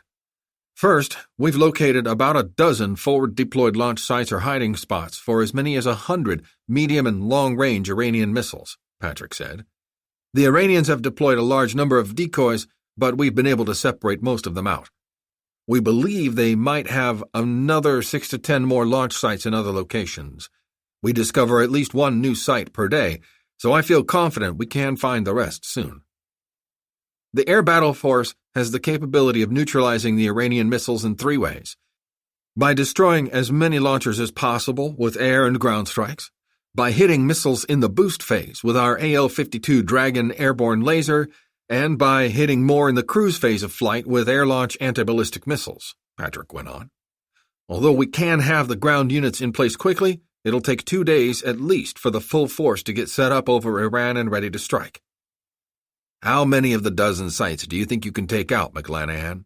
National Security Advisor Sparks asked. "Conservatively, with our full force in place, 50%, Patrick replied. "We coordinate the spaceborne, air-breathing, and ground attacks, and make sure our anti-ballistic missile aircraft are over the likely launch and target areas when the attacks begin." 50%? I don't think that's good enough to risk a larger-scale war in the Persian Gulf, Patrick, Vice President Herschel said. "We'd limit our attacks to the heaviest missiles we can find, the ones that can threaten our forces or our allies in Iraq, the Middle East, or Central Asia," McClanahan said. "Thanks to Colonel Radin and Armstrong Space Station and the NERTSAT constellation we launched in support of our ground operations, We've located a half-dozen possible missile launch sites in the western and southern sections of the country, containing approximately 100 medium and long-range rockets and missiles, including the Shahab-2, Shahab-3, and possibly the Shahab-4 and 5 long-range missiles. However, although the recon data is updated regularly, we might not know in time if a mobile launcher missile has been moved, Patrick went on, so we would need to place some eyes in the sky to keep constant watch on the known or suspected launch sites.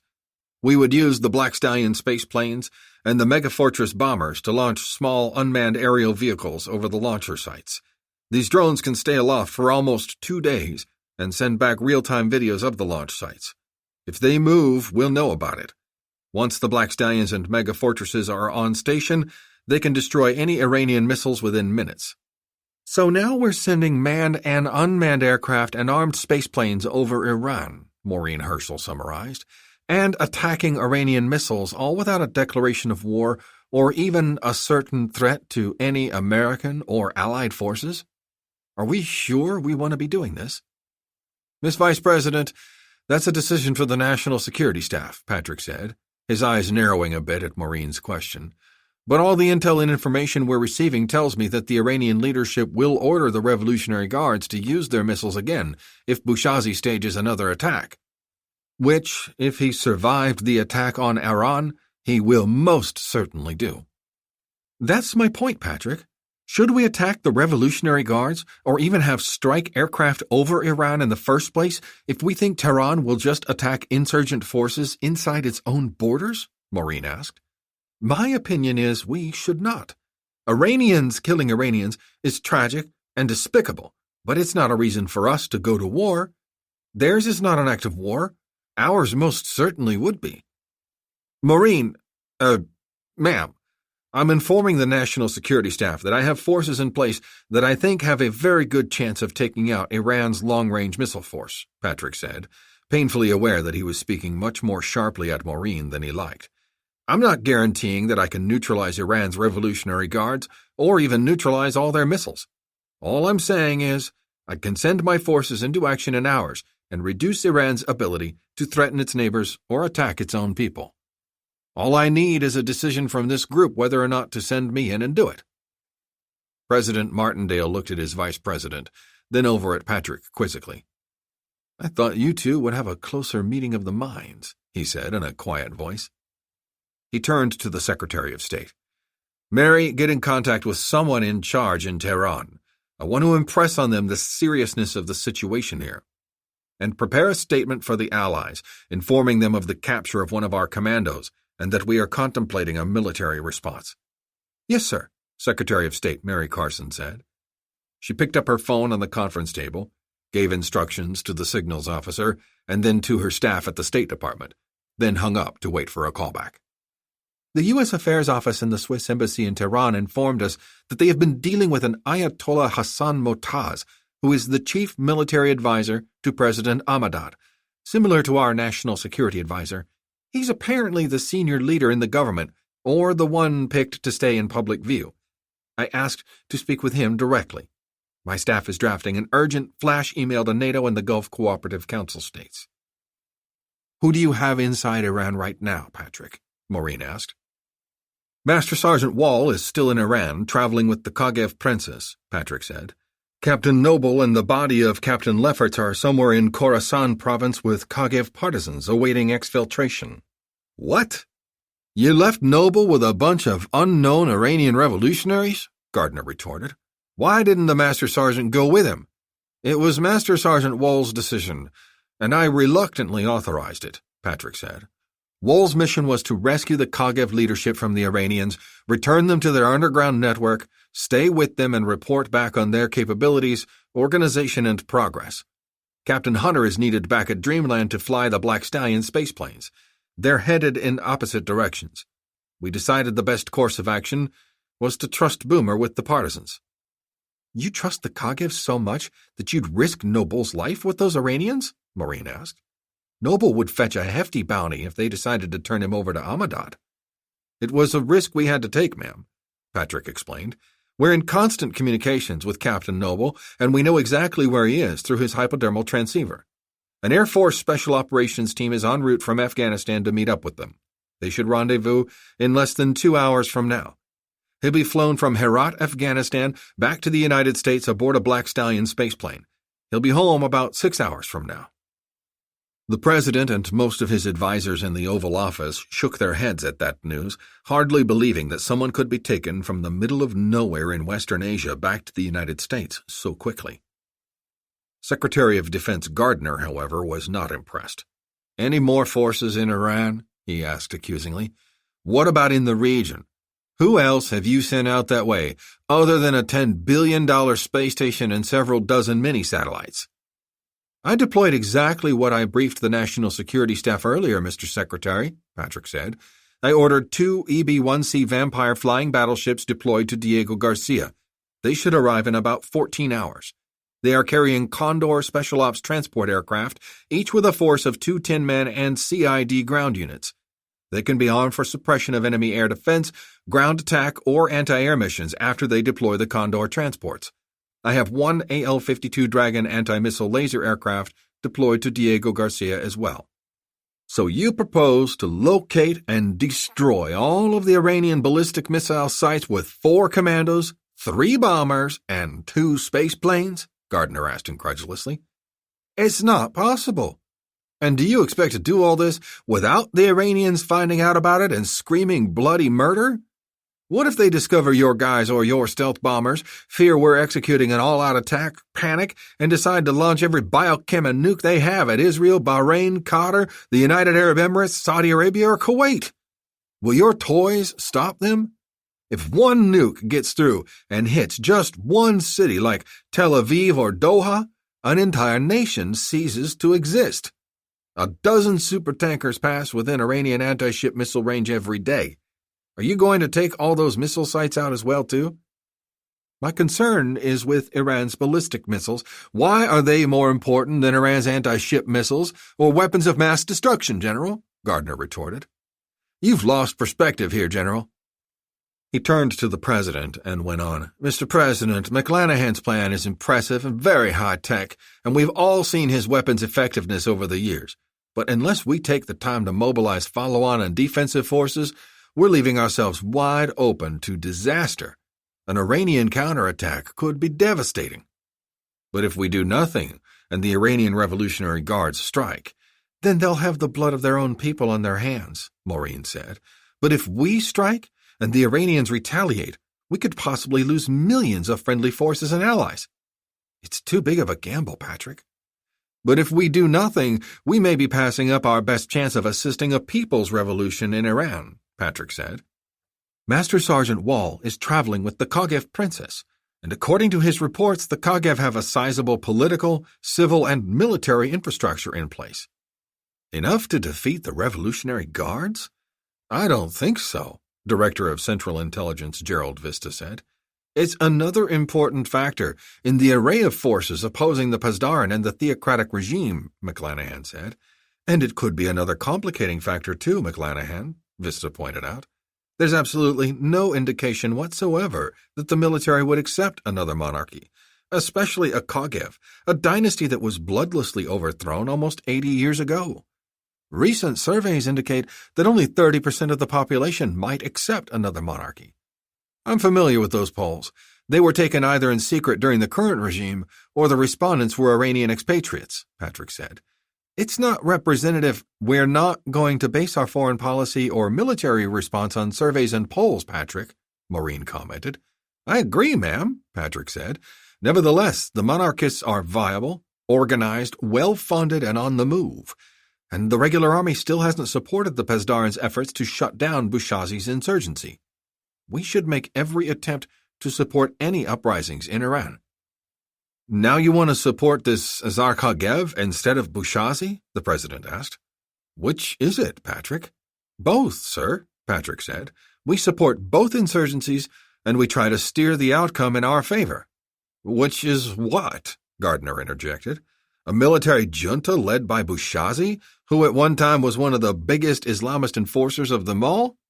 Another monarchy that lavishes itself with palaces and gold while repressing their people?" "Neither, Mr. Secretary," Patrick said. "As flawed as we believe it is Iran is a democracy, and an overwhelming majority of the people want a democracy. Frankly, I don't think it matters if the people rally behind a general that uses his power to destroy the Pasdaran and strip the theocrats from their grip on the government, or a historical monarchy that brought that country into the 20th century and made it an important Western ally. What we care about is that Iran becomes a stable, open, representative society able to defend itself and its government against hostile and repressive forces. He looked at each one of the presidential advisers, then said, "Or we can just pull our guys out, then sit back and simply watch what happens next." Most of the advisers and cabinet officials shook their heads at Patrick's speech-making, but fell silent and looked at the president, not offering any more arguments. The president looked at them knowingly. He knew that McClanahan's arguments made sense to them. They were just miffed that McClanahan was making them. Secretary of State Carson's computer terminal beeped, and she scrolled through the messages. "Response from the Iranian government through the Swiss embassy, sir," she said, as she read. "Looks like it might be going out over the news wires and Middle East news outlets soon, too." The president could see the consternation growing on her face. "What did they say, Mary?" "They say, the Iranian Revolutionary Guards have captured a spy that killed several of their embassy staff just outside Ashgabat, Turkmenistan, who were out on cooperative security maneuver exercises with their Turkmeni counterparts," Carson read. "The Americans have claimed responsibility for the attacks, making President Martindale completely and personally liable for the murders. The captured spy and other evidence recovered at the scene of the murders is being held and analyzed for the upcoming trial." "Bastards," the president muttered. The message further states, "The Iranian government believes that the American military spy was assisting anti-Iranian terrorist and insurgent forces to illegally infiltrate into Iran, recruit and train anti-government rebel forces, attack Iranian military, civilian, and government targets, work with the insurgents to disrupt or destroy the democratically elected government, and attack Muslim holy sites and supply centers that helped the poor and underprivileged, such as what occurred in Qom and Iran," Carson went on. "The Iranian government condemns this irrational and unprovoked hostile action, and it calls upon the peaceful, law-abiding nations of the world to join the Islamic Republic in indicting the United States and President Martindale for committing these atrocious acts. If the United States continues its illegal covert war, sends military forces within striking range of Iran, sends spy planes, spacecraft, space weapons, military space platforms, and satellites over our territory to pick targets to strike, or continues to foment and support terrorist and separatist actions, the Islamic Republic of Iran has no choice but to retaliate massively and with all means available at a time and place of our choosing against the United States and all of its allies, supporters, client states, and interests around the world." There is a bunch of religious citations and the usual call for all devout and loyal Muslims to holy war against America, Israel, and anyone aligned with us. End of message. "Carl, get General Lewers in here and let's draft up a statement for immediate release to the press," the president said. Chief of Staff Minden was already on the phone to the rest of his people. "Let's schedule a meeting with the leadership and we'll get them briefed up too. Mary and I will field the calls from overseas that I expect will start coming in." The computer on the president's desk beeped and he glanced at the display. "First up, President Zhevatin of Russia," he said resignedly. Since the American Holocaust, President Martindale had a policy of always taking calls that came directly from a handful of world leaders, and President Leonid Zhevatin of Russia was one of them. Martindale got along with Zhevatin and usually had productive and open talks with him, but he was dreading this call. Zhevatin, one of the youngest presidents of Russia at age 49, was the second president of Russia since the American Holocaust just 4 years ago. He didn't come from the party apparatus, government, or the military, but from Russia's rapidly growing oil, gas, and nuclear energy industry. He was educated in America and Britain and headed several large multinational energy companies in postings around the world before being chosen to head Russia's energy ministry. His wealth, good looks, charm, and international presence made him popular in Russia as well as around the world, and when the interim military president of Russia suddenly died at the surprisingly young age of 61, Zhevatin was elected president in a landslide. President Martindale scanned his computer display briefly. Every phone call prompted an automatic page on the computer that offered interesting and sometimes extremely useful and insightful information pertinent to the caller. As well as verifying the caller's identity and origin, it gave the local time, weather, some headlines, facts on the caller's family names. Zavatin had never been married, recent decisions and legislation supported or rejected by the caller, recent decisions made by the president regarding the caller, and names of the caller's key advisors and their recent activities. He picked up the phone, and the other advisors in the room picked up theirs so they could listen in. "Mr. President, this is President Martindale. How are you today, sir?" Very well, Mr. President," Zavatin replied in very good English with a curious mix of Russian, American, and English accents. "Thank you for taking my call." "Not at all, Leonid," Martindale responded, hoping that using the Russian president's first name would signal an end to their use of titles. "My national security advisors are listening in as well. I hope that's all right with you." "It is, sir, and thank you for so advising me," Zavatin said. "Unfortunately for me, there is only my dog Sashi with me tonight." That was contrary to the usual rumors concerning the playboy antics of the Russian president, but Martindale didn't feel like calling him on it. "How can I be of service today?" "I'm calling about the incident in Ashgabat, Mr. President," Zavatin said. Damn, the president thought. He's keeping with the titles. This was not a good sign. "I was advised of it through our embassy there. First of all, I want to say I'm sorry for the loss of your men." "Thank you, Leonid. Which embassy told you of this incident, the Turkmeni or the Iranian embassy?" There was a very slight pause, then, "Both, actually," he replied. "We also received the general notice from Iran a short time ago. I expect the Iranians to release your men right away, and if you go to the United Nations about it, Russia will join you in calling for the body to be released immediately. The incident happened on Turkmeni soil, not Iranian. They have no right to do what they did." "We'll go to the United Nations as a matter of routine and diplomatic protocol, Leonid," the president said, "but we'll send a message directly to the Iranian government through the Swiss embassy, informing them that they have created a serious and dangerous international incident, bordering on an act of war, and that we demand the immediate return of our man and all his equipment and supplies taken in Turkmenistan. If we don't receive them within 24 hours of notification, we'll take all steps necessary to recover them." "Mr. President, I strongly urge you to play this one carefully and quietly," Zavatin said. "There is a major societal upheaval going on right now in Iran. Most of the government has been wiped out, murdered by this nutcase Bushazi. The Revolutionary Guards are being spurred on by the surviving ultra-conservative theocrats that must crack down on the insurgency, or find themselves either blown up by insurgents, crushed by the army, or rejected by the people. They'll toss law, civil rights, and basic human decency out the window to save their own hides. Leonid, I wouldn't be sad to see the end of the theocracy if it meant a more moderate Iran," the president said. "What they do to their own people is none of my concern. If they cooperate with us and give us the property they stole while in Turkmenistan, we'd be happy to step aside and let events in Iran take their course. Then you would not interfere with further events in Iran if you got your man and your property back? Leonid, I'm not going to tie future events in with the current crisis. Iran has to return our man they murdered and the property they stole. Period. I have no other quarrels with Iran, presently." "Then why the attack on Iran's missiles recently, Mr. President?" Zavatin asked. "We know you have sent your secret Dreamland spaceplanes over Iran at least twice, and perhaps more than that. We detected an object being launched by the first spaceplane that could have easily been an orbital or suborbital weapon that could have struck inside Iran. The second spaceplane you flew right over Russia without asking permission or even notifying us ahead of time. That was an error, Leonid, and we acknowledged that and apologized. I know, Mr. President, and I'm not going to dwell on it," Zavatin said in a surprisingly conciliatory tone.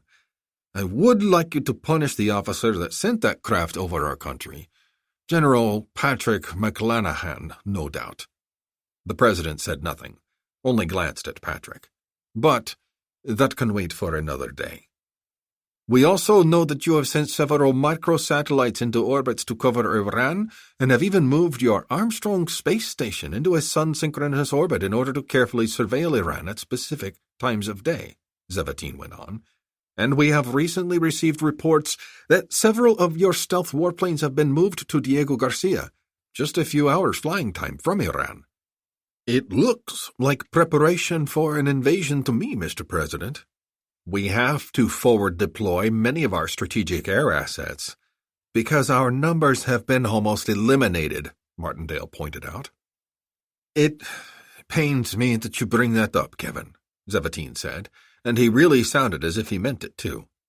5 years earlier, General Anatoly Gryzlov, the former chief of staff of the Russian military, successfully overthrew the elected Russian government and began a large-scale buildup of the Russian military. When Patrick McLanahan and the Air Battle Force preempted a Russian invasion of Turkmenistan's vast oil and natural gas fields, Gryzlov responded by attacking American air and ground-launched intercontinental ballistic missile sites and bomber bases with nuclear cruise missiles. Over 30,000 Americans died and another 70,000 injured in what became known as the American Holocaust. President Gryzlov acted irresponsibly and foolishly, and I have denounced and condemned his actions in each and every venue that opportunity affords, Zavatin went on. But you can well understand our concern as we watch these moves, sir. They appear to be directed toward an invasion of Iran to support the takeover of the legitimately elected government by force of arms. And we also know that most of your remaining stealth warplanes are commanded by General McLanahan, Zavatin continued. Frankly, Mr. President, Russia considers McLanahan to be quite dangerous, and any time we think he may be involved in some conflict or action, we expect and must prepare for the worst.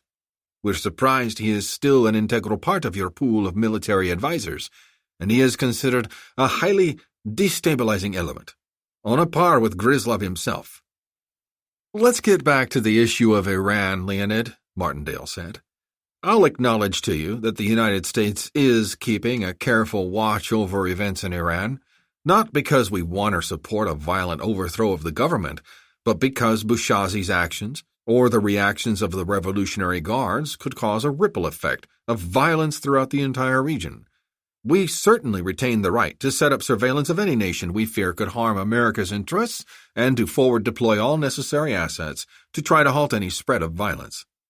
That's fair, Mr. President, Zavatin said, but I know you understand that Russia has interests in the region as well, and American military actions directed against Iran may interfere with Russia's interests.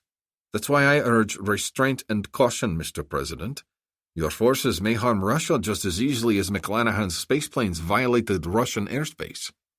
I pledge to you that America will not intentionally do anything that violates Russia's sovereignty or national interests, Martindale went on.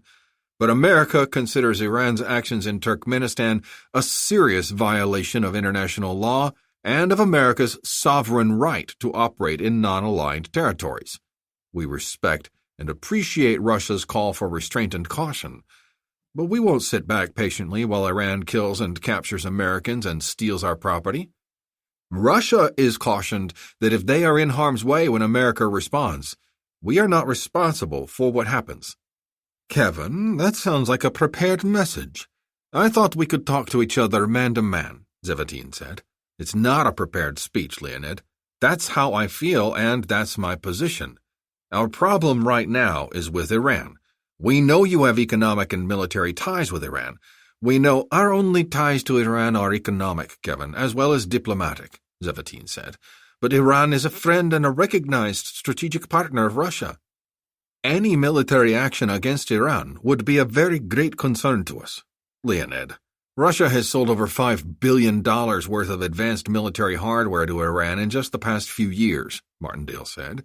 We know you have advisors and instructors on the ground throughout Iran.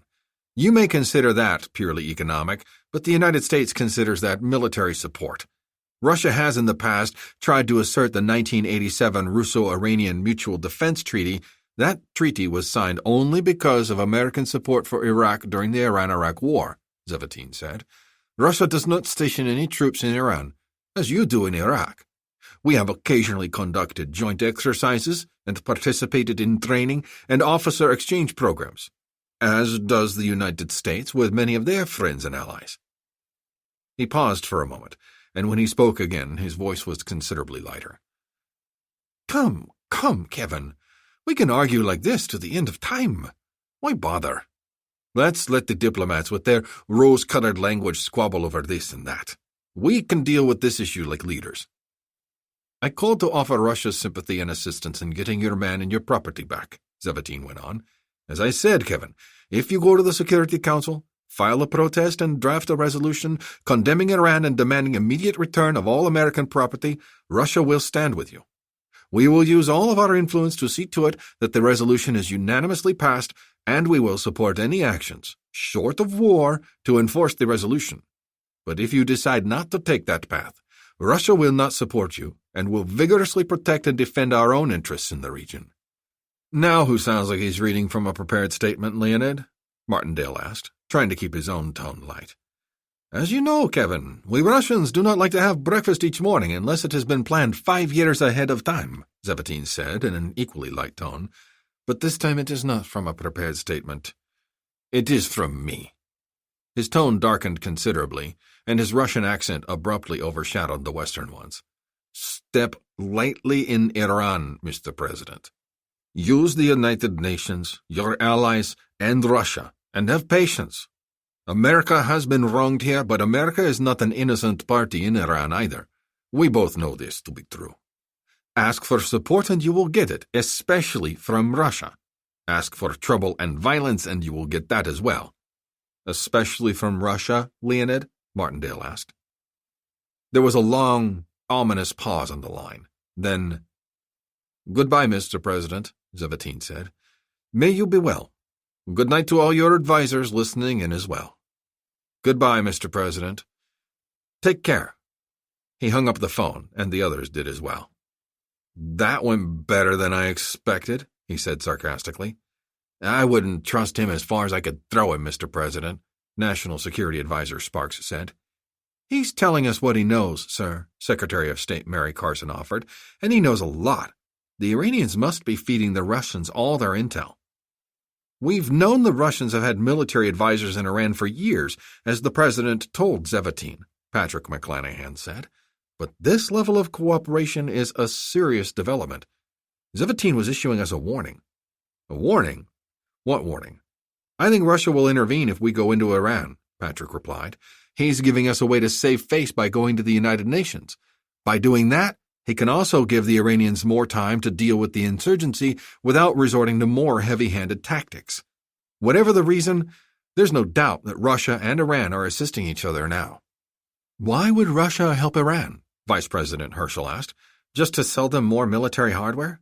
Not only that, ma'am, but a powerful Iran that distracts attention and commits resources toward the Middle East takes attention and pressure away from Russia, which allows it to continue its own military buildup and reassert itself in Europe and Asia, Patrick said.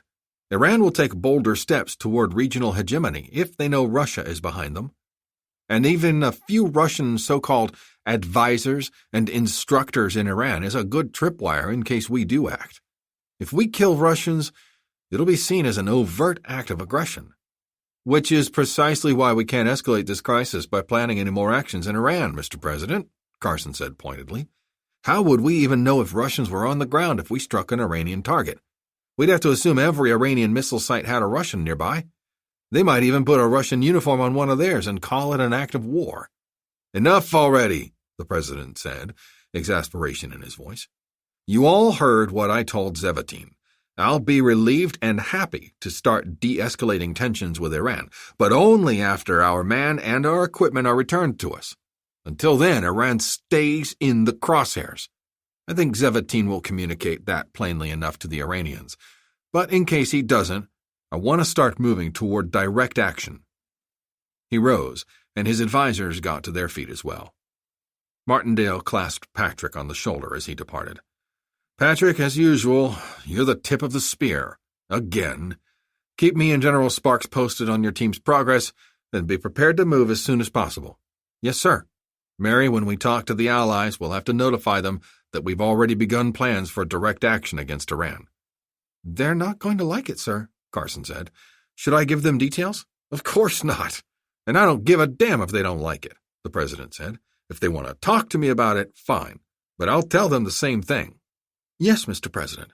Joe, I need you to build a plan that protects all the assets you mentioned that Iran could strike, shipping in the Persian Gulf, allied nations, and our forces stationed in the region. Let's notify the theater commanders and Majcoms of what's going on and what we intend to do about it. But those plans can't work together with McClanahan, sir, if he's already got bombers, space planes, and those armored commando gizmos already there, Gardner protested. It'll take us days, perhaps weeks, to surge enough assets to the Gulf region to protect our allies who might be in danger from an Iranian retaliatory strike. The Iranians have a big head start. McClanahan's guys will have to pull back. No one's pulling back, the president insisted. Maybe if the Iranians see more American ships and planes deploying to the area, they'll back off. Or they might move faster and more aggressively, sir, Gardner warned. Then they'll be on the defensive and have to decide if they want to start a shooting war or pull back, the president said. Up until now, they've been calling the shots, and I want that to stop. Push all the forces you can into the Persian Gulf, Gulf of Oman, and Iraq. Have everyone keep their fingers off the triggers unless the Iranians fire first, but have them ready to fight if they're needed. Yes, Mr. President, Gardner said. He shook his head at Patrick as the commander-in-chief departed. I hope your guys do better this time, McClanahan. Thank God I don't know what in hell you're doing. Maureen Herschel came over to Patrick after everyone had left. Don't listen to Gardner, she said softly. All he's been doing around here lately is railing against you. I haven't seen any plans from his office on how to deal with the insurgency or what the Iranian Revolutionary Guards might do. I don't even think he believes it's real or of any concern for the United States. Now that Iran has got your guys, he thinks everyone will be coming to him for answers. Watch out for him. He still has the president's ear even more than you or I. Doshan Tapa Air Base, Tehran, Iran. 3 days later. Allah Akbar! Allah Akbar! The loudspeaker announcement began. There is no God but God, blessed be his name, and Muhammad is his prophet. May God keep the faithful safe and protected, and may he bring unspeakable wrath upon all infidels and the unfaithful. All true believers gather before me and heed the commands of the Faqih, the voice of God on earth.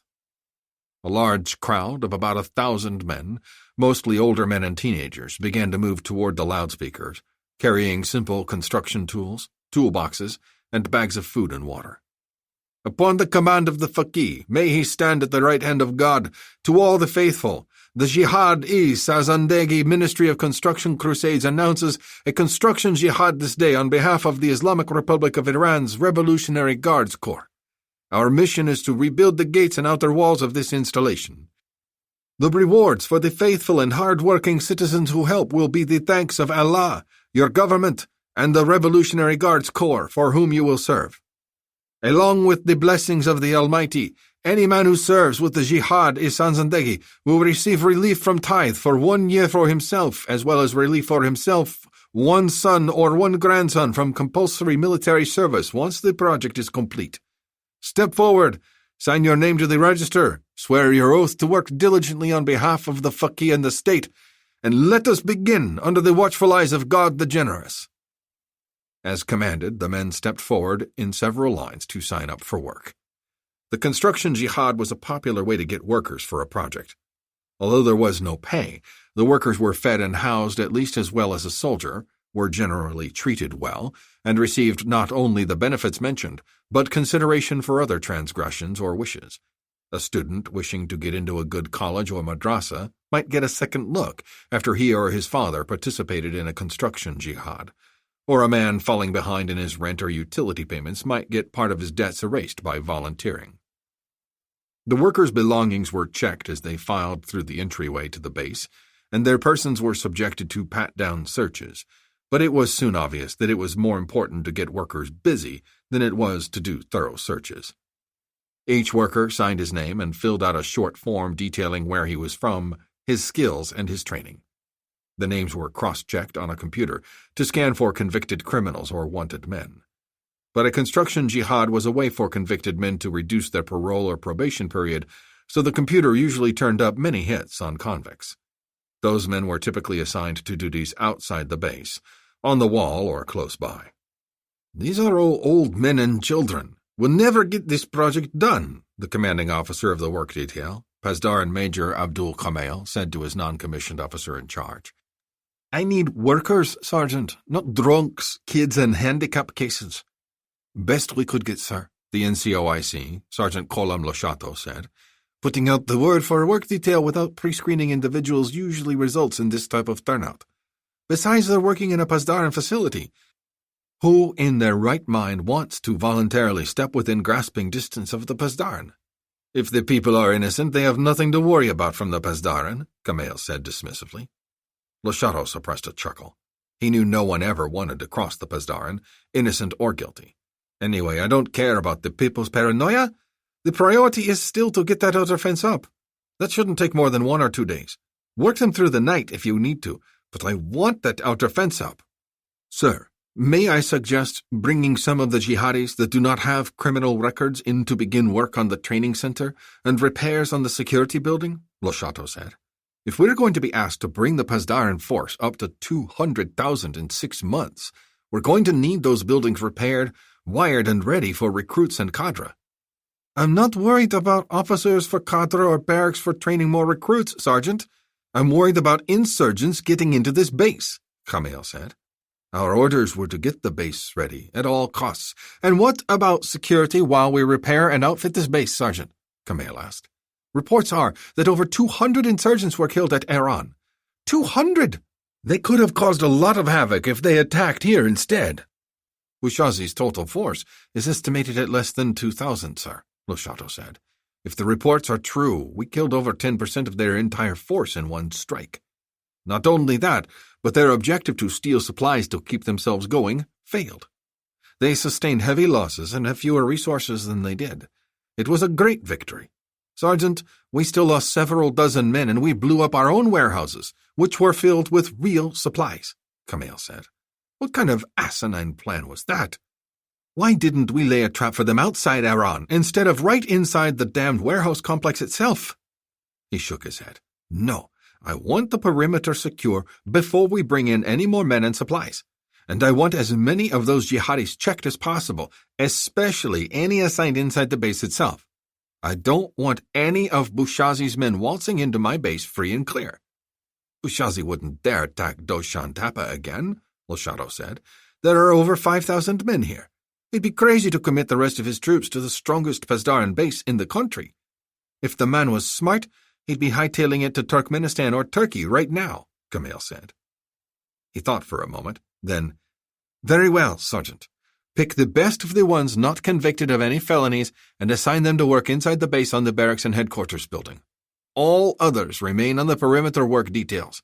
Notify the security officer on duty that I'm bringing men into the base.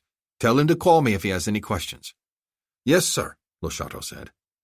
He saluted, then turned to his radio to issue the new orders. Shortly thereafter, the clerks in charge of doing background checks on volunteers pulled up a list of about 30 men who had no felony convictions, were between the ages of 16 and 50, and who were not infirmed, and Loshato had these men marched over to the foreman in charge of rebuilding the headquarters building that was assaulted by Satari when he and 100 other armed insurgents rescued Bouchazi from custody. These are the best of this group, Sergeant? The foreman asked when the men were assembled before him. Loshato had to agree that they were a grungy-looking crew, filthy, louse-ridden clothes, decrepit shoes, and most with some kind of injury and many with missing ears and bandaged limbs. They were all able to get here under their own steam, Sergeant Loshato said, and they all appear to be free of felony convictions as far as we can tell after a cursory check. What you see is what you get. And who takes the blame for shoddy work, stolen equipment and tools, or inoperable systems? I do, that's who. How am I expected to work under conditions like this? You're under contract to the Iranian Revolutionary Guards Corps to complete rebuilding the base on time and on budget, Loshato reminded him sternly. It's not our fault that you didn't hire enough skilled laborers for the job. The IRGC is reimbursing the government for the cost of issuing a jihad to help your company. If it's not done on time and on budget, you might find yourself liable for that cost, as well as any penalties in the contract and whatever else the commander-in-chief wants to hit you with. So stop complaining and get busy. The foreman muttered a curse word after the NCO departed, then turned to the men assembled before him, suppressing a disgusted sneer. All right, you men, listen up, he said, speaking slowly and deliberately in case they had trouble understanding him. Our task is simplicity itself. We are fishing fiber optic, telephone, audiovisual, electrical, and Category 5 network cable through the new walls.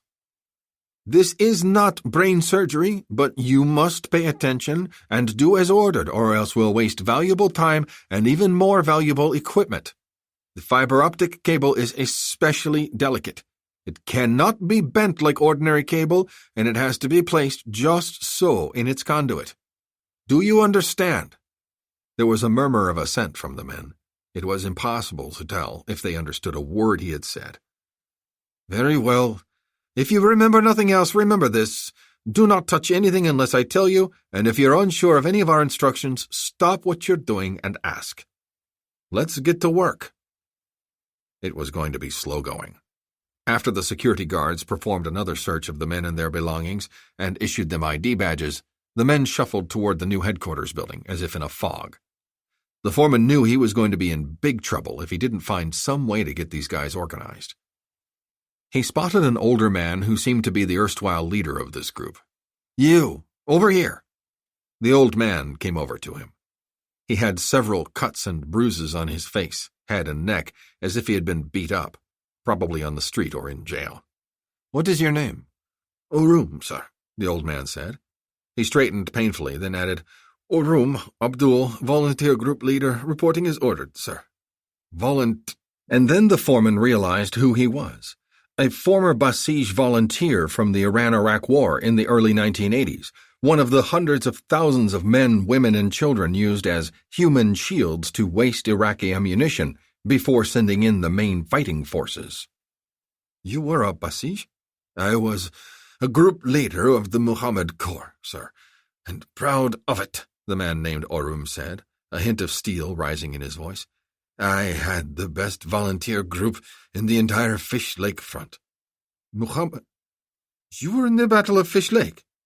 The campaign known as Operation Karbala 5, the operation to try to take the Iraqi port city of Basra, which began in January of 1987, was one of the bloodiest in the Iran-Iraq War.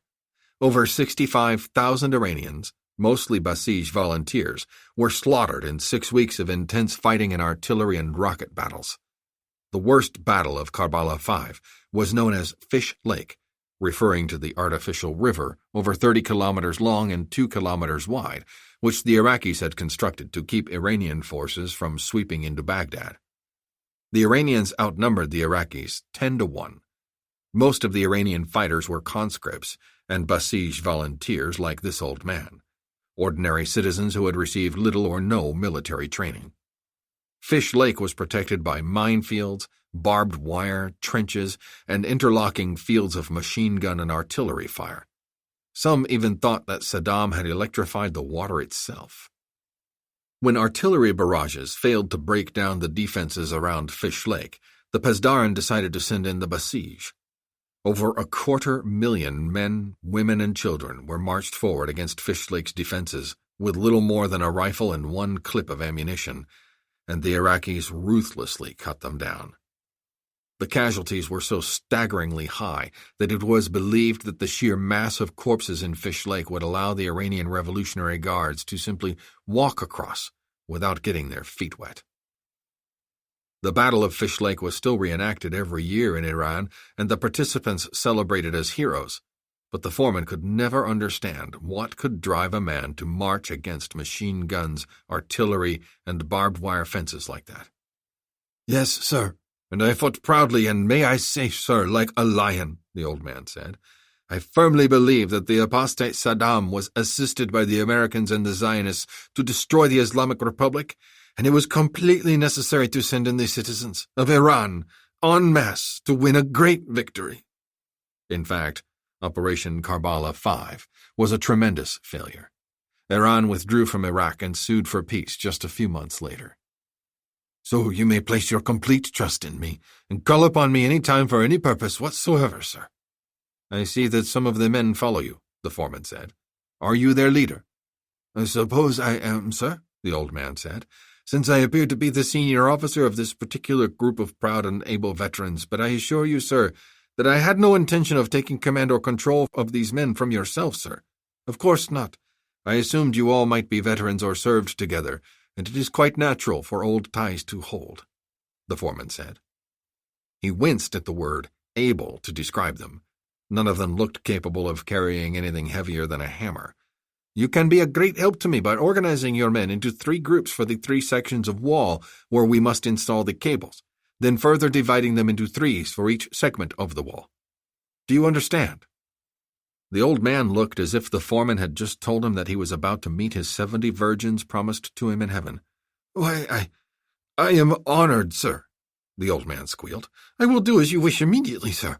To whom should the details report when they are formed, sir?" The foreman pointed out the team chiefs, who were supervising as large spools of cable were being unloaded and brought to the site, and the old man hobbled off on battered, thin legs, croaking orders in a battle and cigarette-scarred voice.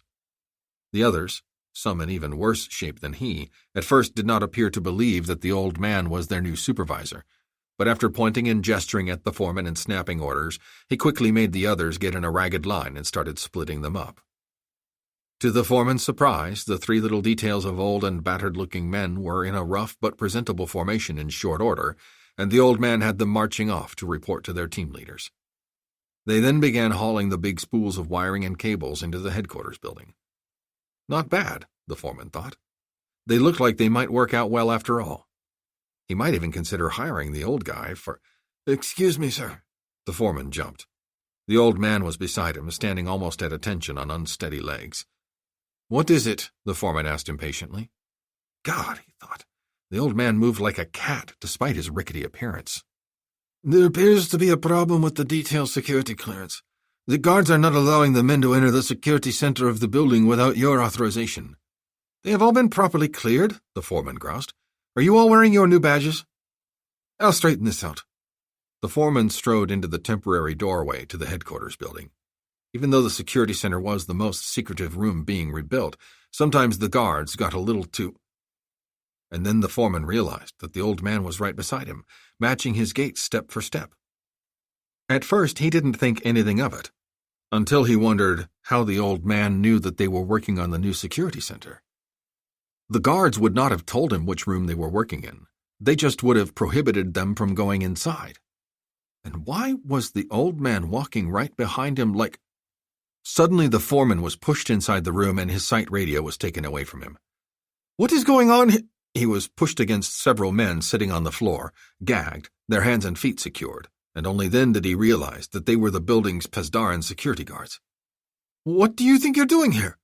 "Beefing up your construction jihad," the old man, Orum, said. His entire demeanor had completely changed. He didn't appear to be disabled or confused at all, and neither did any of the jihadis in the room.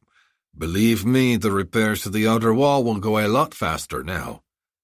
"Who are you?" the foreman asked. Orum ignored the question, but the foreman soon realized who it was. He was all the Pesdaran soldiers could talk about. "General Bushazi? Here? What in hell do you think you're doing? This is a Pesdaran assignment. You'll be beheaded for interfering with— "I suggest you make that the last comment about my future you say aloud, if you like to keep your tongue attached to your throat, friend," General Hasarik Al-Khan Bushazi said. "I need you to round up as many trucks as possible and have them driven over to the Pesdaran supply warehouses near the flight line. My men will be waiting to load them up." "I can't cooperate with you. I'll be executed the minute they find out." "Cooperate with me, and at least you'll have a chance to live," Bushazi said. "If you help us, I promise you won't be harmed by my men or myself. Otherwise, I'll kill you and find another way to get supplies without starting a firefight." "I'm just a simple worker doing my job. I have no argument with you." "Your owners picked the wrong time to contract out to the Pesdaran, friend. Like it or not, you have an argument with me," Bushazi said. "At least now you have a chance to do something for the right side for a change." "What do you say?" The foreman had no choice but to comply, and he got on the phone and ordered trucks moved to the warehouses. "Next, I want you to cut power, natural gas, and communications to the entire base when I give you the word. You can tell the Pesdaran battalion duty officers that workers accidentally cut the lines and everything will be restored right away, and no, you don't need any assistance." Their backup generators will automatically kick on. Most of the backup generators run on natural gas, so if you cut off the gas, the generators won't stay on, Bouchazi said. For the generators that run on their own diesel supplies, it'll take several minutes for their surveillance equipment to reboot, and by then we'll be set up and waiting for their response.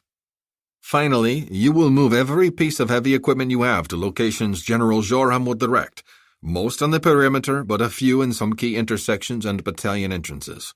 Once they're in place, have the drivers cut the battery cables to disable them. After that's done, you and your men can get out. Brigadier General Kamal Joram, the former Pasdaran Rocket Brigade commander who escaped from prison at the same time as Bouchazi, gave the foreman back his portable radio and directed him on exactly what to say and where to move his heavy equipment, then found Bouchazi watching the deployment of his men on the perimeter wall. The contractors were nowhere to be seen.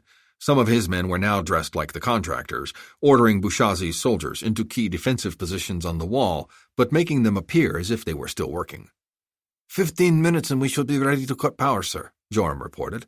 The trucks are in position and ready to assault the warehouses. Very well, Kamal. Get them moving and make sure they work fast. Yes, sir. Joram issued the orders, and almost 500 men began opening up Pasdaran supply warehouses and loading up stolen vehicles with ammunition, food, and other supplies.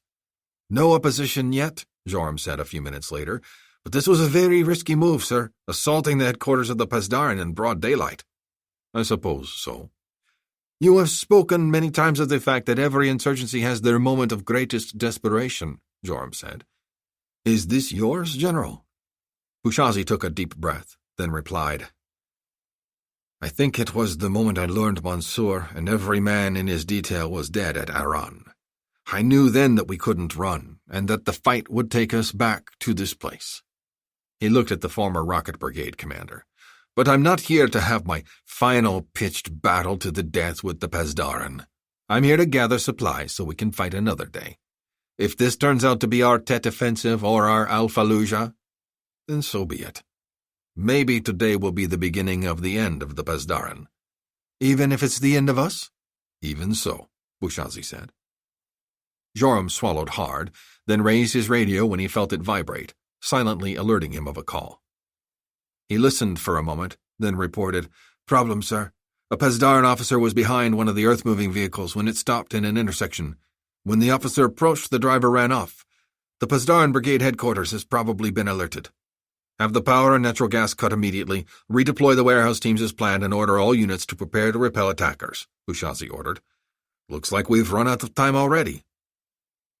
Bouchazi and several of his men hurried through the security center, heading down 2 flights of stairs to the stockade. His men had already captured the guards and staff and were surrounding the security center's most important prisoner, former Chief of Staff General Hossein Yassini. The general was standing, dressed in a simple white and black prisoner's shirt, trousers, and sandals. Amazingly, the lights were already off, and the corridors lit only with battery emergency lamps. Well, well, sir. Looks like your new office is not quite as luxurious as your old one, he said. Hesarek! I should have known this was your doing, Yassini remarked when he saw Bouchazi before him. Bouchazi motioned to the guard who opened the cell door. What in hell is going on here? Shut up and listen for a moment, will you, Hossein? Bouchazi said. Any minute now, the entire Revolutionary Guards Corps will be swarming in on us. We're taking as many supplies as we can and getting out, but I came here to release you, so release me? On whose orders? That's a funny way to say thank you, Hossein, Bouchazi snorted. He tossed Yassini a radio. I want only one thing from you in return, General. Order the army to deploy into the cities and confront the Pasdaran. You mean start a war between Iranian armies in the capital? Yassini asked incredulously.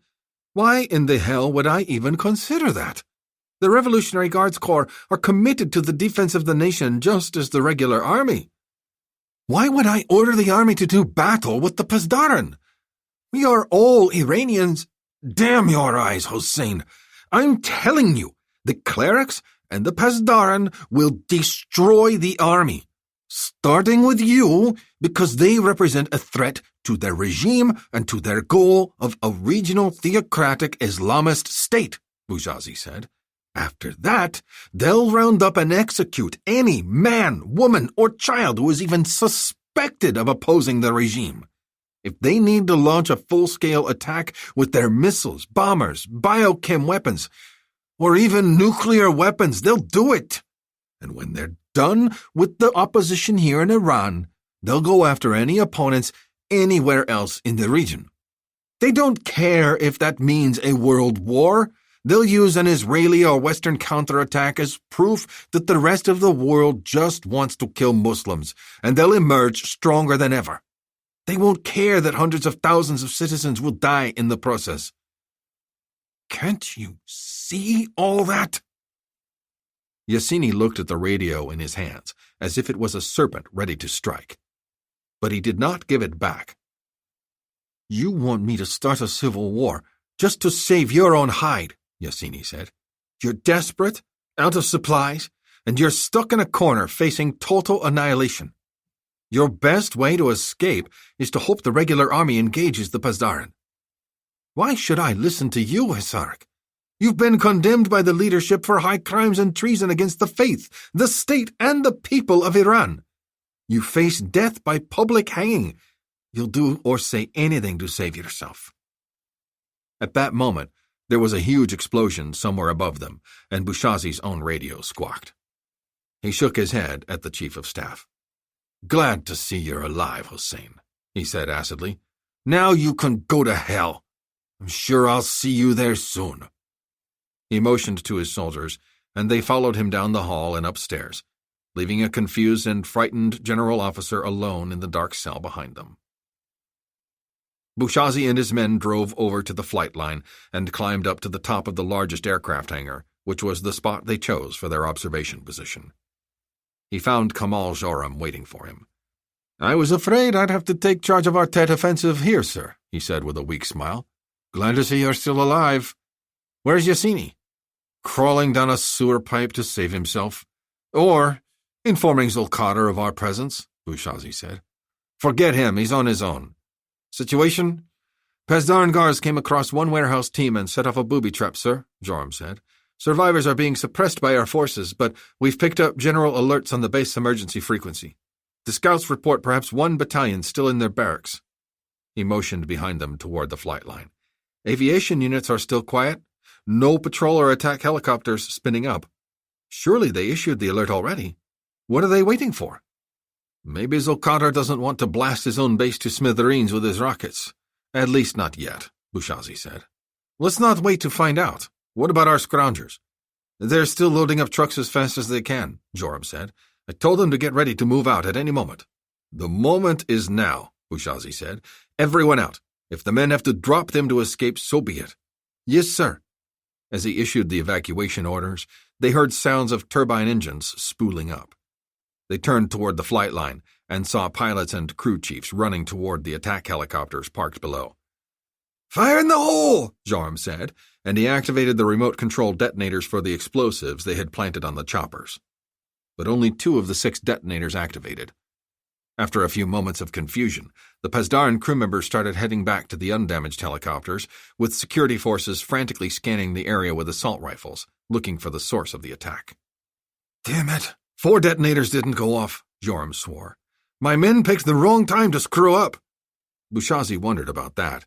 His saboteurs had been nothing short of miraculous up until now, planting devices in the most unreachable yet vital spots with very little apparent difficulty. Now with this, their most important mission, 4 crucial explosives fail to operate? You'd better get out of here, sir, Joram signaled to his security man, who lifted a grenade launcher, loaded a 30mm anti-personnel round, and fired one at the closest helicopter. He managed to scatter the crew members for that chopper only, but the other 3 helicopters still made preparations for takeoff. Don't stay up here too long, Kamal, Bouazizi said, scrambling for the ladder. Don't worry, Hisarik, I'll be right behind you, Joram said. Security forces on the flight line were already returning fire, forcing Joram's guard to scramble for cover.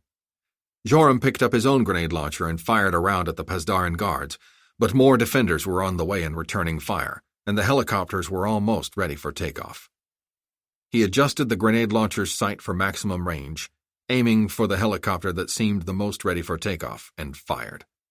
But he was a missileer, not an infantryman. It had been years, no, decades, since he had fired a grenade launcher, and he had never fired one like this, and his round flew far from the mark. Moments later, the helicopter, a Russian-made MiL Mi-24 attack helicopter, lifted off. Damn, he swore at himself. They were too late. Joram could see the quad 12.7mm machine gun in its remote-controlled chin turret turning back and forth, active and looking for targets, namely, whoever had been lobbing grenades onto the flight line. Joram couldn't tell what kind of weapons were on its stubby weapon pod wings, but he assumed they were even nastier than that machine gun. Time to get off this roof and out of this area. He shouted, "Get going! Get off the roof! Now!" His guard wasted absolutely no time. He was across the roof and sliding down the ladder in the blink of an eye. Joram slung his grenade launcher over one shoulder, looped the bandolier of grenades over the other, and ran as fast as he could toward the... From less than a kilometer away, the machine gun's bullets arrived before the sound did, and with an extremely accurate eye-pointing telescopic sight slaved to the pilot's helmet, he could not miss. Over 4 rounds pierced Joram's body in less than half a second, killing him before his body fell to the hangar roof. A bullet then hit one of the grenades Joram was carrying, obliterating whatever was left of his body. Bouchazi knew that he had probably lost Joram the second he heard the smooth, deep-throated brrr sound of that attack helicopter's cannon behind him and the blast that followed. He turned and saw the big attack helicopter hovering over the hangar, pedal-turning and looking for more targets, then lining up directly on him. There was no time to run, no place to hide. But seconds later, a grenade round came out of nowhere, exploding right on the helicopter's tail rotor. Smoke started pouring from the chopper's transmission, and it turned, wobbling back toward the flight line for an emergency landing. Bouchazi turned and saw Joram's security officer running toward the flight line, his smoking grenade launcher in his hands. They waved at each other, and the security officer took cover behind a concrete guard shack and motioned to the general that there was no sign of pursuit. Bouchazi nodded and put his radio up to his lips. "Rat units, report!" The voice on the channel made a cold chill zip up and down Bouchazi's spine. Rat 1, sir, they're gone! They're all gone, sir!" Someone from the first warehouse raiding team radioed frantically. "Sir, help me! Help me, I've lost my right leg! It's gone, sir, help me!" "Hold on, son, hold on," Bouchazi said. "Help is on the way." "Rat 2, report!" No response. "Rat 3! 3 is almost out, heading to Rendezvous Point Beta," someone responded. Bouchazi heard the sounds of gunfire and men screaming in the background. "Acknowledged, Rat 3, Bouchazi responded. "Sing out if you need any help. Protect yourselves at all costs. Dump the supplies and fight your way to safety if you have to." No response.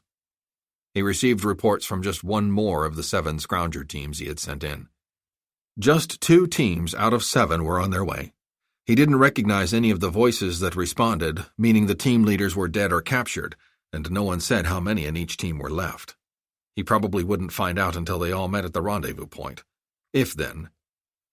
Bouchazi was about to head back to the security building but stopped and dropped to the ground when he heard a shot ring out. Following the direction of the gunshot, he turned and saw one of his company commanders, Flight Captain Ali Reza Kazemi, dragging the body of one of the security officers. He realized it was the security officer that had just saved him from getting mowed down by that same attack chopper to the side of a small concrete block guard shack outside the flight line fence. He quickly scanned the area, looking for any sign of attack. The security officer had just signaled that the area was clear. Where had that shot come from? He was sorry to see Joram's officer dead, but relieved that Kazemi was still functioning. Kazemi, the former Revolutionary Guards Corps transport pilot he had taken with him from this very facility when Mansour Satari rescued him, what seemed like decades ago but was only a few days, had proved to be a very valuable individual. He could fly anything with wings, rotary or fixed wing, and no situation was too much for him. He was just as comfortable flying an overweight helicopter over the mountains at night and in a sandstorm as he was in perfect daylight conditions. Kazemi had managed to fly in supplies and fly out wounded even in disastrous situations where the Pezdaran seemed to have them pinned down. "Kazemi! Get down, sir, get down, Kazemi shouted, waving frantically. There's a sniper around here somewhere. Bushazi crouched low and dashed off toward Kazemi, flattening himself against the concrete guard shack. Any idea where he is? No, sir. Kazemi drew his pistol. Somewhere inside the flight line fence, firing out, but I couldn't see him. There were several large towed power carts and fire extinguishers on the flight line, plenty of places for snipers to hide, and much of the parking ramp was still obscured by smoke from the 2 burning helicopters. Is General Joram with you? Kazemi asked. I think he's dead. Bushazi motioned to the dead security officer. He had been shot in the back of the head, a remarkably accurate shot. The sniper must have incredible skills. Joram ordered this man off the roof just before the Mi-24 opened up on him. He shot down that attack helicopter just before it got a bead on me. He looked at Kazemi. Can you give me a report on the situation, Ali? He asked. There's a lot of confusion on the radio, sir, but I think I put together a reasonable picture, Kazemi replied. He pulled out a fairly detailed handmade map of Doshan Tapa Air Base, with the positions of their insurgent forces and their current manpower and ammunition situation marked on it. It looks like we're facing 3 concentrations of Pasdaran soldiers right now.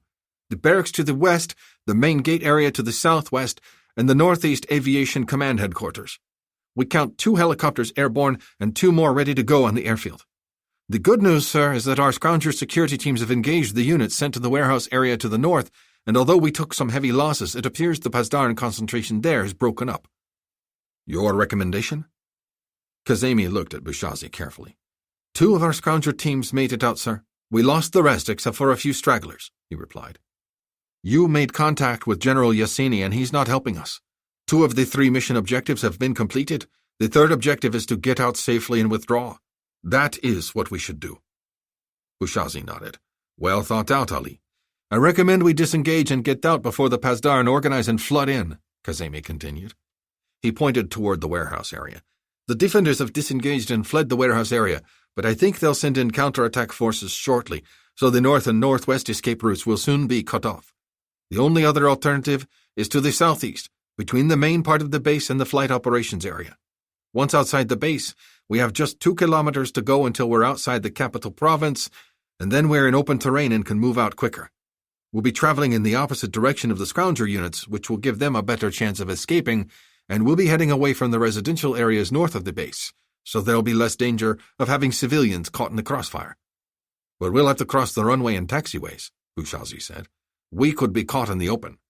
It's a risk, sir, Kazemi said honestly, but they won't expect us to go in that direction. He indicated 2 dashed lines that ran across the runway complex approximately midfield. Men on foot and in smaller vehicles can cross via this tunnel that goes under the runway. The rest have to go across the runway.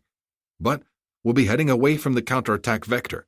We can have a platoon set up booby traps and ambush sites to make it appear that's where we're headed and to slow down the Pasdaran advance while the rest of the force heads south. Bushazi thought for a moment, then nodded. Very well, Ali. I agree with your plan. He put a hand on his shoulder. I hate to do this, Ali, but you're the most senior officer surviving, so I'm going to have you organize and lead the diversion team. He pointed to Kazemi's map. I'll have you set up ambushes here at the security center entrance gate. You set up booby traps along the main road that will funnel responders toward your ambush zone. Will you do that, Ali? Kazemi's eyes widened, but after a moment, he lowered his head and nodded solemnly. Of course, General. Who should I take with me? General Joram's company is scattered across the northern warehouse area in overwatch positions, Bushazi said. You'll have to find them and get them organized. He handed Kazemi the radio from the dead security officer's belt. They should be monitoring Joram's channel. I'll check on you before we depart. I'll get as many as I can, but I won't waste time. I can set up booby traps as well as the next guy. Good, Bushazi said. Remember, you're just a diversion, not a suicide squad. Once the attackers pull back from the ambush zone to regroup and reevaluate, your job is complete. Head out immediately, and we'll meet up at Rendezvous Point Delta to the south. No heroics, understand? Yes, sir, you know me. I'm no hero. If you aren't one today, Ali, I don't know what else to call you. The 2 men shook hands. Thank you, Ali. You've done well. Thank you, General. I won't let them past me, don't worry. He hurried off. The radios were very quiet in the next 15 minutes, and only sporadic gunshots were reported around the base. Bushazi found Kazemi in the second floor of an administration building, just a few dozen meters from the security center entrance. "Are you all right, Ali?" he asked. "I'm fine, sir," Kazemi said. He looked over Bushazi's shoulder. The general was alone. "Shouldn't you be leading the battalion off the base, sir? I wanted to check on you first. The rest of the battalion is ready to move. Report." "I could only locate a couple of General Joram's men. The rest have been captured, killed, or fled," Kazemi said. "But we have set up roadside bombs in several places along the road." He motioned outside. "We've got 2 machine gun squads set up either side of the gate, and 2 men with a grenade blooper that can suppress counterfire out to about 100 meters. Best I could do on short notice. What's our situation, sir? I haven't heard anything on the radios." "We've been beaten up pretty badly," Bushazi said plainly. "We're going to try to move out along 3 routes." He motioned to them on Kazemi's map, which had already been extensively updated in a very short time. "I want to thank you again for all you've done, Ali. It was my duty as well as my pleasure, sir. I'll be ready for them if they try to rush us, and then we'll be hightailing it right after you." He looked at the map. "How many do you think you can take through the tunnel under the runway, sir? I would think most of the battalion can get on the other side that way before the Pasdaran would even be alerted." "Ah, yes, the tunnel," Bushazi said. "We decided not to take the tunnel, Ali." "Why, sir?" "Because, frankly, we didn't know it existed," Bushazi said. He quickly drew his sidearm and pointed it at Kazemi's face. "We found it, of course, and we found the Pasdaran ambush platoons covering it, too." Kazemi's eyes widened in surprise. "What are you doing, sir?" "As soon as I saw the size of the bullet hole in Joram's man's head, Ali, I knew it wasn't from a sniper rifle. It had to be from your sidearm," Bushazi said, taking Kazemi's rifle away from him. 2 infantrymen came in and pulled Kazemi to his feet. "And I couldn't figure out why you were drawing such a detailed map of our deployment and cataloging our supply situation so carefully, unless I considered that you were passing all that information along to the Pasdaran. And when you didn't seem to have any trepidation about guarding the north part of the base, I knew that the Pasdaran had to be waiting for us on the south, the direction you urged us to go." Kazemi made no attempt to rebuff any of those arguments. "Why, Kazemi?" "Because this revolution of yours is doomed, Bushazi," Kazemi said. "You can't stop the Revolutionary Guards from crushing you. You can't even stop Zolkadar's men from infiltrating your ranks at will and inciting defections and sabotage. General Zolkadar promised that all charges against me would be erased forever and I would be promoted if I set you up. And you believed him? That's the last and biggest mistake you'll ever make." Bushazi pressed his pistol into Kazemi's abdomen, feeling for any body armor under his clothing with the muzzle, then pulled the trigger 3 times. The guards let the corpse fall forward in a pool of blood. He pulled his radio from its pouch on his web belt. "All Lion units, Jangal, Jangal!" As Bushazi and his guards left the building, they heard several explosions behind them as the insurgents launched grenades and fired on vehicles, fuel trucks, aircraft, and anything else that might catch on fire, and several bigger explosions that destroyed remaining vital parts of the security building. When they exited the administration building, Bushazi could see several columns of smoke rising from the south. It wasn't much, but it would have to do. From a half-dozen spots along the northern wall surrounding the base, Bushazi's men emerged from the base and onto Satamgari Avenue. Much of the traffic on this busy thoroughfare had stopped or slowed to see what the smoke on the base was about, and Bushazi's men used that opportunity to their advantage. They picked out several large trucks, motioned with upraised weapons for the driver to get out, then blasted it with grenade and rifle fire. Soon the boulevard was a mass of confusion, blocked off in both directions, clogged with fleeing drivers escaping the smoke and gunfire. But the smoke and explosions caught the attention of 2 Mi-24 attack helicopter crews orbiting over the runway and the southern part of the base, waiting for the insurgents to flee in that direction. They immediately swooped in over the avenue and began firing at anyone with a gun in his or her hands. And when there was a larger concentration of individuals, the helicopter weapons officers opened fire with 50mm rocket launchers, spraying high-explosive, fragmentary, and flechette-tipped projectiles into the terrified crowds.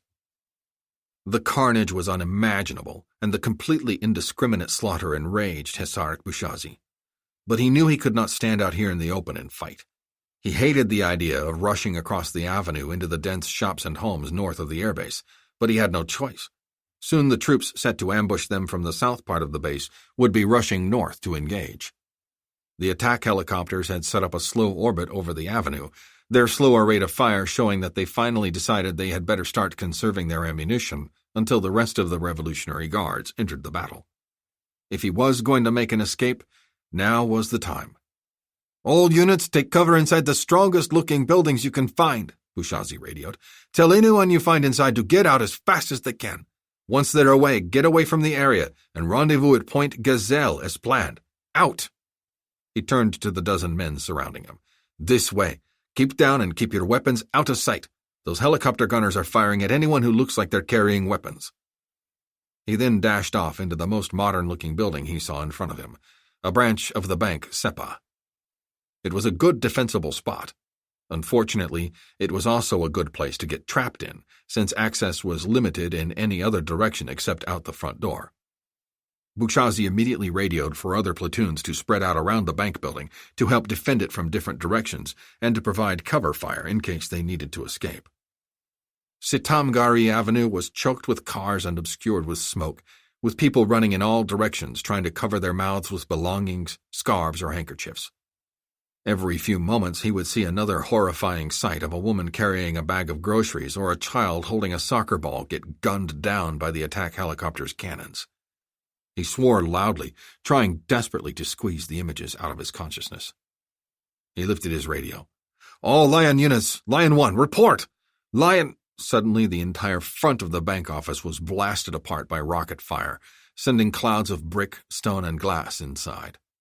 One soldier standing beside Bouchazi caught the full brunt of the explosion, his lifeless body plowing into the Iranian general. Bouchazi's vision was gone. The only thing that told him he was still alive was the terrible ringing in his ears from the blast and the feel of the young soldier's blood and tissue covering his face. Someone lifted him free of the wreckage and body parts. The soldier asked something, but Bouchazi couldn't hear him, so he just nodded and patted his arm to tell him he was okay. A few minutes later, with the volume on the radio turned up all the way, Bouchazi was able to hear the reports coming in from his battalion. "Lion 2 is about a half-block away. Are you all right, 1? Anyone there?" "I'm okay, 2, Bouchazi radioed. "1 casualty so far. Lion 3, report."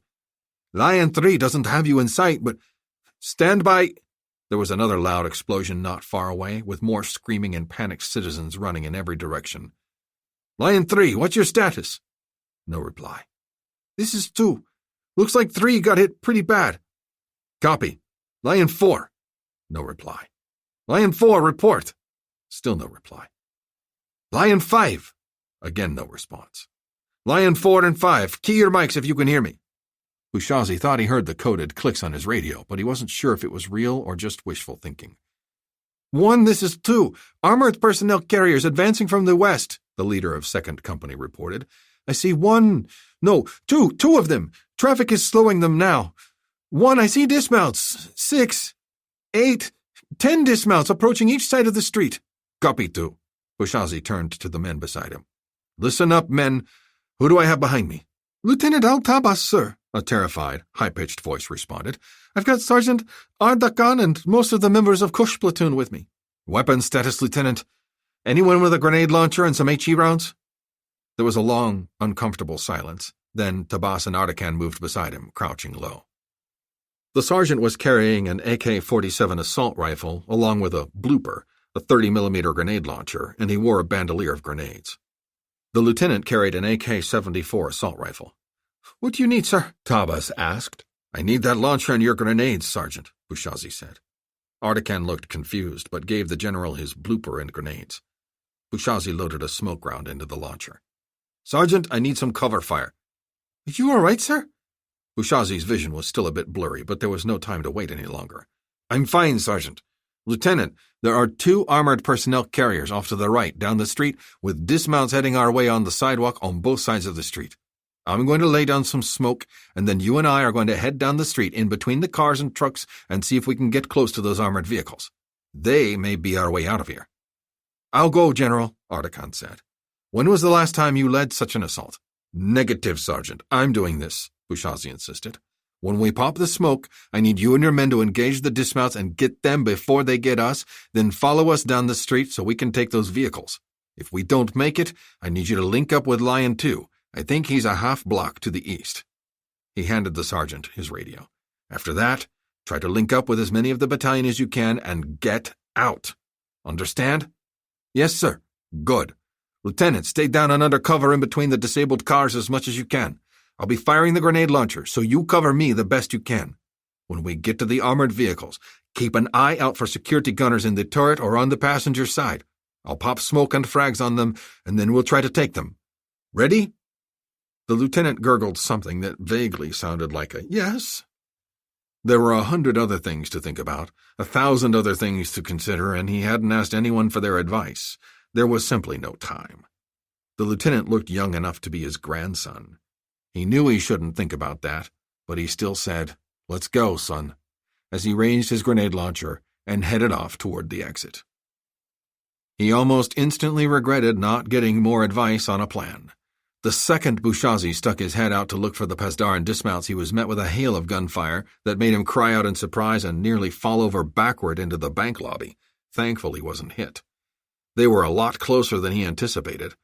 He heard more gunfire and saw a few of his men, probably from 2nd Company, advancing across the avenue, trying to distract the Pasdaran infantrymen. Bouchazi motioned to Ardakan, and the sergeant stuck his AK-74 out the doorway without aiming it and fired down the street at the approaching Revolutionary Guards. The return gunfire abruptly stopped. "Now!" Bouchazi yelled, and he and Tabas scurried out of the bank building and into the street, hiding behind disabled and abandoned cars. Bouchazi took aim and fired at the first squad he saw, nearly hitting the squad leader in the forehead with the smoke grenade. The exploding grenade burst right in the midst of the Pasdaran infantrymen, knocking one unconscious and scattering the others. Bouchazi quickly loaded another smoke round, tracked the direction Tabas was shooting, and found the second squad. His second grenade round sailed over their heads and exploded behind them, but it frightened and confused them long enough for Tabas, Ardakan, and the soldiers from 2nd Company to dispatch them. Bouchazi loaded a high-explosive grenade into his blooper and fired at the first armored vehicle he saw, a Russian-made BMP infantry combat vehicle, with the driver and vehicle commanders sitting up in their seats, heads poking out of their hatches, watching the gunfight like a couple of spectators. Bouchazi fired his grenade launcher. The round struck the steeply angled front deck of the APC, deflected upward off the engine compartment exhaust louvers, and exploded on the 73mm smoothbore cannon barrel, killing the crew instantly and starting a small fire atop the engine compartment. Moments later, hatches opened up on the second APC, and the crew jumped out and ran off. "Allah be praised," Bouchazi rejoiced to himself as he loaded another HE round in his grenade launcher. The damn plan might actually work. "First Company, move out and take those BMPs!" Bouchazi shouted over his shoulder to his men in the bank. "Let's go! Let's—" He heard a roar of rotor blades behind him and turned, raising the blooper. But it was too late. Before he could fire, an Mi-24 attack helicopter raced in from the south, stopped just south of the avenue a few hundred meters away, then unleashed its entire load of 128 57mm rockets point-blank on the bank building before any of his men could get out. The entire building, and both buildings on either side of it, disappeared in a terrific cloud of fire, smoke, and debris. Bouchazi ducked behind the cars clogging the avenue just before the shock wave, searing heat, and hurricane-force blast of flying stone, steel, and glass plowed into him. "Don't move!" he heard above him. A Revolutionary Guards soldier was aiming his rifle at him. The air was thick with dust, debris, and smoke, and Bouchazi found it difficult to catch his breath. He could hardly hear because the roar of the Mi-24 hovering less than 100 meters away was deafening. Bouchazi raised his left hand, trying to hide the blooper in his right hand, and another soldier yanked him up by it, nearly breaking his fingers in the process. "Allah Akbar, it is him! It's Bouchazi!" the first soldier shouted gleefully. "The old man himself led this raid. The general will be very pleased." His sidearm, ammo, and grenade launcher were stripped away from him. "Take him to—" The soldier was interrupted by the crash of some small object against the windshield of a nearby car. Bouchazi hardly noticed it in all the other confusion of sounds and smells around them, but the Pasdaran soldiers were suddenly distracted. When Bouchazi could see clearly, he saw a very loud crowd of citizens marching up Setamgari Avenue toward them, less than a block away now. He couldn't hear what they were shouting, but they didn't look one bit happy.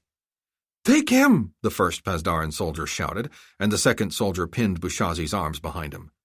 The first soldier lifted his AK-74 rifle and fired 2 shots over the crowd's head, waving at them to get back. No dice. The crowd, at least a couple hundred people and growing larger by the second, kept coming. More rocks, bottles, and pieces of blown-apart buildings started to rain down on them. Fear filling his eyes, the first soldier fumbled for his portable radio. "Susmar Air Unit! Susmar Air Unit! This is Gavazan 7-1. I am at your 10 o'clock position approximately 100 meters. I have General Bushazi in custody. Requesting fire support on that mob heading toward me. We are outnumbered. Acknowledge!"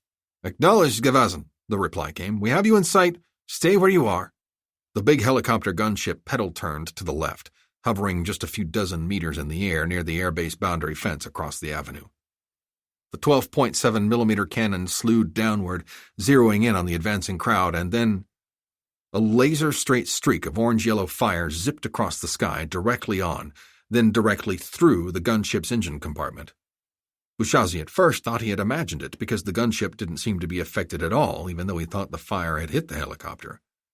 But seconds later, the entire engine compartment ripped apart like an overfilled balloon and exploded in a cloud of fire, and the stricken helicopter, minus its entire engine compartment, main rotor, and most of the top of its fuselage, simply dropped straight down out of the sky and exploded in a brilliant burst of flames, showering them with still more smoke and burning debris.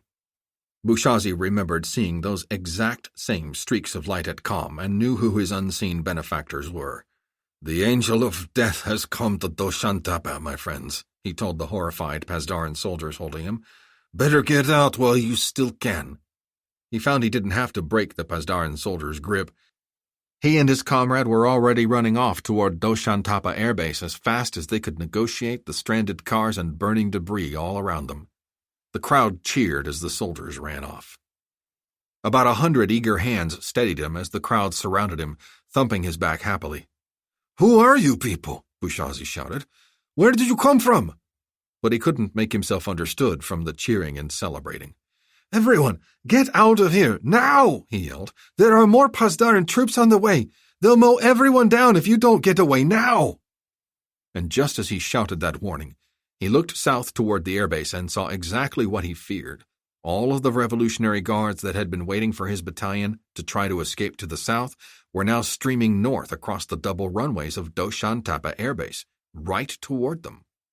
There were at least 4 companies of infantry heading his way, probably less than 2 kilometers away now, along with scores of armored vehicles.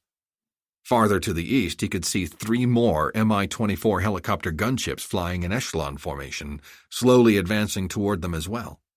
They were sending over 1,000 troops out to mop up what was left of Bushazi's insurgents, and they would undoubtedly cut down these protesters too, because they had helped him. There was going to be another bloodbath. Or worse. As he scanned the area farther east, he could see 3 tiny, fast-moving dots on the horizon, rolling in and lining up right down the middle of Setamgari Avenue. Pasdaran attack jets! They looked like Russian-made Sukhoi 24 close air support bombers, laden with bombs on both wings. The bastard Zulkadar was actually going to bomb the city from fast movers. There would be nothing left of this entire avenue for the Pasdaran infantry to clean up after this attack was over. He looked to the west and saw another attack formation, this time of 2 more Su-24 bombers. "Run!" Bushazi shouted. "Get out! Get away from here! The Pasdaran will attack any moment!" Seconds later, the jets attacked, but not on Setamgari Avenue. At the last second, the jets peeled away, banking hard and lining up on the advancing Pasdaran forces. The jets to the east attacked first, launching radar-guided air-to-air missiles on the helicopters and shooting them down nearly simultaneously before peeling away. In a precisely coordinated attack, which left almost no time for the men on the ground to react, seconds later the jets to the west swept over the Pasdaran infantry formations, dropping anti-personnel cluster bomb canisters. It appeared the entire airbase lit up with thousands of flash bulbs, but Bushazi knew that each flash bulb was a half-kilogram explosive charge that sent metal fragments out in all directions, killing or maiming anyone within 10 meters. "Hossein, you bastard!" Bouchazi said aloud, as he watched in relieved fascination at the scene of destruction right before him. "You finally got off your ass and decided to do something." Just as quickly as it began, it was over.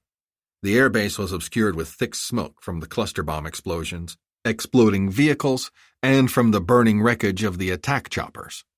Soon the terrifying sounds of injured and dying soldiers reached the crowd's ears, and they turned away and started to quickly leave the area.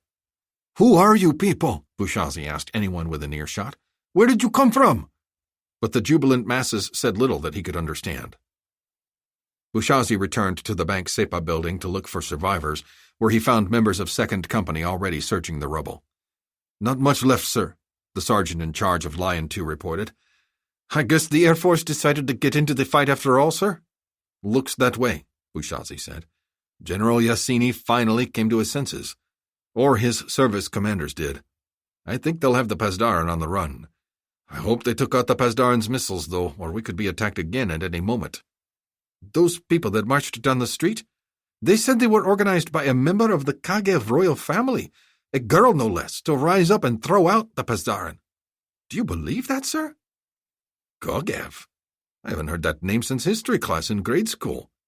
Ancient history. I didn't know there were any still around. Bouchazi shook his head in disbelief. Now we have to contend with a damned monarchy? Well, it can't be any worse than the theocrats and Islamists. If they are, we'll be picking up guns and fighting all over again. What hit the first gunship, sir? It didn't look like a missile. Just call it a lightning bolt from heaven, Bouchazi said, scanning around to look for his unseen but very powerful armored savior. Let's finish searching this area for survivors, then let's head off to the rendezvous point to join up with the rest of the battalion. Then we'll find out what in hell is going on around here. Chapter 8 Pasdarni in Galeb Headquarters, Doshan Tapa Air Base, Tehran. That same time.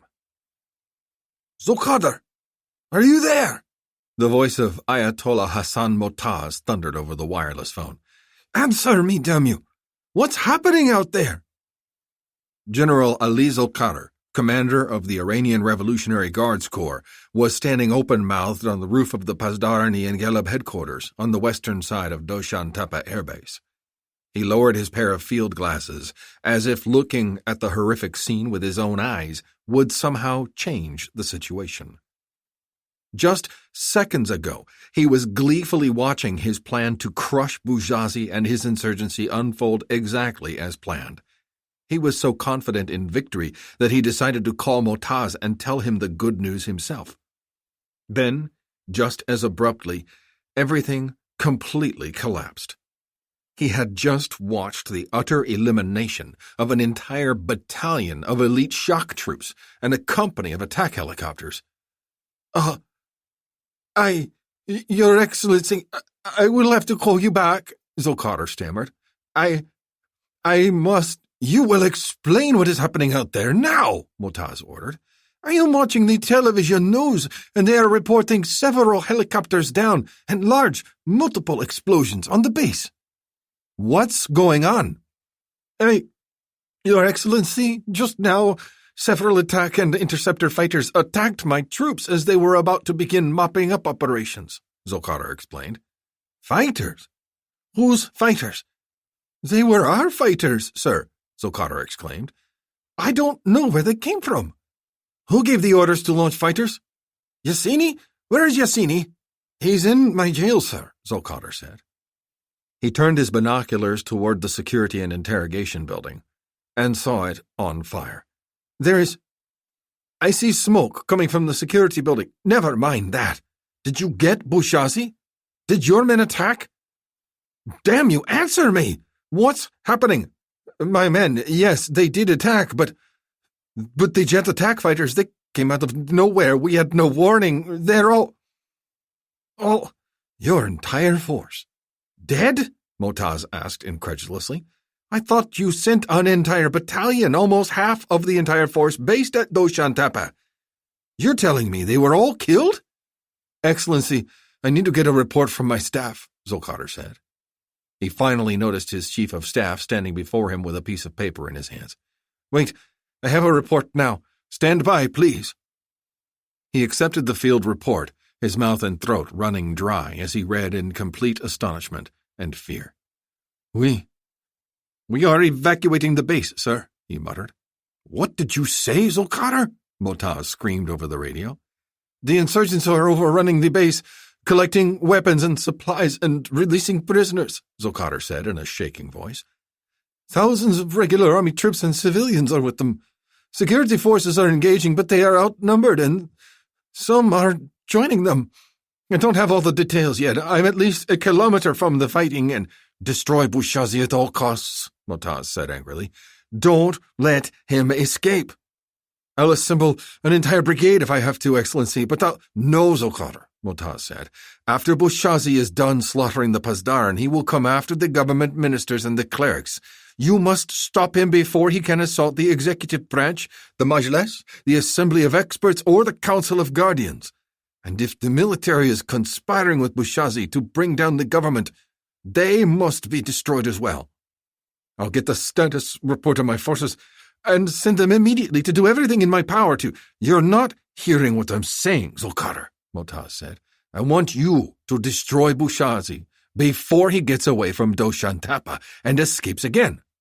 "But, Excellency, we don't have the forces here to oppose him," Zolkadr said.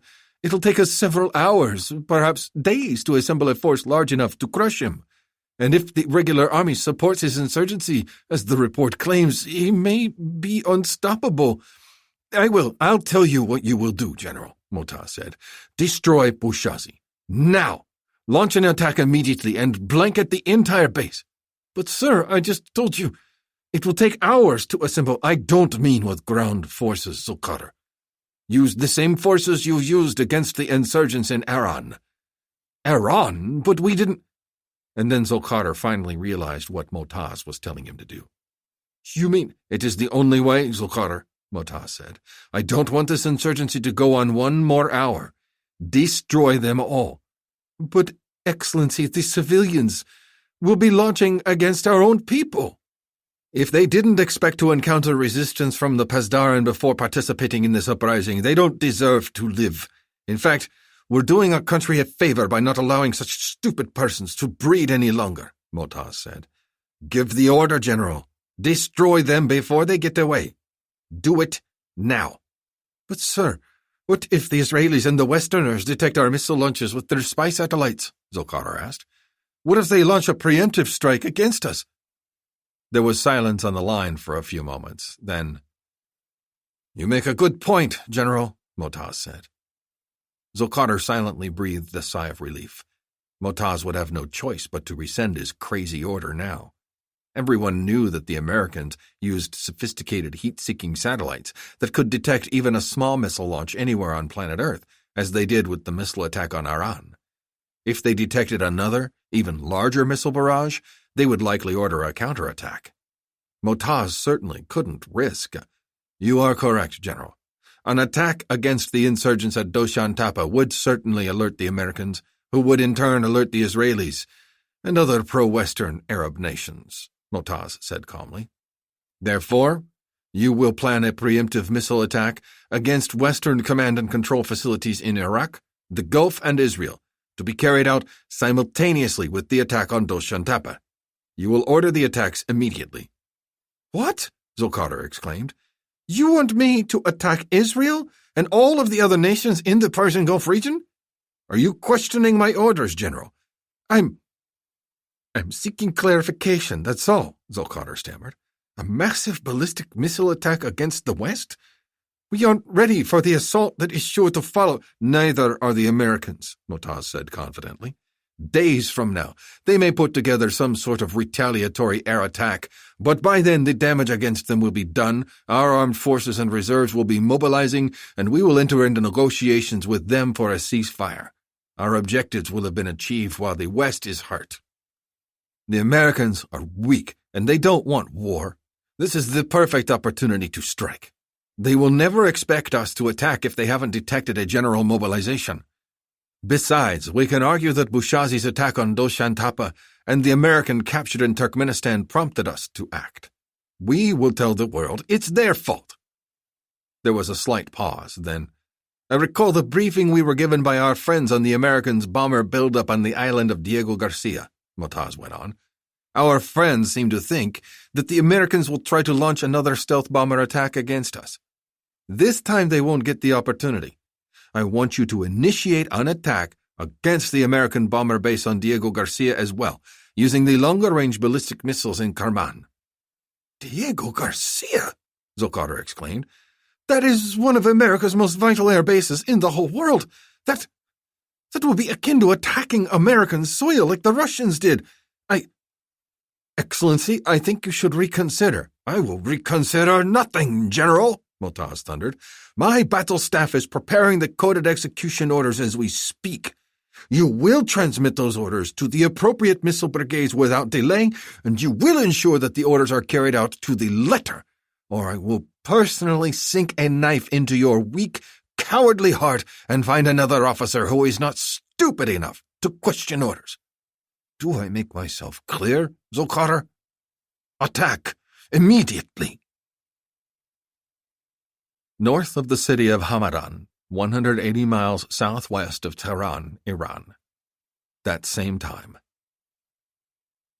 The northern reaches of the Zagros mountain range in west-central Iran is a rugged, wind-swept region, pleasant most of the year, but dreadfully cold and snowy in winter. The Kezel Auzan River originates in the steep mountains near the provincial capital of Hamadan and cuts steep cliffs, caves, and rock spires as it flows north toward the Caspian Sea. Some of the tallest peaks in this area rise to over 10,000 feet above sea level. During the Iran-Iraq War, hundreds of thousands of Kurds fled Saddam Hussein's Iraq into western Iran, and the Revolutionary Guards were sent in to try to keep them out. The lucky ones escaped into the Zagros Mountains. The others were slaughtered and left in the ravines and streams to rot.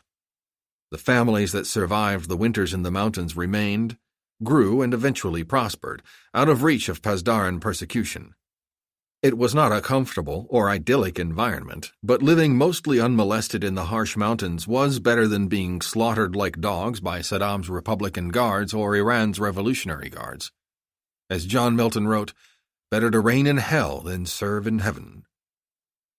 Despite being known for its bountiful raisin harvests and the spectacular Ali Sadr caves north of Hamadan, the inhospitable terrain, heavy Pasdaran presence, and the suspicious, mostly secretive Kurdish population keeps visitors and tourists to a minimum. Exactly what the Kurds, and eventually the Pasdaran, desired.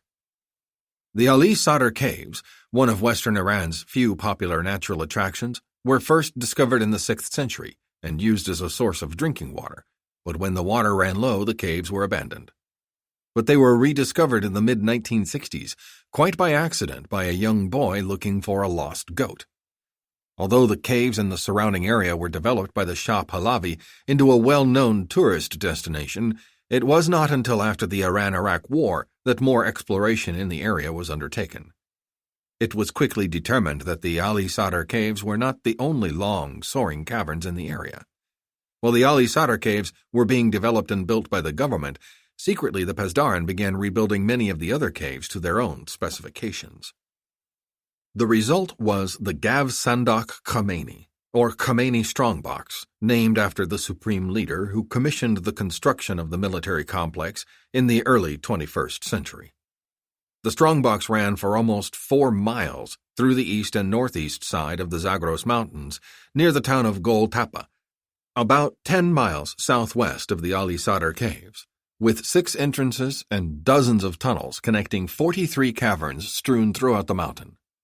While most of the caverns were just house-sized, several were building-sized, and a few of them were massive warehouse-sized halls that took thousands of lights, massive generators, and a ventilation system large enough to air-condition a 50-story skyscraper to keep it habitable. Originally built as a weapons of mass destruction shelter and military weapon and equipment stockpile to protect and then retaliate against another invasion by Iraq, the strongbox was situated perfectly to strike at Iraq by Iran's medium-range ballistic missile fleet. Most of the 300 missiles stored in the strongbox were the Shahab-2, Meteor in English, series of road-mobile ballistic missiles, which were locally modified versions of the Russian Scud-C missile, with a range of about 300 miles. The missile's accuracy was not very good, perhaps a quarter-mile circular error, but with a 1,500-pound nuclear, chemical, or biological warhead, accuracy wasn't that important. The missiles could be brought out of the strongbox, driven just a few miles away to pre-surveyed launch points, fueled, erected, aligned, programmed, and launched in just a matter of hours. They had plenty of range to hit Baghdad and most large cities in Iraq east of the Euphrates River. Launched from the strongbox, the rockets could devastate Iraqi targets with ease, almost without warning. But as Iran's missile fleet got more sophisticated and the targets changed from Iraq to Israel and Western military forces stationed in the Middle East and Central Asia, the mix of missiles garrisoned at the strongbox changed. The new weapon of choice was the Shahab-3. Built in North Korea with Iranian financial assistance and known to the world as the Nodong-1 medium-range ballistic missile, approximately a dozen Shahab-3 missiles were shipped to Iran beginning in 1996, and 3 successful test launches were conducted. Because of pressure by China and the United States on North Korea to stop shipping missiles to rogue states, Iran announced in 2000 that it would start to build the missile itself at its new Shahid Hemat industrial facility, south of Tehran. The first missile was test-fired in 2001, and the weapon system declared operational in 2002.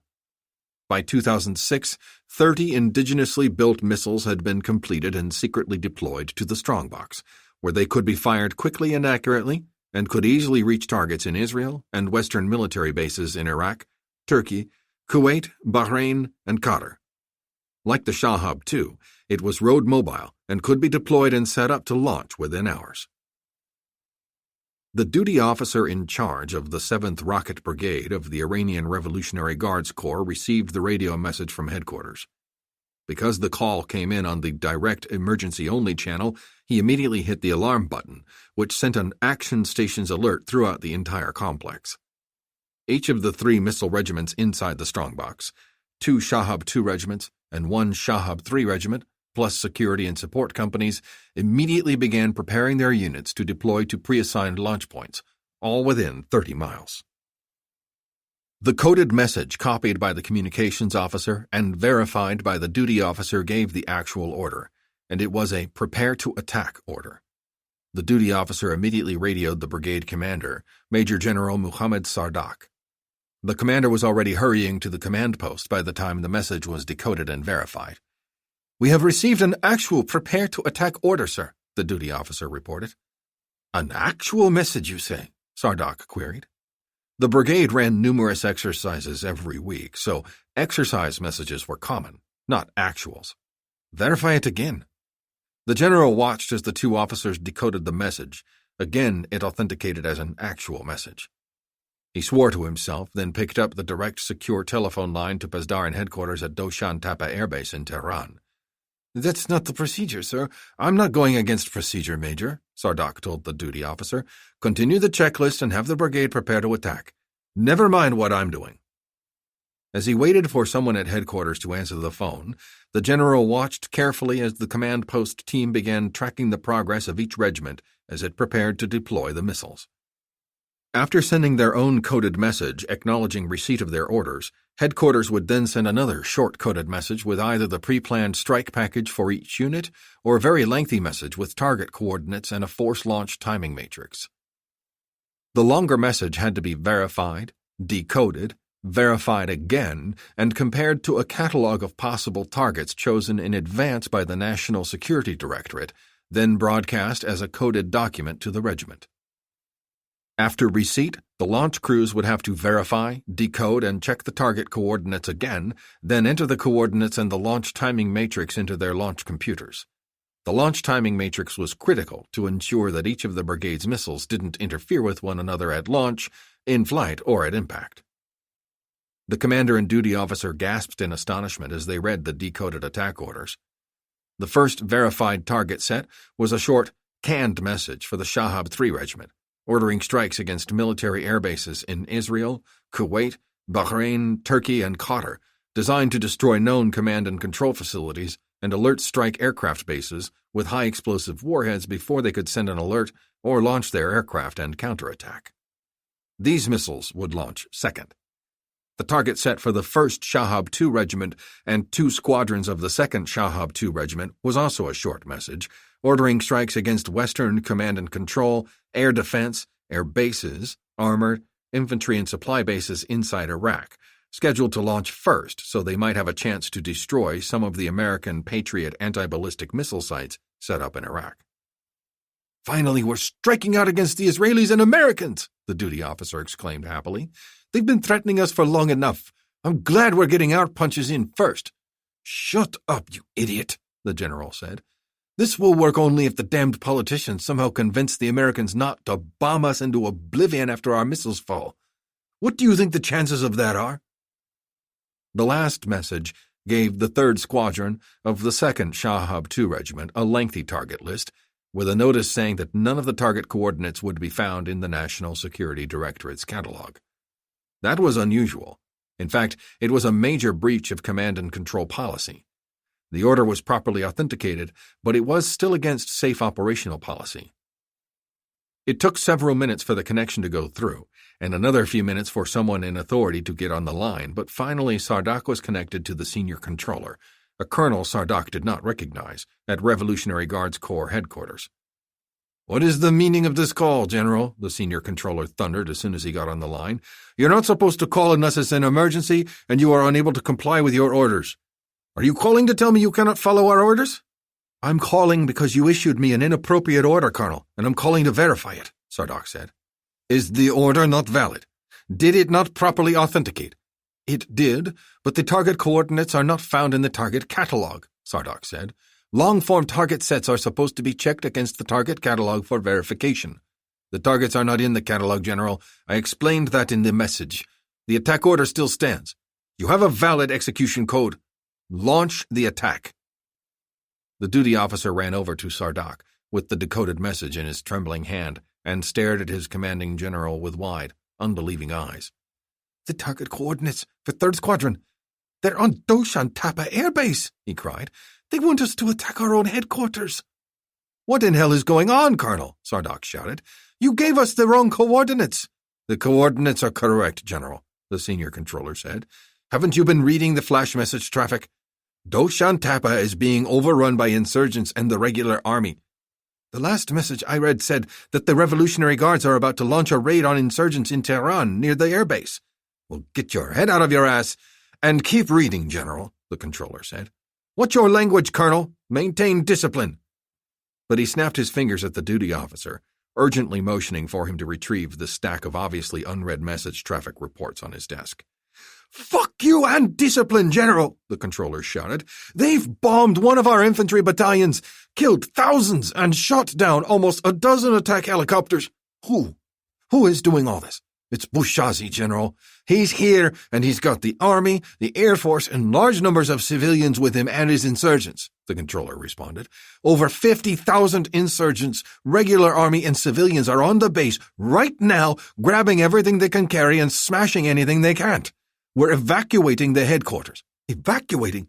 My last task before trying to get out of here is to send you the attack message, and here I still am, with an angry mob less than 500 meters away, ready to twist my head off. Arguing with you. It might be too late to get out of here already." The duty officer quickly read through the dispatches, and the shock and fear in his eyes told Sardak that what the frantic, terrified Pesdaran Command Center senior controller was telling him was the truth. "The army? The army is helping the insurgents? Don't waste time asking stupid questions, General," the senior controller said, the fear rattling his voice now. "The base will fall into rebel hands soon, and then the capital and the government will fall along with it unless they are stopped. The order to attack comes from the Pesdaran commanding general himself, and he received the orders from the chief of the National Security Directorate. If you don't believe me, take it up with them. I'm getting out of here. You have your orders. Kill the bastards before they take over the whole damned country." And the connection went dead.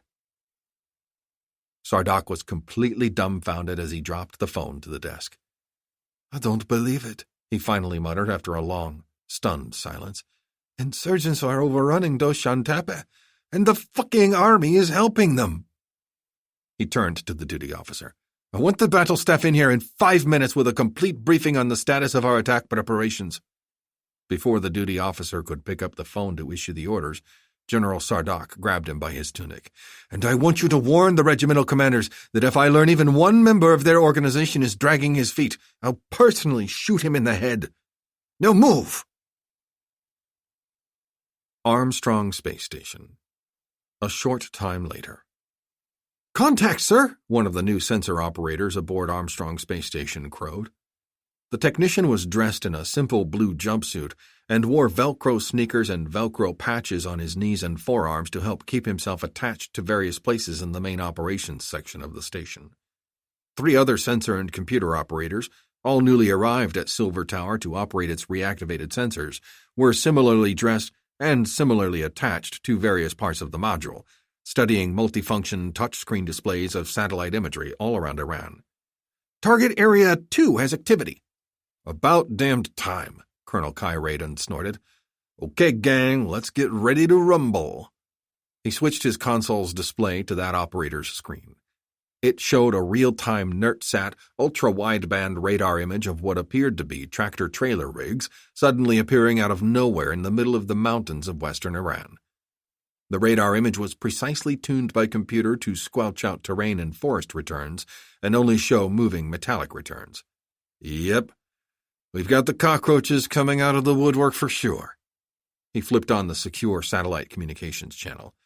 Genesis, this is Odin. You got a copy on our Polaroid? Roger, Odin, Patrick McClanahan responded from the White House Situation Room. The high-definition television monitors in the White House conference room had been set up to display images from not only Silver Tower's sensors, but from hundreds of other aircraft, satellite, and surface ship sensors as well, or a mosaic of all sensor data put together. Right where you said they'd be, General, Raiden remarked. He watched as the station's computers, networked in with the computers on the ground at the High Technology Aerospace Weapons Center's Operations Center, started calculating the proper orbital mechanics to intercept the mobile missile launchers.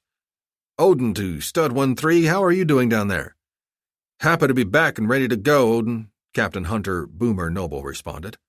He was on the ground at the High Technology Aerospace Weapons Center in Nevada, pulling cockpit alert in the second of 2 remaining XRA-9 Black Stallion spacecraft. Noble had been back in the United States for less than a day before being tasked for another mission, but he didn't hesitate to accept the assignment. Thanks again for not grounding me, Genesis. No problem, 1-3, Patrick replied. Glad you feel up to it. We need all the swinging dicks we can to fly, kid, Raiden said. Are you getting the pictures and the orbital insertion data? Roger, Hunter replied. A fiber-optic data cable connected to the spaceplane was busy feeding orbital information, weapon ballistics data, and precise position updates to the Black Stallion's flight and payload computers. As he read, the computer beeped at him, warning him that the before power on checklist was underway. He acknowledged the built-in countdown hold. Looks like I'm counting down, guys, he said. I'll talk to you once I'm airborne. Contact, sir, another sensor operator shouted. Target Area 5. Looks like we've got another fish on, Genesis, Raiden said. He switched to the new target. This one was the most unlikely area they had under surveillance, but if they did detect activity, it would be one of the most important ones to address. Got bad news for you, Genesis. Your old friend, the Shahab 5 launch site, is active. He studied the latest images from the launch site. I don't see any rockets on the launch pad. You took care of the last one very nicely, but the latest ultra-wideband radar scans we took from the tower tell us they have 3 occupied silos out there. It's fair to say they're all Shahab 5s, and some might have nuclear warheads. Any chance they could be decoys, Odin? Patrick asked. You're the ex-intel guru, sir, Raiden said, peering at the radar images even more closely. The ultra-wideband radar system installed on Armstrong Space Station has the capability of seeing underground, but atmospheric, angle of sight, and target composition conditions have to be perfect, and with our 80s-era computers, we can't always get a good, detailed image, even if we are lucky enough to get the perfect shot. The underground missile silos at Kerman are obviously Russian-designed hardened suckers. I just can't call it for sure, Genesis. The Iranians claim the Shahab 5s are just satellite boosters, and the silos are just secure storage facilities. I don't buy that for a second. Neither do I, Kai, Patrick said.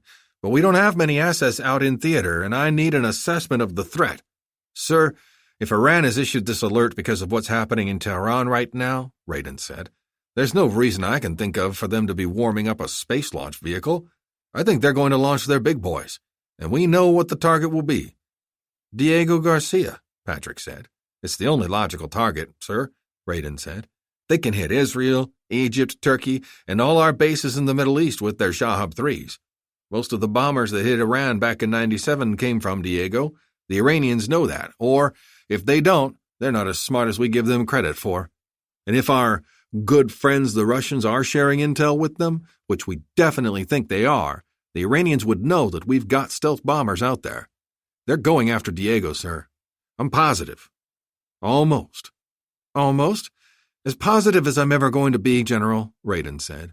If I thought the Iranians had the know-how or got it from the Russians, the only other logical target for the Shahab 5 would be Silver Tower. And unfortunately, we don't have the Thor defense systems up and running yet, Ann Page chimed in from her console in the station's anti-missile lasers control module, so we can't protect ourselves from up here. There was a pause on the channel, then, Boomer, I'm going to retask your flight. Stand by. A few moments later. Updates downloading, sir, Noble reported. Genesis, are you sure you wouldn't want to send Stud 1-1 on this one and let me take the strongbox? I've sent you into enough hot target areas, 1-3, Patrick replied. You're going to take out the Shahab 5s. I'll give 1-1 the strongbox.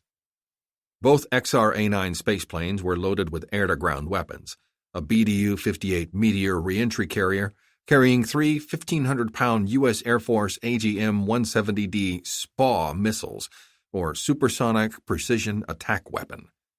The SPA was a two-stage solid-motor and scramjet-powered missile with a range of over 100 miles and a top sustained cruise speed of over 5 times the speed of sound. It used GPS and inertial en route navigation, which gave it near-precision accuracy. But then its course to impact could be fine-tuned by data links from satellites, target designators on the ground, or by other aircraft. These D-model missiles were specially modified by the High-Technology Aerospace Weapons Center with thermium nitrate high-explosive warheads that gave them an effective explosive yield of 10,000 pounds of TNT. It's likely to be pretty hot out there near that launch area, Boomer said. Maybe I ought to take it instead of the new guy. The new guy was Lieutenant Colonel Jack Ulray, who was new to Dreamland and the XR-A9 project with just 2 orbital Black Stallion flights to his credit, but was a combat veteran and experienced test pilot. The new guy will do just fine, 1-3, Patrick said.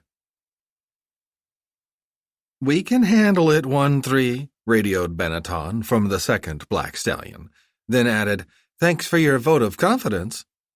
Boomer knew enough not to try to return her snide remark over the command channel. It would only encourage her to keep on giving him grief. Besides, his countdown seemed to be progressing faster and faster, and soon they'd be underway. His crew mission commander, U.S. Navy Lieutenant Lizette Frenchie Moulin, another newcomer to the unit, was impatiently prompting him to acknowledge each countdown hold within seconds of it popping up on their screens. With Frenchie's almost constant urging, it seemed only seconds later when they closed up the cockpit and were moving out. Boomer noticed Ulray and Benetton closing their cockpit canopies as they taxied clear of the hangar. They would be airborne shortly afterward. Boomer and Frenchie made their first refueling over northern Arizona, then requested and were cleared for a supersonic cruise climb while over southern New Mexico. They cruised at 85,000 feet and Mach 3 for just an hour, then descended just east of Puerto Rico for their second refueling. Now safely over the Atlantic Ocean northeast of Venezuela, they accelerated to Mach 10, turned slightly northeast, then began their 8-minute orbital insertion burn. By the time they had crossed the Atlantic Ocean and reached the coast of Africa near Sierra Leone, they were at 77 miles altitude and traveling at 25 times the speed of sound. Everything okay back there, Frenchie? Boomer asked after they were established in orbit. Of course. If it wasn't, I'd tell you. Why did you ask? That's my way of calling for a station check, Boomer explained. Then why didn't you say that? Boomer scowled at the rear cockpit monitor, but said nothing. I'm in the green, oxygen and pressurization good, and the payload shows safe with full connectivity and continuity. The before-release checklist is underway. 83 seconds until the first countdown hold. Thank you, Boomer said. She thought. Why does Dreamland attract women like these? Aren't there any... Suddenly, there was a steady deedle-deedle-deedle-deedle warning tone, and the message, Early Warning Radar Detected, flashed on the screen. 1-3, I'm picking up a very strong long-range early warning radar at your 12 o'clock position, Raiden radioed. It's unidentified. It's not Iran's air defense radar. We'll keep an eye on it for you and analyze it as soon as possible, Patrick said. We show you about 3 minutes to release. That checks, Boomer said. He checked his position. Near the southwest corner of Sudan and Egypt in East Africa, within sight of the Red Sea. There wasn't much he could do about this new threat except perhaps turn right and get away from land, but it was equally possible that this radar was on a warship. Well, early warning radars were meant to be large and powerful. He forced himself to relax. Stud 1-1 is safely in orbit and on track, Raiden reported. 3 minutes to release point, reporting everything in the green. Boomer knew that Ulray's mission took him on a much more highly inclined track, zooming over the Baltic states and Belarus before launching their Meteor payload. The track was designed to keep them as far away from Russian airspace as possible. Fortunately, the desired orbit was perfectly aligned with the optimal track for the Meteor re-entry vehicle, so it wouldn't waste too much energy having to maneuver to get into position before releasing the JSOW missiles. Last countdown hold, Mullane announced. MC's release consent switched to consent. Roger. Boomer reached for a red switch guard, broke the thin safety wire, lifted the guard and hit the switch. AC's consent switch to consent. It was one of the high-tech Air Force's nods to the old two-person crew concept of having 2 mechanical safety-wired switches physically separated from one another that had to be actuated manually before any weapons could be released. Roger. Crew consent entered. Everything's in the green. Countdown is... It's the laser fire control radar, Patrick radioed. The Russians installed a Kvasnya laser in southern Iran? We've had the area under satellite surveillance for days, Genesis, Raiden said, and we haven't seen a thing. There's been normal truck traffic going in and out of the missile site at Kerman. They couldn't possibly have gotten a laser set up out there in such a short time. The radar threat warning receiver sounded again, this time with the warning, Height Finder active.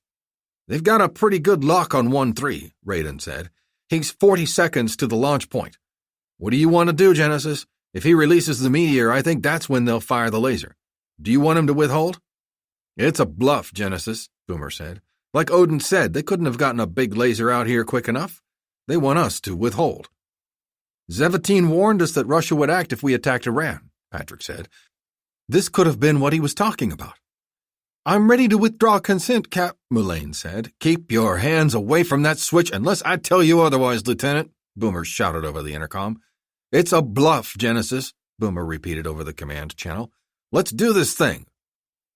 There was a long pause on the channel, going almost all the way to the end of the countdown. Then Patrick radioed. Continue, 1-3. Good choice, sir, Boomer muttered. Final release check, MC. Mullane verbally ran through the 8 steps of the checklist, then verified that the computer had already configured the system for release. Checklist complete. Stand by on the bay doors. Doors coming open. Payload away. Doors coming... At that instant, the threat warning receiver blared again, this time with a fast-paced deedle-deedle-deedle-deedle tone, and the monitor warning read missile warning and laser illume, meaning they were being hit by a laser. They got us, Mullane cried out. They're firing the laser. Relax, Frenchie, relax, Boomer said. He was fixated on just one readout, the exterior skin temperature. It must be targeting a rangefinder laser. Hull temperature hasn't moved. He checked the rear cockpit monitor and saw Mullane frantically scanning her own readouts, looking for confirmation. Just keep your protective visor down. We'll be over their horizon in a minute or two. The Meteor re-entry vehicle fired its small retro rocket to slow itself down, then assumed a nose-high attitude as it started to descend through the atmosphere. As it slowed to below Mach 10, the mission adaptive systems on board activated, and the craft began to do a series of S-turns to slow itself down even more. As the atmosphere got denser, the mission adaptive flight controls became more and more active, and the Meteor was able to fully maneuver. Meteor passing through 100,000 feet, range 200, Mullane reported. Still in the green. Threat warning receiver has identified the target illuminator as an SA-12 high-screen sector scanner, passing through 75,000, range 150. Coming within SA-12 lethal range. Now. The SA-12 Giant surface-to-air missile system was one of the most advanced anti-aircraft systems in the world. Purchased from Russia and widely publicized, the SA-12 was designed to protect Iran's most valuable nuclear weapons production facilities from stealth bomber and cruise missile launches, as well as from attack aircraft. Another threat warning tone sounded, this time with the text warning missile launch. SA-12 in the air, she reported. SPA missiles powering up and data transfer in progress. 30 seconds to separation. Second SA-12 is up. Another SA-12 in the air. SPA missile data transfer complete. Missiles ready to go. Now we have an SA-10 target acquisition radar up. Coming up on separation point. Now. The Meteor vehicle split apart and ejected its 3 weapons. The AGM-170D SPA missiles stabilized themselves in the slipstream, took their initial GPS satellite position and velocity updates, did a fast self-check, then fired its first-stage solid-motor rocket engine. In less than 20 seconds, the SPA missiles had accelerated to Mach 3 and streaked across the sky toward their assigned targets. A few seconds later, the first 2 SA-12 missiles plowed into the empty Meteor vehicle, blowing it to bits. When the SPA missiles' motor casings were empty, small air intakes on the SPA missiles' bodies extended. The interior shape of the motor casing compressed the incoming supersonic air. Fuel and a spark were introduced, and the missile's scramjet engine flared to life. Seconds later, the missiles passed Mach 5. The SA-10 anti-aircraft missiles had a max speed of Mach 6, but their solid-fuel rocket motors had already burned out, so they were simply coasting toward a spot in space where their targeting computers predicted their quarry would be. The more they turned to chase down the SPA missiles, the slower they flew, until seconds before intercept they could no longer maintain altitude and simply fell to Earth. The SA-12 battery had fired 2 more missiles at the incoming AGM-170D attack missiles, and the SA-10 battery fired 2 more as well. The SA-12s destroyed the first incoming SPA missile, but by this time the SPAs were just seconds from impact and their speed had increased in the descent to well over Mach 6, and the SA-10s missed the other 2 incoming attackers. Patrick's need-it-right-this-second microsatellites orbiting over the target area provided the final precision steering signals to the SPA missiles, and both of the surviving missiles made direct hits on their assigned Shahab-5 launch silos. The resulting thermium nitrate explosions and the massive secondary explosions, caused by thousands of gallons of rocket fuel and oxidizer blowing up in their silos, were bright enough to be seen for 100 miles away. "Direct hits, guys and gals," Patrick announced. "Excellent job. But we still have 1 silo remaining," Kai Raiden said. "They'll launch the 3rd one, sir, I know it. Now that we've attacked their other babies, they know we're gunning for them." "We'll deal with them then," Patrick said. "Right now, we've got Stud 1-1 ready to release." "Meteor on course and on glide path," Benetton said, announcing her payload readouts aloud. "Carrier temps normal. 30 seconds to weapon release." Olray and Benetton's targets were different than Noble's and Mullane's. They only carried 3 AGM-170D SPA missiles, like Stud 1-3, but they knew there were going to be many more Shahab 2 and 3s in the field than there were Shahab 5 silos, and only 3 SPAs wouldn't take them all out. Someone else was going to do that job. They also knew, like Zarand, that the strongbox would be defended by Iran's most sophisticated high-altitude anti-missile-capable air defense weapons. But instead of evading the SA-10 and SA-12 surface-to-air missile sites, Stud 1-1's job was to attack and destroy them. Each SA-10 and SA-12 brigade consisted of 6 transporter erector launchers, TELs, surrounding the pre-surveyed launch points in the area of the strongbox. Each TEL had 4 vertically launched missiles, connected to the command post by microwave data links, backed up by armored fiber optic cables. The surveillance, target tracking, and missile guidance radars were also similarly linked to the command post vehicles, and each brigade's command posts were linked to each other so they could share radar data. As with the Shahab 5 launch silos near Zarand, There were 2 SA-10 brigades and 1 SA-12 brigade in the strongbox area, with a total of 72 anti-aircraft missiles ready to fire, plus another 96 reloads that could be made ready to launch in under 30 minutes. There was no way one Black Stallion attacker could destroy all 168 missiles. That would take an entire squadron of heavy bombers loaded with precision-guided munitions, which didn't exist anymore in the United States Air Force. But there were only 3 command posts coordinating the surface-to-air missile defenses of the strongbox, and that was precisely how many AGM-170D SPA missiles Ulrey and Benetton had just launched. Good missile separation from the meteor, Benetton reported. SA-10 and SA-12 long-range surveillance. Switching to target tracking mode.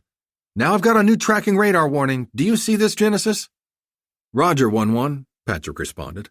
It's been identified as an extremely high-powered, Gulf-band, frequency-agile, phased array radar last seen on a Russian anti-ballistic missile ground-based laser. Anti-missile laser?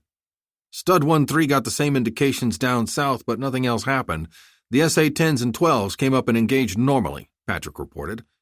The laser system I'm familiar with used a small electronic diode laser to refine tracking and do atmospheric attenuation readings, and 1-3 got hit with it too, but nothing else happened.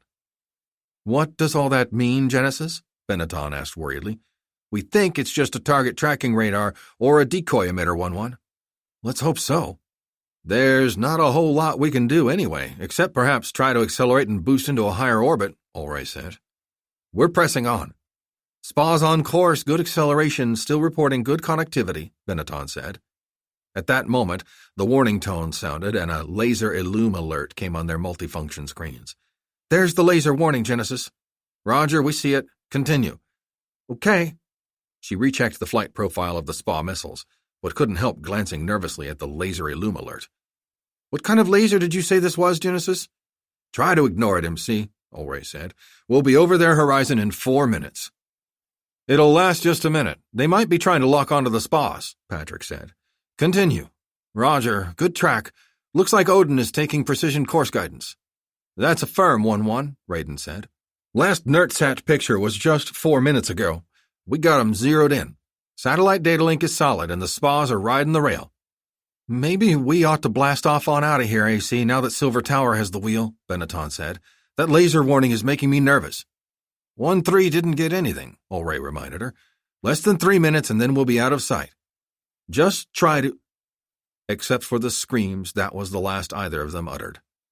At that instant, the cockpit filled with a brilliant blue-orange light that quickly grew brighter and hotter, and seconds later the XRA-9 Black Stallion exploded in a massive fireball, drawing a bright line of fire across the sky clearly visible to anyone on the ground, even in daylight. Aboard Headbanger 70, 70 miles east of the strongbox. That same time. The streak of fire was not only visible to persons on the ground, but visible to some in the sky as well. Look at that! Exclaimed U.S. Air Force Reserve Captain Mark Hours. Somebody's on fire. That doesn't look good. Way too high to affect us. I hope, the EB-52 Megafortress's aircraft commander, U.S. Air Force Reserve Major Wyatt Cross, said. He pointed to his super cockpit display aboard the highly modified B-52 battleship. But we got some good news. The SA-10s and 12s are down. You copy that, guys? We copy, Brigadier General Hal Briggs responded. Definitely good news. He and one of his Air Battle Force ground operations teammates were inside an MQ-35 Condor air-launched Special Operations Transport aircraft nestled in the EB-52's bomb bay. The Condor was a small, stealthy aircraft powered by a turbojet engine, designed to glide commandos behind enemy lines, and then fly them out again a short distance after their mission was complete. Normally the Condor could carry 4 fully armed commandos, but the equipment Briggs and his partner, U.S. Army First Lieutenant Charlie Brakeman, carried, took up a lot of space. While Briggs rode in the Condor aircraft with his standard black battle-dress uniform, Brakeman wore tin-man battle armor. Let us go and let's get to it. Coordinating with the rest of the package now, stand by. Hours was already checking his widescreen supercockpit display. 2 other aircraft were visible on the moving map presentation of the battle plan. He used his eye-pointing system to select the status of the nearest of the 2. Lead is showing 30 seconds to release, guys. Stand by. Brakeman put on his helmet, locked it in place, powered up his battle armor, pulled his chest and lap belts tight, and gave Briggs a thumbs up. Briggs put on a standard flight helmet, clipped his oxygen mask in place, pulled his straps tight, and returned the thumbs up. We're ready when you are. Here we go, guys, Cross announced. Good luck. Briggs heard a loud rumbling and saw the bomb bay doors retracting inside the walls of the bomb bay. Doors coming open. Ready. Ready. Release. Doors coming closed. The Condor aircraft dropped free of the EB-52. Because it was daylight, and they rarely flew daytime missions, they actually got to watch the amazing EB-52 roar overhead as they fell free. It was the part Briggs hated most because that sudden weightlessness and the seemingly uncontrollable swaying and pitching as the aircraft stabilized itself in the mega-fortress's violent slipstream was hard on his stomach. But as soon as the Condor's little wings popped out and the mission-adaptive actuators throughout the craft steadied it, he felt better. Doing okay, Brake? Briggs asked. No problem, sir, Brakeman replied. You okay, sir? I always get a little queasy at first. I'm okay. Welcome to the theater, Condor, Brigadier General David Luger radioed from the High Technology Aerospace Weapons Center Battle Management Center at Elliott Air Force Base in Nevada. This is Genesis 2. We've got you about 11 minutes to touchdown. Everyone doing okay? Condor 1, good to go, Briggs said. Condors, sound off. Condor 2, good to go, Brakeman responded. Condor 3 in the green, responded the first commando from the lead EB-52 battleship, Army National Guard Captain Charlie Turlock. Her partner, U.S. Army Specialist Maria Ricardo, answered a few moments later. Sorry, Condor. 4 had to lose some of her breakfast, Turlock said. We're both in the green. 4 is just a little more green. Welcome to the club, 4, Briggs said. Here's the situation, guys. The Iranian Revolutionary Guards have ordered deployment, and we suspect a launch of their ballistic missiles following the insurgent and regular army attacks on their headquarters base in Tehran, Dave said. Stud 1-3 attacked and destroyed 2 of 3 Shahab 5 medium-range missiles in the south. We don't know what's going to happen with the third known 5 missile, but we think they're going to launch it as soon as they can. In the north, the situation is more dynamic, Dave went on. The bad news first. We lost Stud 1-1. We think a Russian ground-based laser got it. Oh, shit, Briggs murmured. He knew that Nano Benetton was aboard that flight and knew she would have died quickly and painlessly. That has to be one big-ass laser to shoot down a small spaceplane in Earth orbit. Does the name Kvasnia ring a bell, one? Dave asked. You're shitting me? Hal exclaimed. Hal knew the name well. He was the security officer in charge of the original EB-52 megafortress project some 20 years earlier that was tasked to destroy the Russians' first ground-based anti-satellite and anti-missile laser at Kvasnia in eastern Siberia. I shit you not, one, Dave said. The radar and tracking laser characteristics are the same. We haven't pinpointed the laser's location yet. I've got dibs on it, Hal said. You got it, one. Stud 1-1 did launch its weapons before it was hit, and all 3 SPA missiles scored direct hits on the SA-10 and SA-12 command vehicles around the strongbox. We know they have tactical battlefield optronic and infrared sensors, but we don't think they'll see you land. So far, the landing zone is clear, but they know we're coming, so be ready for anything. They won't be ready for us, Charlie Turlock said. We've updated your tactical charts on the current Shahab 2 and 3 TEL locations, and we'll keep you updated every time we get a new NITSAT pass, Dave said. They have significant numbers of security deployed out there. When their SAM command vehicles went up, it appears most of their security guards ran off. Whether they were redeployed back to the strongbox, back to the ballistic missile units, or just ran off, we don't know. But we should assume that security around the Shahabs will be tighter than first briefed. That's the latest. Any questions? Any chance anyone on Stud 1-1 ejected? Hal asked. Sorry, one, Dave said. No ejection seats. Damn, Hal muttered. Find that laser, Genesis 2. I want it. We'll let you know, one. 6 minutes to landing. Landing zone still looks clear. Threat warning receivers are clear. Good luck, Condors. The landing site was a small, concrete landing strip, built during the strongbox's construction but largely unused and unmanned since, about 5 miles from the southwesterly side of the cave complex. Hal was ready to take command of the Condor aircraft, but he knew it flew mostly by autopilot, even for takeoffs and landings. The aircraft flew a wide arc southwest of the strongbox complex and between two known Shahab launch sites. The Condor's small turbojet engine was on, but still at idle since their gliding descent was steep enough that they had plenty of speed. Hal knew the other Condor was coming in from a different direction, but landing in the same direction on the runway. The electronic tactical display on the Condor's instrument panel showed both aircraft's positions, and they were close, landing just a few seconds apart. As usual, the landing was hard. Hal used the rudder pedals to keep the aircraft straight down the runway, easing off to the left side of the landing strip to give as much room as possible for Turlock's Condor. The mission-adaptive technology on the little aircraft immediately turned the entire fuselage and flight control surfaces into speed brakes, and the aircraft slowed quickly, making both crew members strain against their harnesses. As soon as they stopped, Hal unstrapped and opened the hatch. "Establish security now," he ordered, and he jumped out, followed closely by Brakeman. Hal handed Brakeman his electromagnetic railgun, then began unpacking the rest of their gear from the back of the Condor. Just then, Brakeman heard on his battle armor satellite transceiver, "Condor, Condor, vehicle heading your way, north side of the field." Brakeman immediately plugged the railgun into the Tin-Man armor power supply, activated it, and immediately used the battle armor's onboard radar and infrared sensors to sweep the area for threats. He saw the second Condor already rolling out from its landing, and at midfield, still on the shoulder of the runway, but just now coming onto the pavement, was a Russian-made ZSU-23-4 self-propelled anti-aircraft gun. "Contact!" he radioed. "Zeus 23-4!"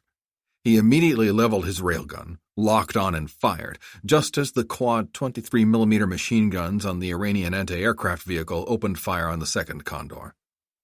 The gunfire stopped after less than a second, but Brakeman could hear crashing noises as the second Condor veered off the right side of the runway. Seconds later, the ZSU-23-4 exploded in a massive ball of fire, with thousands of rounds of ammunition cooking off inside, adding to the devastation. Brakeman ran over to the second Condor and found Turlock and Ricardo climbing out. Hal Briggs joined them moments later. "You guys okay?" he asked. "We're okay, but the cabin filled with smoke," Turlock said. "I pulled the fire handles, but the smoke is still coming out. Help us get our stuff out before this thing blows up." In seconds, all 4 of them had emptied the second Condor and retreated back to the first aircraft. "We're going to have company soon, so let's move out as quickly as possible," Hal said. "We'll forget about securing the Condors. This place will be crawling with security, and one man won't be able to hold them off. All 4 of us will go hunt down the Shahabs." He turned to the large boxy object from his aircraft. "CID-2, deploy!" Immediately, the device began to unfold itself, until it had grown into a 9-foot-tall robot with armored skin surrounding hydraulic muscles. "CID-2, pilot up," Hal spoke, and the robot assumed a leaning forward stance, its arms straight back, its right leg extended backward, forming a walkway. A small hatch had opened on the robot's back. Hal climbed up the leg and slid himself into the tight, metallic-like fabric inside, slid his arms into the robot's sleeves, and secured his head inside the visor and sealed breathing mask assembly. "CID-2, activate," he spoke into the dark, suffocating mask. Seconds later, he felt as if he was standing in his BDUs at the end of the runway. He looked at his hands and feet and saw the robot's mechanical fingers and feet moving, but it was his fingers and feet. "Man, oh man, I love this thing," he said. Charlie Turlock had already boarded and activated her cybernetic infantry device, and now she carried one of the weapons backpacks over to Hal and attached it onto his back. Hal didn't feel the weight one bit, but his electronic display showed him his weapon status. 25 rounds each of 40mm armor-piercing and high-explosive grenades. In the meantime, Brakeman had donned his battle armor's powered exoskeleton, which was a latticework of armored microhydraulic actuators that attached to his battle armor and gave him added strength, mobility, and speed. He looped 2 spare battery belts over Hal's shoulders, strapped ammo bags and spare battery packs to his back, and checked his electromagnetic railgun. Hal picked up 2 more weapons backpacks. Again, he didn't feel as if he was carrying a thing. "Ready to move out?" "Ready," Charlie said. She too was carrying 2 weapons backpacks in her hands and spare battery packs on her shoulders. Ricardo had already donned her exoskeleton, loaded herself up with spare battery packs and ammo, and her railgun was at the ready. "Good luck, guys," Hal said. He extended an armored fist and the others touched their fists to his. "I'll see you all at Rally Point Bravo." He gave an eye-point command. The barrel of his grenade launcher extended and leveled to firing position, and he chambered a high-explosive round. "Let's go kick some Iranian ass and get the hell out of here." Their attack plan was simple. Each commando had a circuit of about 20 to 25 miles in which to search for and attack targets. The last known location of Shahab transporter erector launchers was on their electronic charts, and the team followed the land navigation prompts in their visors to each launcher. Only about half of the estimated 50 to 60 missile launchers were displayed. They hoped they would come across the rest of them as they proceeded. Since one Tin Man commando didn't have a pre-planned circuit, Ricardo and Brakeman traveled together. Using millimeter-wave radar images, visual enhancement, and data-linked images downloaded via satellite and transmitted between the other commandos, each unit was able to see all of the targets around them well before they approached them, and as soon as they detected new threats, the rest of the team, as well as the men and women aboard Armstrong Space Station, the mega-fortresses orbiting nearby, their headquarters back at Battle Mountain, and the persons watching the mission in the White House Situation Room, knew about them too. The commandos ignored dismounted security patrols and most light patrol vehicles because their weapons couldn't penetrate their armor. They just simply ran past them directly at the Shahab launchers. Maria Ricardo found the first targets, a group of 4 Shahab-2 launchers arrayed about 200 yards apart in a small gully with their missiles already raised into launch position. "Jackpot!" she crowed. "4 Shahabs ready to fire." She knew that about a dozen soldiers and at least 1 light vehicle was chasing her, but she didn't care. Ricardo simply lowered her electromagnetic railgun to her hip, locked the millimeter-wave aiming emitter in with her helmet's aiming cue, and fired 1 round at each TEL. She didn't wait to see if her shots had any effect because she knew there were a lot to attack in a short space of time. But she didn't need to wait. Shortly after leaping off, she heard 4 satisfyingly loud explosions behind her as each TEL detonated, ripped apart by the 2-pound hypervelocity tungsten slugs she pumped into them. "Got some too," Charlie reported. 2 Shahab-3 TELs. Looks like they're fueled but not yet elevated." She fired 1 armor-piercing grenade at each launcher, then a high-explosive round at the maintenance and fueling vehicles still nearby. She could feel machine gun bullets pinging off the CID's armored shell, but she ignored them. Moving on. "1, how's it going?" "I feel like some fucking mythical avenging angel, that's how it's going, 3, Hal Briggs responded. He had come across another group of 3 Shahab-2s, also in firing position. He fired armor-piercing grenades at 2 of the launchers, causing their missiles to topple over and explode on the ground. "I'll show him how it's done now," he cried out through the flaming wreckage around him. Hal ran over to the 3rd TEL, put his spare backpacks down beside them, then stooped down, grasped the TEL, and lifted. The entire launcher and missile flopped over on its side, crumpled as if it was made out of cardboard, ruptured and caught on fire. Hal picked up his spare backpacks and ran off before they exploded. "Come and get me, you bastards!" he shouted over the radio. He stopped, turned toward the Iranian Revolutionary Guard's soldiers pursuing him, and raised the backpacks triumphantly. "Come and get me, assholes, because I'm coming to get you!" "Condor, Exfil Point Bravo looks like it's compromised," Kai Radon radioed from Armstrong Space Station. "We're sending Dasher to Point Foxtrot." Dasher was the MV-32 PAVE Dasher tilt-jet transport aircraft that would come in to pick up the 4 Condor commandos. The jet variant of the MV-22 Osprey tilt-rotor transport, the MV-32 was larger, faster, more heavily armed, and could carry more troops or equipment. It had been deployed secretly to Iraq to assist the Air Battle Force ground ops team, but now that the Condor aircraft were going to be abandoned, the MV-32 was now tasked with picking up the commandos after their mission. The 4 commandos all reported successful raids and clean kills so far, but about 3/4 of the way through their circuits, they saw Shahab missiles rising through the sky. "Faster, guys," Hal ordered. "We're letting some get away." You can't get them all, One, Patrick radioed from the White House Situation Room. Do the best you can. I want all of you back in one piece. Remember, you've got an extra 3 miles to go to reach Foxtrot. Watch your ammo and batteries. Aboard Headbanger 50 over eastern Iraq. That same time. A tone sounded and a blinking icon appeared on the mission commander's super cockpit display. Missiles airborne, Air Force Reserve Brigadier General Darren Mace announced. Mace was the operations officer and second in command of the Air Battle Force at Battle Mountain Air Reserve Base. The 24-year veteran Air Force Navigator Bombardier leaned forward on his ejection seat excitedly. Looks like 40 picked up some missile launches. He quickly designated the missiles, identified as Shahab-3 ballistic missiles, on the screen. There's your steering, Margaret. Go get 'em. Got it, General, Air Force Reserve Captain Margaret Muggs Lewis responded. She was more than 20 years younger than her mission commander, flying her first operational mission with the Air Battle Force, but she was a veteran B-1B Lancer aircraft commander and knew how to make the big supersonic bomber dance. But every minute aboard this variant of her beloved B-1 known as the EB-1C Vampire was a delight for her.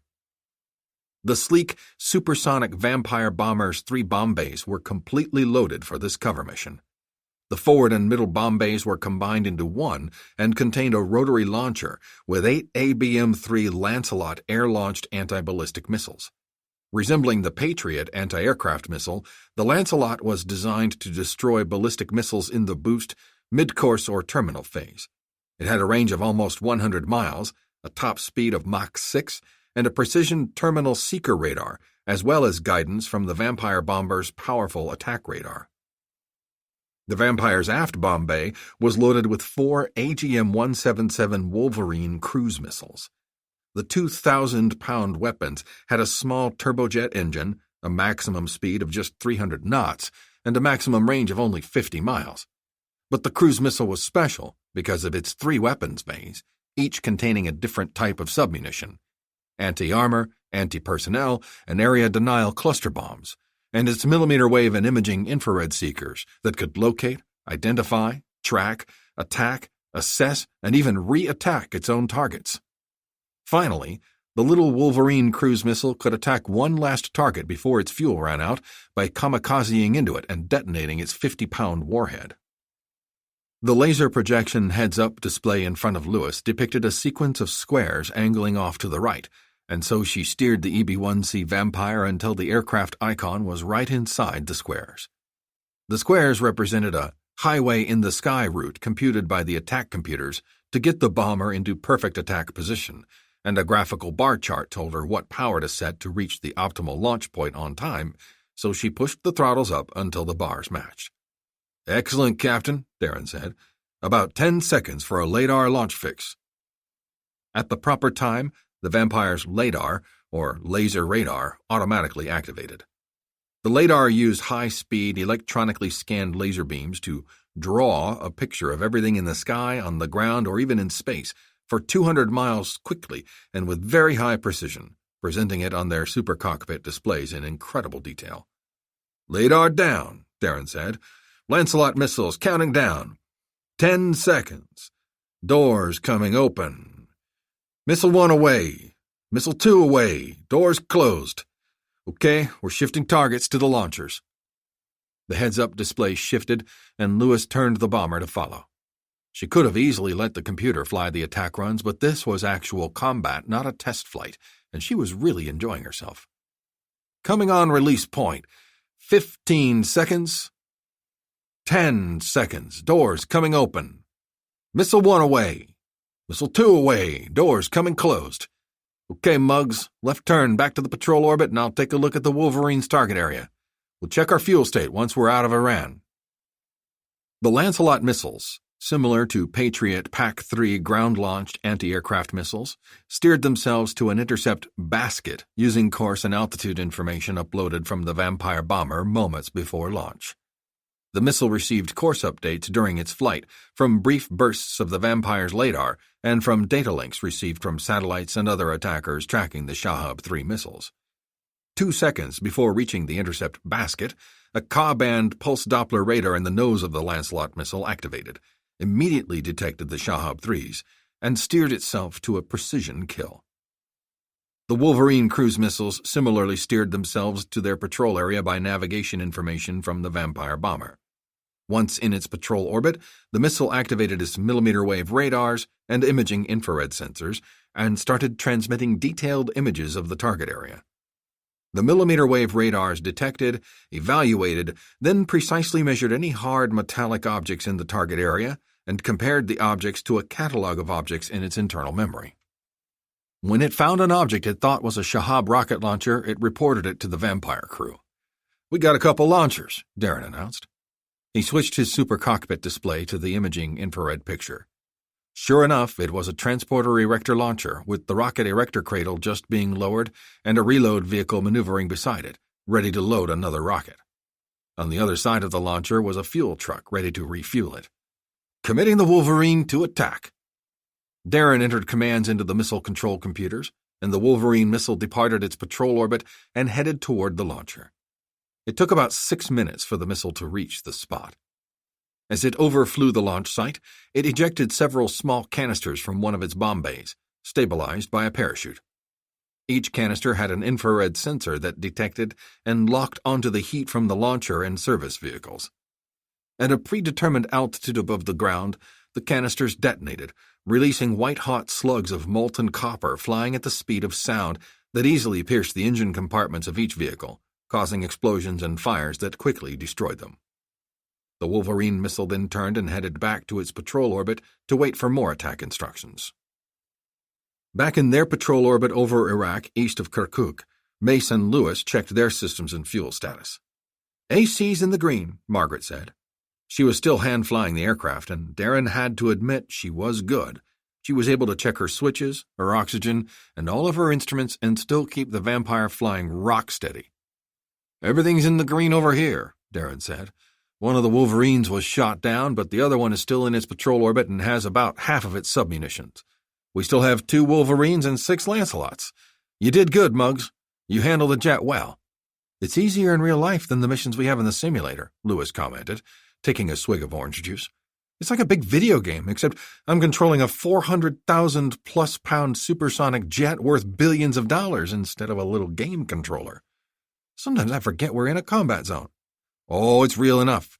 Never forget where you are or what you're doing," Darren cautioned her. "The minute you get complacent, something will jump up and bite your ass." An alert beeped in his helmet, and he immediately switched his multifunction display to a wider view of northern Iran, and then zoomed in on Tehran again. "More Shahab 3s heading west?"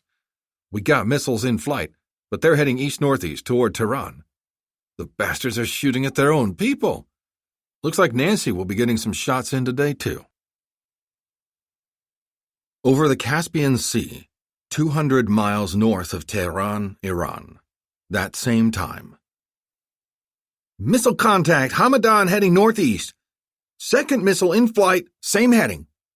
Air Force Reserve First Lieutenant Greg Huck Dannon shouted excitedly. Dannon was an experienced B-52 co-pilot, but like many of the crews at Battle Mountain, this was his first operational mission. He got his nickname because he looked like all the drawings of Huckleberry Finn anyone had ever seen, and appeared just as young. Relax, Huck, relax," the AL-52 Dragon's aircraft commander, Air Force Brigadier General Nancy Cheshire, said, straightening up in her seat as if just awakening from a nap. The veteran pilot was some sort of bionic crew dog. Even though crew members were allowed to wear headsets while in high-altitude cruise, she always wore her flight helmet, gloves, and cold-weather jacket, always kept her oxygen mask on except when drinking water, and only water, and always kept her clear visor down, never ate any meals on board and never had to, and never took a nap on board an aircraft and never had to. "Let the systems do the work. You need to keep calm and monitor everything carefully." Cheshire was the commander of all the Air Battle Force's modified B-52 bomber fleet at Battle Mountain Air Reserve Base, a grand total of 6 planes, all of which were involved in operations near Iran, plus a steadily growing fleet of 8 QA-45C Hunter unmanned stealth bombers undergoing final flight tests at Dreamland before becoming fully operational. Cheshire, A soft-spoken and very laid-back test pilot turned wing commander, was the first female test pilot at Dreamland before being chosen to command the Air Battle Force's B-52 bombers at Battle Mountain. Although she was checked out in every aircraft under her command at Battle Mountain, plus every aircraft that had been flown at Dreamland for the past 10 years, her favorite aircraft was by far the AL-52 Dragon. This Dragon, the only one that survived the American Holocaust and the Air Battle Force's counterattack over Russia, was the latest variant of the B-52 bomber tested at Dreamland and deployed at Battle Mountain. Originally a test-bed aircraft only, the Dragon carried only one weapon, but it was one of the most powerful weapons ever fired from an aircraft, a 3-megawatt plasma-pumped electronic laser. Steered by an adaptive optics mirror system in the nose, the laser beam fired from the Dragon had a maximum range of about 300 miles and could attack and destroy or disable targets in space, in the sky, and even on the ground. Make sure the computer has designated the targets. There, that's what that symbol means, remember? Nancy prompted her mission commander. Do a quick scan for any other threats. Don't assume the computer will always pick the right targets. A fighter 100 miles away always has priority. A fighter? Where? Just an example, Huck, Nancy said patiently. Man, this guy was skittish. He either needed a few more combat sorties under his belt or a roll in the hay. The targeting computer is programmed to go after ballistic missiles first, but if a fighter is nearby, even if it's a long way away, it's a bigger threat, in my book. You also want to make sure it hasn't designated any friendly aircraft or missiles. The system is good, but it's not foolproof. Understand? Yes, ma'am. A simple yes is good, Huck, Nancy said. She was only in her early 40s, but these young kids in the force today made her feel much older sometimes. Okay, it looks like the coast is clear, and the Dragon has the 2 top priority targets. This indication, she pointed to the upper left corner of Dannon's super cockpit display, tells you that the targeting laser has already locked onto both missiles and has measured them and the surrounding atmosphere for attenuation compensation. Dragon does that automatically, but not continuously unless you tell it to. Will it fire the main laser automatically? No. Yes, because we've given consent and... No, wait, you had it right the first time, Huck. No, it will normally not fire the main laser automatically, Nancy said, starting to lose a little patience. She always insisted on flying with the most inexperienced crew members, but sometimes their inexperience and nervousness-induced dumbness aggravated her. Man in the loop, remember? You have to have consent, pre-attack checklist complete by both crew members, targeting lock, either manual or auto, and give the order to fire. The only exception is with failure of both super cockpit displays or with other kinds of serious malfunctions when the Dragon shifts to self-defense mode. The system will... ma'am, shouldn't we attack now? What's the missile flight time remaining until impact, Huck? Dannon checked his display. 1 minute, 41 seconds. Correct. And what's our range to target? 193 nautical miles. Good. And what's the speed of light? 186,000 miles per second. Correct. And how long is a typical laser engagement? 6 seconds on an intercontinental ballistic missile-sized target, a little less with a tactical ballistic missile, plus turret rotation and mirror focusing time. About 10 seconds total. Good. So, how long will it take for our laser beam to hit and destroy the Shahab-2, assuming it was an ICBM-class target? Dannon paused, but only for a moment. Nancy was fascinated with the guy's phenomenal ability to do complex calculations in his head. 10.00105 seconds. So, what's your hurry, Huck? Nancy asked. You gotta relax, MC. She patted him playfully on the shoulder, feeling the tension in his muscles. He was hopeless. Okay, Huck. Kill the suckers. Dannon took a deep breath and touched the green Attack soft key on his super cockpit display. Attack commencing. Stop attack, the computer spoke, and the soft key turned into a red Stop Attack button. Seconds later, they could feel a slight rumbling beneath their feet as the mirror turret in the nose of the AL-52 unstowed, disrupting the airflow around the aircraft. There was no other indication that the attack was underway. No cool science fiction-y laser sounds, no beam of light slicing through the sky, just a small blinking L indicator on their super cockpit displays. Seconds later, the L stopped blinking as the computer refocused on the second missile, and then the L began to blink once again. Finally, they heard the turbulence rumbling under their feet as the turret stowed itself. "Missiles destroyed," Nancy said, so calmly and self-assuredly that Dannon looked at her to see if she wasn't hypoxic or semi-conscious. "Good work, Huck." She widened the range on their super cockpit displays to check for any additional launches. None were detected, so she sat back in her seat. "Man, I love this job."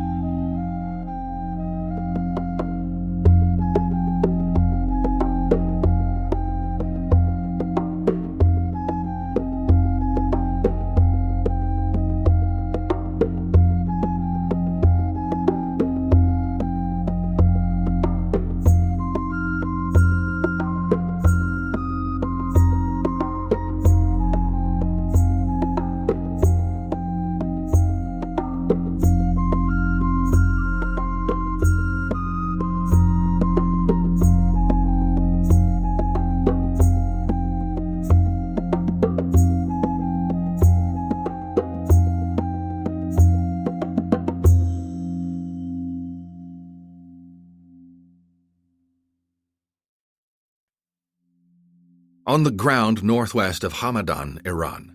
That same time. It was the most exhilarating 20 minutes of his life, Hal Briggs thought, as he continued his run through his assigned circuit. Just one more Shahab 2 launch site, about 3 miles ahead, and he could head to the exfiltration point.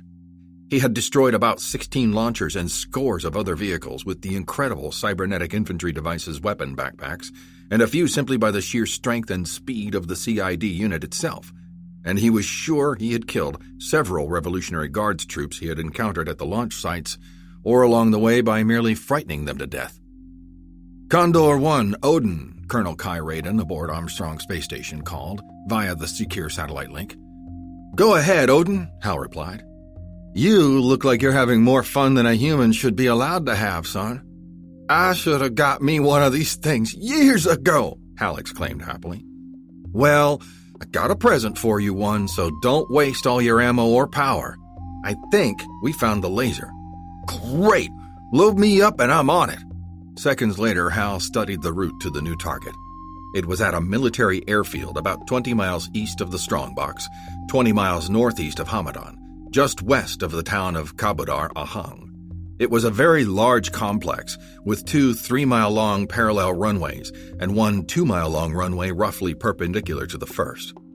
Satellite images showed a Christmas tree alert parking area on the north side with hangars for 8 fighters, a large weapons storage area on the northeast side, and the main part of the base on the east side, with barracks and housing for several thousand personnel and ramp space for about 100 aircraft.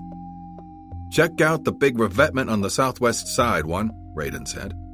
On the southwest side of the base, midway along the southernmost parallel runway, was a large aircraft parking area surrounded by 20-foot-high earth and sand walls. "They made a mistake and operated the radar just as one of our recon satellites crossed overhead and got a direct bearing on it. The radar is sitting in the parking lot near that building, southwest of the revetments. We got some excellent pics of the vehicles in the revetment, and I think it's the laser. Looks like they made the sucker road mobile. Genesis, are you looking at these pics?" "Affirmative," Patrick McClanahan responded from the White House Situation Room. "I'm downloading the pics to a higher-res monitor so I can zoom in and study it closer. But you could be onto something, Odin. If they made the Kvasnia laser mobile, they could set it up anywhere on Earth and threaten any aircraft and any satellite with it, and it'd be impossible to locate. But I'm also concerned about them mistakenly turning on the radar. That could be a trick to lure us into a trap." "We'll be in position in about 90 minutes to get a moderate oblique ISAR shot of it," Raiden said. "In 3 hours, I can get a perfect overhead shot. The NERTSATs are good, but we need better resolution to be sure." "We're not going to wait 3 hours, guys. I can be there in 40 minutes or less," Hal said. "Condor 2, if you're up for it, I want you to finish up my circuit. Just one target left." "Roger, 1, Brakeman acknowledged. "I'm switching my circuit to Condor 1's. "Got it. I'm on the way." 1, this is 3, wait up, Charlie Turlock radioed. "I'll cover you. I've got one more launch site to go, and then I'll rendezvous with you. 2 and 4 can finish their circuits, get picked up at Foxtrot, and then meet us at Point Mike for exfil. 3, I'll be heading toward the airfield, but I'm not going to wait up," Briggs said. "I've got 1 partial and 1 full backpack and battery pack. Looks like the whole south side of the airfield is wide open space. I'm going in." "It smells like a trap to me, guys," Patrick McClanahan said. "I see all kinds of buildings, gullies, and revetments south of the perimeter fence. They can hide an entire armored battalion in there. Remember, the Russians have been helping the Iranians the whole time. We might as well be fighting the Holocaust all over again in Iran." "Condor 1, this is Stud 1-3, Hunter Noble radioed. "I'm beginning deorbit procedures and I'll be on the ground in 15 minutes. I'll be rearmed and airborne again in less than an hour, and 30 minutes after that I'll place a spread of SPAs on that spot. You don't need to risk it. I'll take it out for you." "Negative 1-1, Hal said. "I can be there and out by the time you launch. I've been kicking Iranian ass all morning. I'll take out this laser sight for breakfast and join you back at the lake for a steak dinner celebration tonight." "Condor 1, don't be a hero," Boomer radioed. "I can take it. Assemble your troops and get the hell out of there." "Hey, stud, mind your manners," Hal said. As soon as he saw Brakeman on his electronic tactical display heading for the last Shahab launch site, he started running toward the Hamadan military airfield. "I'm taking out that laser emplacement. If I miss or didn't get it all, you can clean it up for me. But I'm not gonna miss. Worry about that last Shahab 5 site you missed instead. Deal? Condor 1, out. It took less than 30 minutes for Hal Briggs to reach Hamadan Air Base.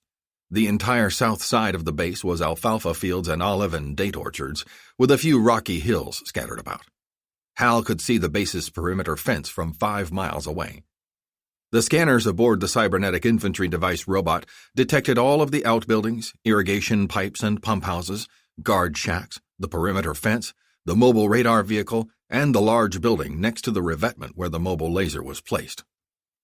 Hal was able to compare the latest NERTSAT imagery with his telescopic view of the actual area and was able to correlate everything. "I've got a good eyeball on the objective area," Hal radioed. "I can't see the laser yet, but I see the radar and the few troops they have guarding the place. Piece of cake, guys. Are you guys getting all this?" "We're getting it, one," Patrick responded.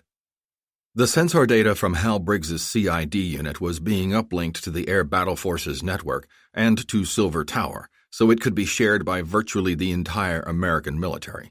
"I can see a few patrols nearby, and those buildings look like they can hold several platoons and armored vehicles. The other Condor units have completed their circuits and are awaiting pickup at Foxtrot. Hold off for 20 minutes and they can join you to assault the area together. In 20 minutes I can polish off these turkeys and be at Point Mike by the time you guys arrive," Hal said. "I'm going in. Meet me at Mike. Condor 1 moving out." He took one last scan of the area, made sure his grenade launchers were chambered and ready to fire, and dashed off. Hal hit 30 miles an hour across the fields and orchards, and within a minute he was within sight of the perimeter fence. His sensors picked up movement to his right, a Russian-made BMD light infantry support vehicle, firing its puny 7.62mm coaxial machine guns at him. Hal fired one high-explosive round and silenced it quickly and cleanly. And he immediately detected and struck 2 more BMD vehicles to his left, with one 70mm tank round missing him by several yards, and an AT-3 anti-tank missile whizzing just a few yards away from his head. He picked up speed, reaching almost 50 miles an hour now. The BMDs and their weapons seemed as if they were standing still. He hit another BMD even before the aged Soviet-era light tank could get a shot off at him. "That was 3 Russian armored vehicles on you, one," Patrick radioed. "I think it's a trap. Back on out of there and wait for the others." "Helicopters," Raiden shouted over the command channel. 2, 3, 4 helicopters lifting off from the base, heading your way, one. "Bug out, Hal," Patrick shouted over the satellite link. "It's a trap. Get out of there." Hal could start to pick up the masses of armored vehicles and aircraft converging on him, but he was determined not to let the laser sight stay intact. Just 2 more miles, less than 3 minutes at his current speed, and he could wipe out every standing building, vehicle, or human within range of him. A hail of high-velocity, heavy-mass shells hit him from the right side, unexpectedly toppling him over. It was the first time in his short stint as pilot of a CID that he had ever been down on the ground. He wasn't hurt, and his systems seemed fully functional, but he was down. That was something he was not accustomed to. He immediately got to his feet, spotted the weapon system that had hit him, an ancient ZSU-23-4 quad 23mm mobile anti-aircraft gun system elevated down low to engage him, and he fired 2 high-explosive rounds into it, blowing it clean off its tracks. "Hal, get out of there, now!" Patrick shouted. "We can take the site from the air. Get out!" Hal took one more scan and thought he detected the laser itself inside the revetment. It resembled a Shahab 3 mobile missile launcher, but was at least twice as large, with 4 service vehicles nearby with umbilical cables attached to it. "I've got the laser in sight, Genesis," Hal called out. "Range less than 1 mile. I'm going in." "Hal, I said pull out," Patrick shouted. "Your ammo is low. Withdraw now and switch backpacks. Do it, now!" Hal fired 2 fragmentation and then 2 high-explosive grenades at the laser unit, which depleted the grenade stores on the backpack. He commanded the spent backpack to drop away. As he ran at almost top speed, he swung his last remaining grenade launcher backpack off his arm and onto his back, but running so quickly he couldn't make it latch into place. He jumped the base perimeter fence in one effortless leap and landed in a low crouching position, less than 300 yards from the laser site. He readjusted the backpack, felt it latch into place, and received a good ready indication in his electronic visor. He quickly aimed at the laser truck, and at that instant he was hit by an SA-19 Grayson missile from a Russian Tu-S-6M Tunguska self-propelled air defense vehicle. The SA-19 was a radar-guided anti-aircraft missile with a secondary anti-tank role. It had a two-stage solid-motor missile with a maximum velocity of a half-mile per second and a 10-pound high-explosive fragmentary warhead with a contact and laser-triggered proximity fuse. Hal was blown clear off his feet and 20 feet in the air by the tremendous force of the hit. "Hal!" Patrick shouted. "Do you read me? Hal!" I'm okay," Hal said. He saw and heard several warning messages and tones, but his dazed mind couldn't sort them all out. He climbed unsteadily to his feet. He could feel cannon shells peppering his body, but they weren't doing a fraction of the damage as the... And at that instant he was hit by a second SA-19 missile, fired from less than a half-mile away. He was blown head over heels in a cloud of fire and smoke. He was still alive, but his electronic visor was dark and he could barely hear, let alone decipher, all the warning tones beeping and buzzing in his helmet. He struggled to his hands and knees, trying to command the CID system to clear the faults and let him see again. More cannon fire raked his back, and he felt the concussion as the grenade launcher backpack blew apart. "Hal, hang on!" Patrick shouted. "Pave Dasher's on the way, ETE 5 minutes. Hang on!" No, don't come near here," Hal breathed. He couldn't make any of his limbs move. For the first time since training and employing the cybernetic infantry device, he felt like he actually was, all along, a human being riding inside a hydraulically operated machine, instead of a running, killing, destroying, avenging Superman. "I got hit by some big-ass gun and missile thing, a Tunguska, I think. It'll chew up the Pave Dasher into little bits for sure. Don't let it come near here, Muck. No, we're bringing in the vampires. They'll take out all the air defenses with the Wolverines, and the Pave Dasher will be able to cruise in and pick you up. Hang in there, Hal. They're just a few minutes out." "Hey, Muck," Hal said weakly. "We've had one hell of a ride, haven't we?" He could hear Patrick yelling something over the satellite link, but that too was fading, getting darker and weaker by the moment. "We kicked some ass together, didn't we, boss? I remember when we first met, Muck. You were the clueless captain, no idea what was happening or what you got volunteered for. I took pity on you, man." "Hal! Can you hear me?" He could barely hear Patrick yelling. "The Wolverines are 60 seconds out, and the Dasher's 3 minutes out. Hang in there, buddy. We're coming to get you." "Now look at you, you sorry Mick genius. You're the boss, Muck, the fucking guru, feared and hated even more than old man Elliot himself." Hal noticed that his electronic visor was working again, and he also found he could raise himself up by his arms. He looked toward the revetment and saw that the object they thought was the laser that had destroyed Nano Benetton and the XR-A9 Black Stallion was actually just a trailer loaded with steel pipe and tubes. They had moved the laser long ago, probably right after they had commenced their attacks on the Strongbox's deployed Shahab missiles, and put this clever decoy in its place. Hal's arms lost all their strength, and he rolled over on his back in the hard, sandy soil. The Tu-S-6M Tunguska anti-aircraft vehicle was about 50 yards away, its twin 30mm cannons and 2 loaded SA-19 missile launchers aimed right at him. Hal used the remaining few watts of power left in the CID robot to raise one hand and flash the Tunguska his right middle finger. Seconds before the cannons opened fire and forever turned out his lights. The Wolverine cruise missile made short work of the Tunguska and all other Iranian defenders within 5 miles of the spot seconds later, and minutes afterward, the MV-32 Pave Dasher tilt jet aircraft swooped in. Charlie Turlock herself ran out of the jet's rear cargo ramp, quickly found the shredded remains, and carried him aboard. With 2 Wolverine cruise missiles providing cover from any more defenders from the base, the MV-32 lifted off and headed west toward the Iraqi border. Chapter 9. The White House Oval Office, Washington, D.C. The situation in Iran is far more complex and dangerous than the media is portraying, Mr. President, Director of Central Intelligence Gerald Vista said. He was briefing the President and his national security team on recent events in Iran following McClanahan's operation the day before. All the media seems to be showing our happy Iranians celebrating the destruction of the Revolutionary Guards. but it's not quite that simple.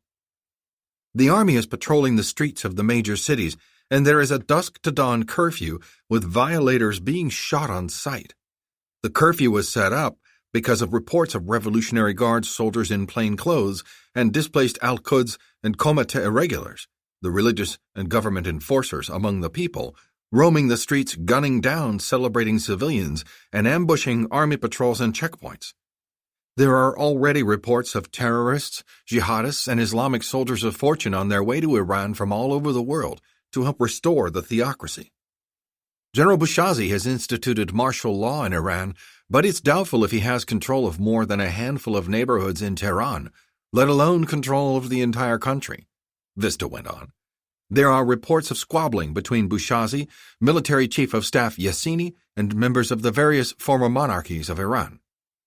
So we have an insurgency and possibly a three-way civil war brewing in Iran, the president summarized, with no consensus on who should govern. Meanwhile, the theocrats, Islamists, and old government are in hiding and could pop up any time. It's Iraq all over again. No one had any comments after that last remark. It was too terrible to contemplate. Any idea where Motaz and the Revolutionary Guard's high command might be hiding? Tehran was the base of support for all branches of the government, of course, with Qom the choice of the clerics, Vista explained. We'll check all the major cities, but I'd put my money on Mashhad, in the east near the Turkmeni border. Mashhad is the second largest city. It's an important religious city because of the Imam Reza shrine, and it has an extensive military infrastructure because it was the city farthest away from the fighting during the Iran-Iraq War. The population sextuples during the annual pilgrimage to the shrine, and that would be an easy way to get recruits and smuggle in supplies. I don't think we should be hunting down the old government in any case, Mr. President, Vice President Herschel said. Let the United Nations and the Iranian people deal with it. There was a nod of agreement around the Oval Office. That's fine by me, the president said, obviously relieved.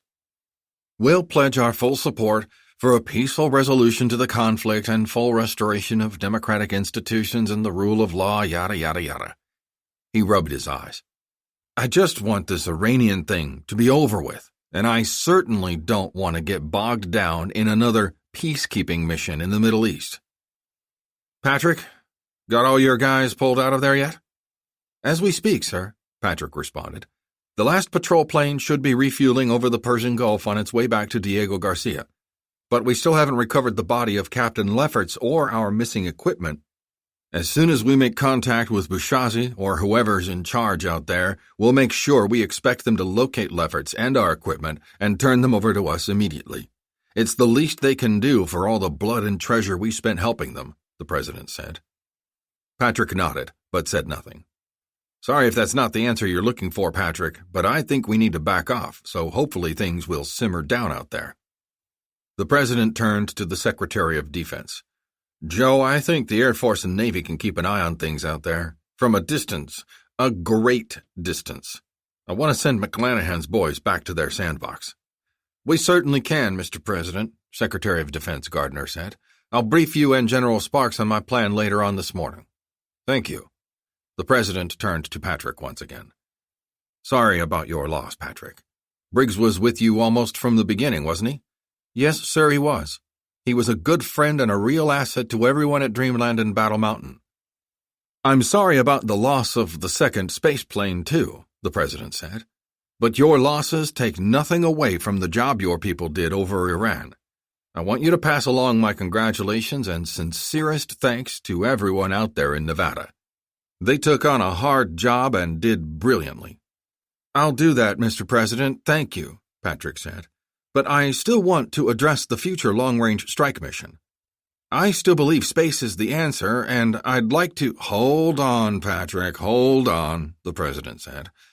I need a little time to recover from the fight, and I want to get the thoughts and reports from everyone before I put the topic of the long-range strike fleet back on the front burner.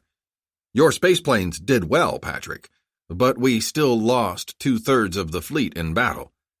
We have to be ready to explain why before Congress will authorize us to build more of them.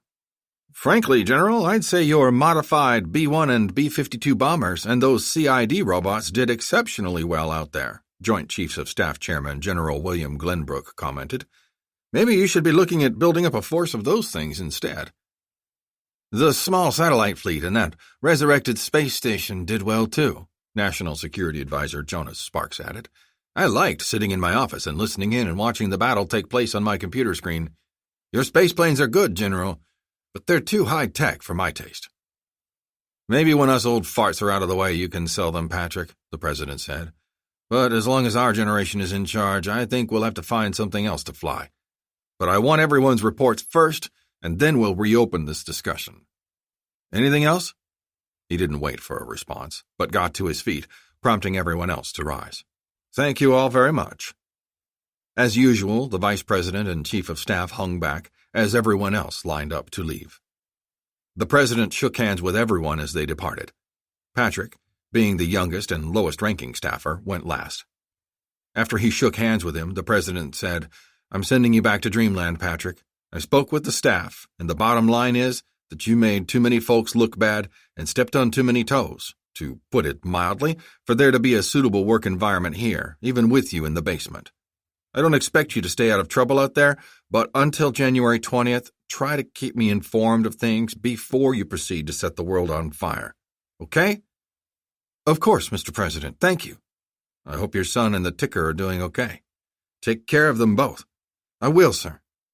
The president turned to Carl Minden, indicating he was done with Patrick. He purposely also did not turn to the vice president, leaving her free to depart as well, which she did. The vice president and Patrick walked together without speaking until they reached her office and closed the door. She walked over to her chair in the meeting area in the center of the office, but Patrick did not follow her there. Patrick, I'm sorry about Hal, she said. I liked him. He was a good guy. I want to be there for his service. Of course, thank you. It'll be held at Hawk. With Elliot and all the other heroes from that place. Good. That's appropriate. There was an uncomfortable silence. So you'll be heading back to Dreamland. When will you be back? I won't be back, Maureen. She looked unhappy and a little embarrassed, but not surprised. She lowered her head. How did you find out? About you and Joe Gardner? Hal discovered it, Patrick said. He investigated all the possible leaks from the White House and Pentagon to Senator Barbeau's office. I thought it was Minden, but Hal knew it was you. I think he told me, but I couldn't believe him. He turned toward the door. Goodbye, Miss Vice President. Have a nice day. You're not even going to ask me why, are you? Maureen Herschel exploded. You're going to leave and go back to the Nevada desert without even looking back, despite all the years we've been together. That pretty much sums up the bottom line of our relationship. I think I know why, Maureen, Patrick said, still without looking back at her. I think I knew it ever since you realized I didn't want to give up my career because of my heart condition. You wanted me to be with you. You didn't care if leaving military or government service would make me unhappy. You're wrong, McClanahan, Maureen shot back. It was way before your heart thing, way before you rigged up your own self-monitoring thing that everyone bought off on. It was the flying in the spaceplane, hanging out at Dreamland, being with your boys and girls out there, instead of wanting to be with me. I wanted something more than a part-time relationship. So you picked Gardner. Gardner is your full-time partner, when he's not screwing Barbeau or his wife or the dozens of other women he's got on the side. But he was there for me, Herschel said, almost pleading. That's something you never could do. Even when you were with me, you were always somewhere else. At least Joe paid attention to me and treated me like I needed to be treated. And we both know what that is now, don't we? Hey, Buster, don't give me advice on how to live a good and proper life, Herschel spat. We both know how close you've come to being in prison for the rest of your life. Not even the President of the United States can keep you under control. But that's not the President's problem. It's yours. Even your son can't keep you from unnecessarily risking your life or breaking the rules for your own selfish, nihilistic reasons. That remark seemed to hit Patrick like a physical blow, and he opened the office door. I'm not finished with you, mister, Herschel snapped behind him. You're pathetic. You're a disgrace. The only one besides yourself who could possibly be proud of what you do was Brad Elliott, and look where he is now. He could still hear her yelling something as he walked out of her office suite and headed for the exit. Dad, he heard moments later. He hadn't even noticed his 10-year-old son Bradley sitting in the reception area. He came running over to him and gave him a tight embrace, then attempted to pick him up as he always did when they hugged. Not too much longer, Patrick knew, he would be able to do it, too. "Miss Park said you were in a meeting with the president and the vice president. Can we see them? I want to say hi." "Not now, Brad. They're all busy." He looked a little dejected, but nodded. They started walking downstairs for the exit. "It's pretty late for you to be up, big guy. Did you have dinner yet?" "Yes, but I didn't have dessert. Can we go to Andrew's for dessert? They have the best ice cream there." "I think it's too late for ice cream, Brad. But we'll go out to Andrew's tomorrow morning for breakfast. How about that?" "Good. Are we going flying?" "Yes." "Where?" "Back to Las Vegas." He looked for any hint of excitement or disappointment, but didn't really see either. "What about school?" "You get some time off until I sign you up for school in Las Vegas." Again, little reaction. Maybe he was getting accustomed to being displaced, having little time to say goodbye to friends and having to face the challenge of finding new friends, just like millions of other kids of military parents had to deal with for most of their youth. They exited the West Wing and headed toward the parking garage without saying anything else except good night to the uniformed Secret Service officers. Patrick had no reason to fear walking the streets of the District of Columbia late at night. Since the American Holocaust, there was plenty of federal and district police, and even some National Guard still on the streets, day and night. Patrick felt Brad lagging behind a bit. "Carry me, Dad?" a sleepy voice asked. He hadn't asked that in years, or if he did, Patrick had to say no. Bradley was not heavy, but he was tall, past Patrick's chin and almost to his mouth when standing together. At the very least, carrying him would have been unwieldy. But he stooped down, scooped him up, and cradled him in his arms. "Thanks, Dad," Bradley said, and fell asleep immediately. For the first time, perhaps in a long time, Patrick found it easy to keep his mind focused on this important task, rather than the dozens of equally important ones awaiting him. Epilogue. Armstrong Space Station, over East Central Turkey. 3 hours later. Crossing the Iranian horizon. "Now," Colonel Kyraden said. Almost the entire crew of Armstrong Space Station was floating near the radar technicians and displays, as the station's powerful sensors began sweeping Iran with its ultra-precise, high-powered, high-resolution beams. Tehran had mostly been spared destruction by the Iranian Revolutionary Guards. Only 2 Shahab-2 rockets had hit, both on Doshan Tapa Air Base, resulting in relatively few casualties. The air battle force had destroyed or intercepted a total of 18 Shahab-2s, plus another 24 Shahab-2s and 20 Shahab-3 rockets aimed at targets to the west. But there was one more missile to be destroyed. They had received indications by their constellations of NERTSATs that the third remaining Shahab-5 missile based near Kaman in southern Iran was preparing for launch.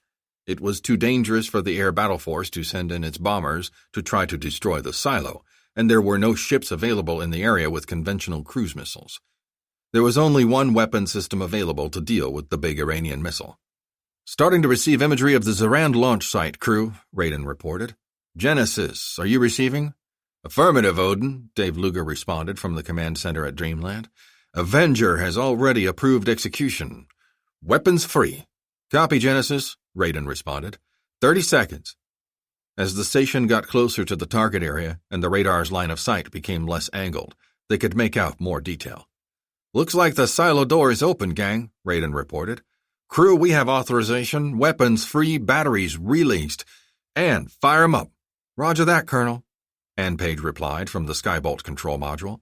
"Crew, attention in the station. MHD magnetic fields coming alive." The lights dimmed briefly, and then they heard a rhythmic vibration traveling throughout the station. At that moment, Raiden saw a large column of heat burst upward from the Iranian missile silo, completely obscuring their view. The sensor operator zoomed out, just in time to watch a Shahab-5 missile shoot out from inside the silo. "Missile launch! Missile launch!" the tech shouted. "Confirmed Shahab-5 missile launch! Veering south now, altitude 25,015 miles downrange. Sensors confirm the target as the North Central Indian Ocean." Bastards! They actually launched a missile against Diego Garcia, Raiden said angrily. He floated over to the Skybolt control console to be sure that the radar and targeting lasers were locked onto the Shahab 5 missile rising through the atmosphere. Anne, do me a big favor and destroy that sucker for me. You got it, Kai, Anne said. Crew, stand by for weapon release. She hit a button on her console that commanded the Skybolt system to life. In the Skybolt laser module, 2 small nuclear reactors began sending a chunk of molten metal through a non-conducting pipe that had a strong electromagnetic field in the middle. When the metal reached the reactor heads, it vaporized into a gas, which shot it back the other way through the pipe. When it moved away from the head, it turned back into a solid just as it passed the magnetic field, creating a massive slug of electricity that was stored in a capacitor. As the slug traveled through the pipe and reached the other reactor head, it turned back into a gas and was propelled in the opposite direction to start the process over again. The generator could operate for centuries like this with absolutely no moving parts. The MHD generator quickly picked up speed, sending tremendous pulses of electricity through the capacitors until it filled, then released the electron energy all at once into the laser chamber. This sequence occurred several thousand times a second, creating massive pulses of electron laser energy that were reflected up and down the magnetic laser amplifier, increasing its power even more, until the laser light reached its maximum power, then shot out of the amplifier, into a collimation chamber to focus the beam, then out of the module, through the directional adaptive mirror, and into space. The higher the Shahab 5 rose through the atmosphere, the more vulnerable it was to the electron laser beam. The intense heat focused precisely on the rear 1/3 of the missile where its first-stage liquid fuel was stored, burned through the rocket's skin within 3 seconds, then detonated the rocket fuel. The plume of fire traveled through the sky for several seconds, blossoming outward as it climbed until the fuel was completely burned up. Target destroyed, the radar sensor operator reported. Confirmed kill. Good job, Anne, Raiden said. I'm very impressed. You sure know how to cook. Damn right I do, Kai, Anne said. Damn right I do. Mashhad, Iran. That same time. Missile destroyed. Less than 1 minute after launch, Russian General Kuzma Ferzhenko, Chief of Staff of the Air Forces of the Russian Federation, commented, shaking his head at the report coming in via secure text messaging from a Russian spy ship in the Arabian Sea. Amazing. Quite amazing. I'm glad you are impressed, General, retorted Ayatollah Hassan Motaz, acting president and supreme leader of Iran. That was a $500 million ballistic missile that was just destroyed. And on your request. I hope you realize your government is going to compensate us fully for the cost. You will be fairly compensated, Motaz. You just won't be paid anything, Ferzhenko said. Oh? How then? By helping keep your asses alive, the general said. First we turn over the body of their commando, the robot machine, and the equipment from their spaceplane over to you for free, and then we waste our most sophisticated missile on a test flight for you, and we will not be paid? That is simply not fair, General. We can simply take our troops back to Russia and leave you to your fate, Ferzhenko said. Is that fair enough for you? Motaz opened his mouth but said nothing. Who will destroy you first if we left, priest? Bushazi? The Kogev princess and her followers? The Americans? The Israelis? Your fellow Iranians? So many enemies. So little protection. Think about it before you speak to me again with that tone of voice, priest. Motaz gulped indignantly but said nothing. The Russian glared at him, then picked up his secure telephone and waited for the encrypted connection. General Ferzhenko here, sir. How did it go, General? Russian President Leonid Zavatin asked. The Americans took the bait, as you predicted, sir, Ferzhenko said. We simply waited until we knew Armstrong's space station would be in a good position to attack, then had Motaz command the Pasdaran to launch the Shahab 5 missile over the Indian Ocean.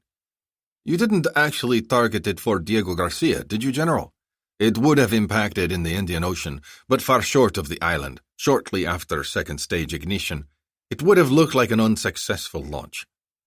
Any chance the missile was shot down by one of their airborne lasers?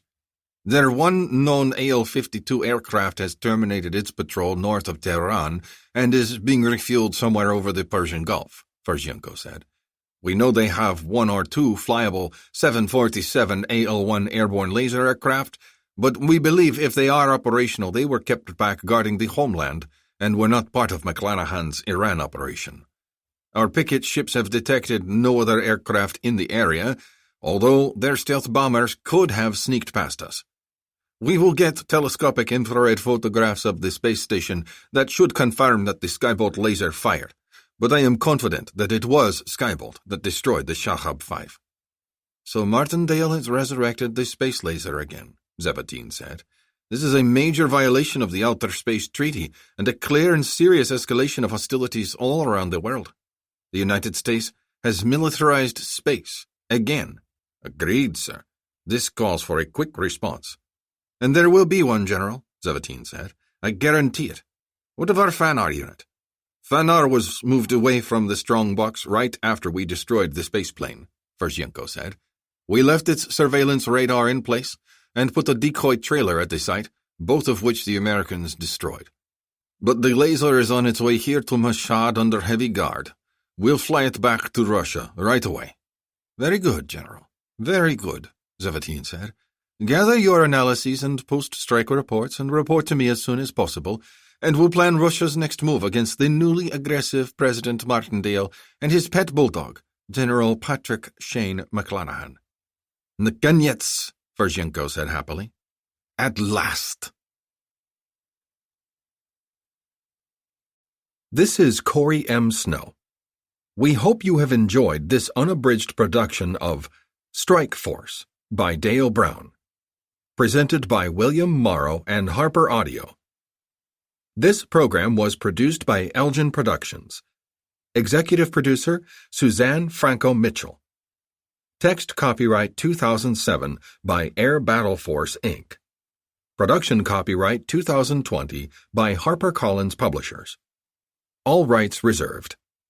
Thank you for listening.